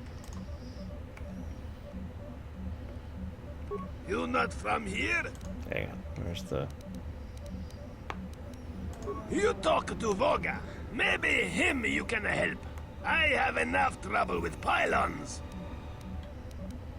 What? Do I look like a passenger ship to you? Stop bothering me! The Thorian? Nothing to talk about. He pay docking fee. He go. Power cells, you say? I have an idea. Pylons need new power supply. A Thorian gives Fasa some power cells, and Fasa let him go. Agree? Great! Good! You go tell him, right? Great! Good! What else? So I'm just gonna leave the Handmaiden and Kreia for a while. They'll be fine. We're in game time anyway, so they're technically frozen. Let's see if I remember where this guy is. Ah, that poor Bith. I still feel bad for him.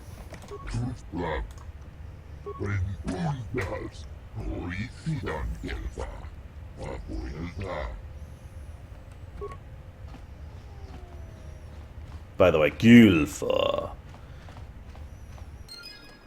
Going Gylfa, Gylfa.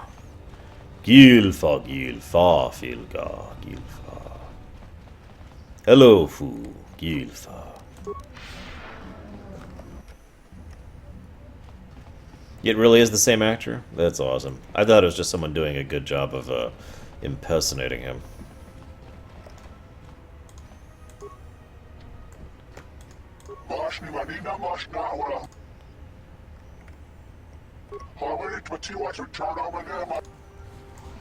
Thank you. Malampasta ravando krimogavan. Kurmaka trata veshambash. Joruga gomoshi. Juto monshi dakajim. Uh-huh. Hi, Voga.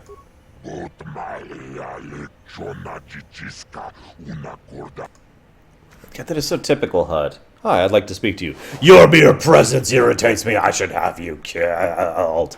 Yeah, I really need to be going to bed soon, in all honesty, Zijon. I was hoping to get a little more of Nar Shaddaa done, but looks like we're going to have to cut it off as soon as we get our ship back.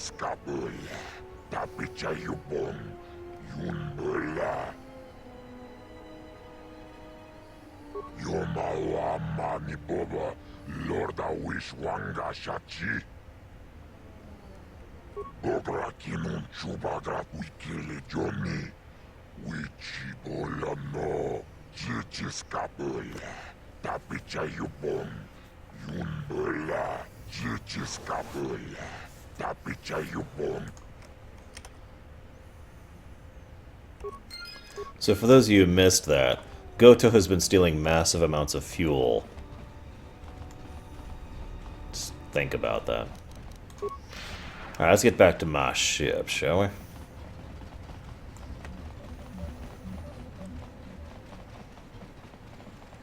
Yeah, I'm a little discouraged with the hut model as well, but shrug. Reminds me of what they did with the Taranteka Tika 2 model back in KoTOR 1.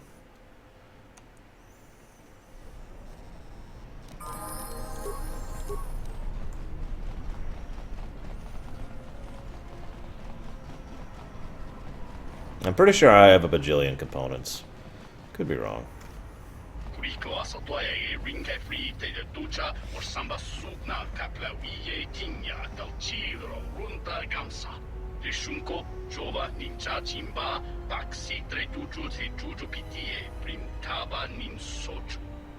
Okay.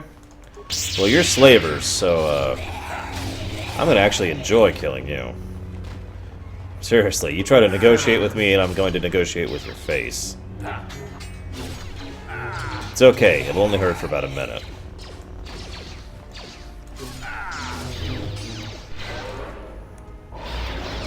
Which part, Space Cowboy? Right at the beginning or later on?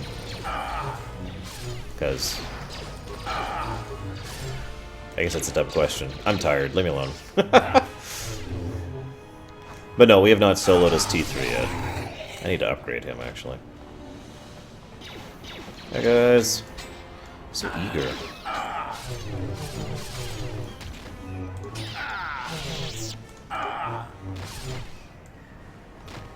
Pieces? Hey, get up.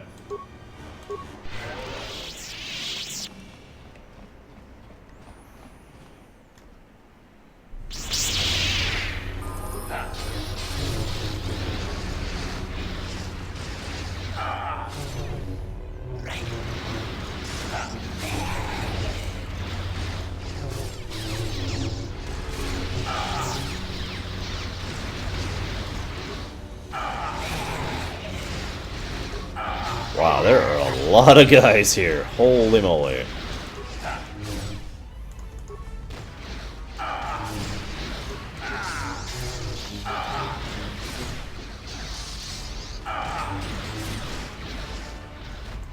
Which one, Sterlings?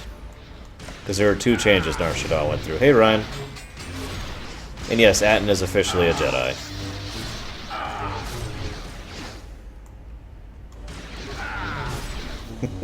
Oh, that would be awesome. I've taken plenty of your blood.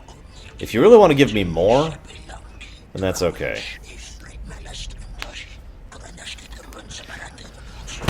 How many people are going to constantly get onto my ship? Do we not know how to close the hatch?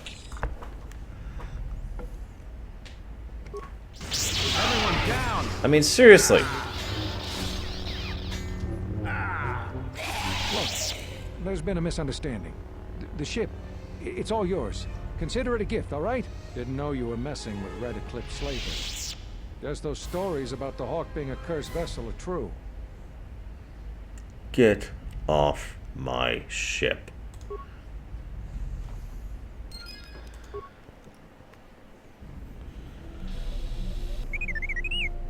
Hi, T3. Well, check it again. It can't be anything else. Just check the damn connector. I don't trust the diagnostics any more than I trust you. With unlimited power, Archangel. They break. In the head. Well, whatever you call that thing on your head.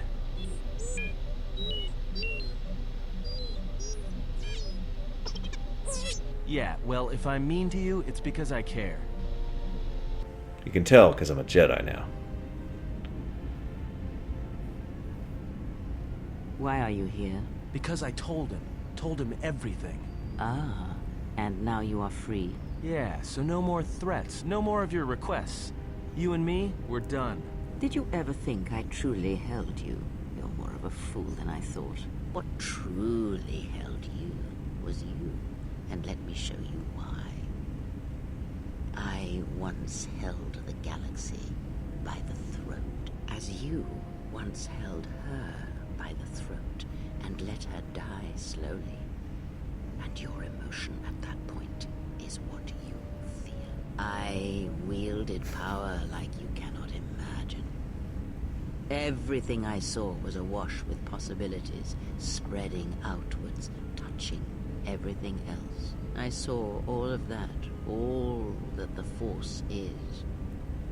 And only when it was ripped from me did I truly see it. And I know what lies buried within you. that you hide with your desperate thoughts, your guilt, your lusts. I can unlock that part of you anytime I wish. It is a simple thing, the human mind. Once it feels something strongly, it becomes etched in the memory, the subconscious. Shall I show you? That part of you that hungered to kill Jedi, that took pleasure from it? Or perhaps you will continue to listen to my counsel, and I shall ignore your pathetic attempts at freedom. Now leave me, murderer. I have nothing further to say to one such as you. Ouch. As the saying goes. Do we clean off all the corpses? I mean, we have a chasm that we can toss them all into, so that kind of works out, really, when you think about it.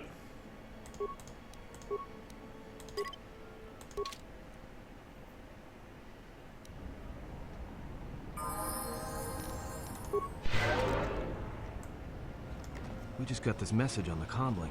Looks like trouble. I think this is something everyone will want to hear. The droid's the one who picked up the message. He's got it all ready to display.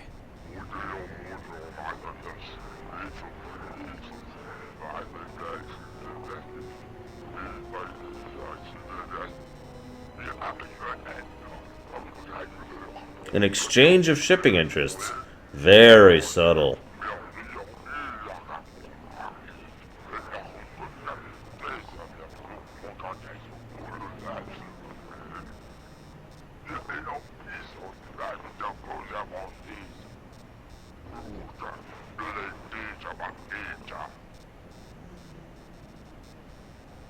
Well, good thing it's not a trap. What are you talking about? It's obviously a trap. Could you please lighten up for 1 second? It may be a trap, but traps work both ways. This Visquis, his kind is spread through the lower reaches of Nar Shaddaa, and he may have information. But the choice is yours. If you go, you will have to go alone. It's just off the docks, near one of the far traffic pylons. He's got you at a disadvantage there, though. The place is filled with cyanogen gas. One whiff of that, and it'll be the last breath you take. You'll need something to allow you to breathe there, and disguise you from the other patrons.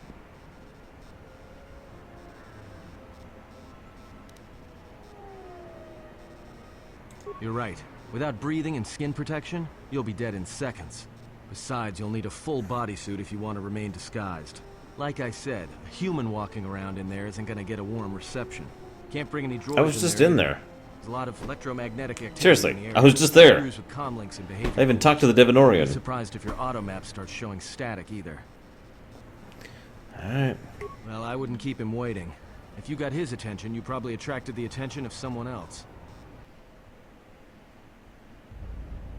Taranamo sibu and asarans, Kreia sunkun ratungala, chawi mo jubu and kosoracha. Moka kamaran and dosoran we no chabi. Keeps going back and forth. Very tiring to watch. Kreia sunkun ratungala, chawi mo jubu and kosoracha. Moka kamaran and dosoran we no chabi. Du rantamana sobu. Taranamo sibu and asarans, Kreia sunkun ratungala. Chawi mo jubu and kosoracha. Donos imaragith. Wanarakorachi drumka sa inchobin sasha. Dosimana rachata. Moka kamaran and dosoran we no chabi. Du rantamana sobu. Moka kamaran and dosoran we no chabi. Du rantamana sobu. Taranamo sibu and asarans. Kreia sunkun ratungala. Chawi mo jubu and kosoracha. Donos imaragith. Wanarakorachi drumka sa inchobin sasha. Dosimana rachata. Moka kamaran and dosoran we no chabi. Du rantamana sobu. Moka kamaran and dosoran we no chabi. Du rantamana sobu. Taranamo sibu and asarans. Kreia sunkun ratungala. Chawi mo jubu and kosoracha. I'm pretty sure the only bounty hunter in this section who has any kind of a brain at all is Mira. I mean, is that just me? Am I the only one who notices that? Everyone else is like, we will do very stupid things for very stupid reasons. Because we are very stupid. Oh, we have Makashi form now. And yes, that's right. Still more people are about to board our ship. Isn't that great? Wow, I don't want any of these powers.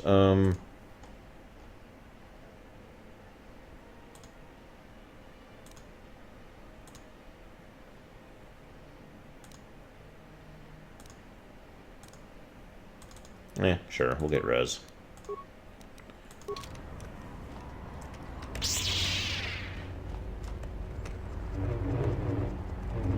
Just gotta show off for a second.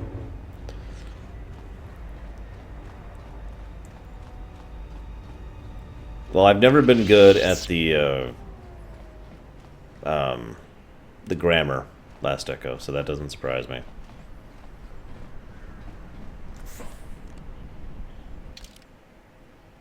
Well, I didn't say she had that much of a brain, loyalist, but she's certainly not as stupid as everyone else. God, these people are just redunculously pathetic. But whatever. Where's my suit that I have? That I should have, but I don't appear to have. Ah!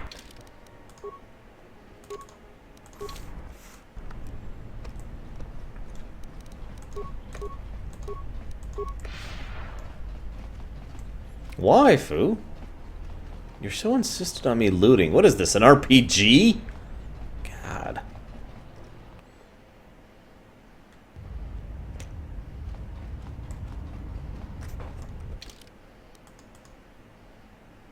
I'm in the wrong area. Who are you?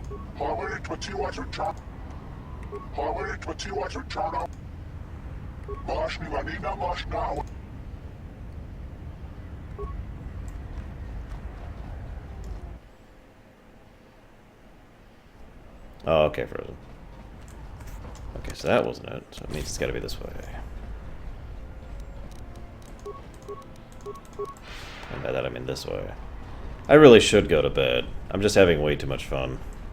This damned game is so enjoyable.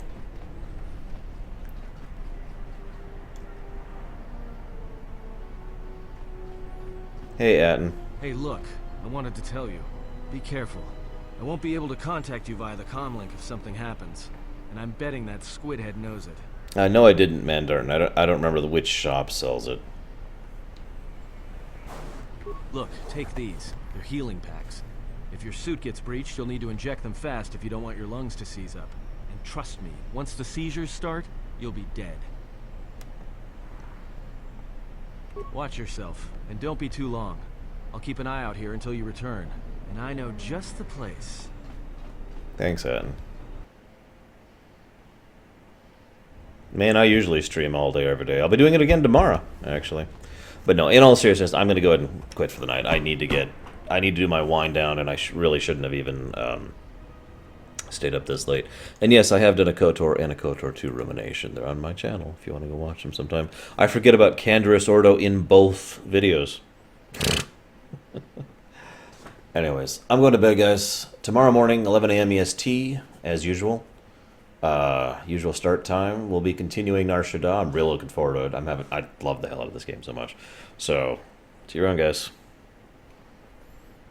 And Reach, when you finish it, link me it tomorrow, because I'm looking forward to it.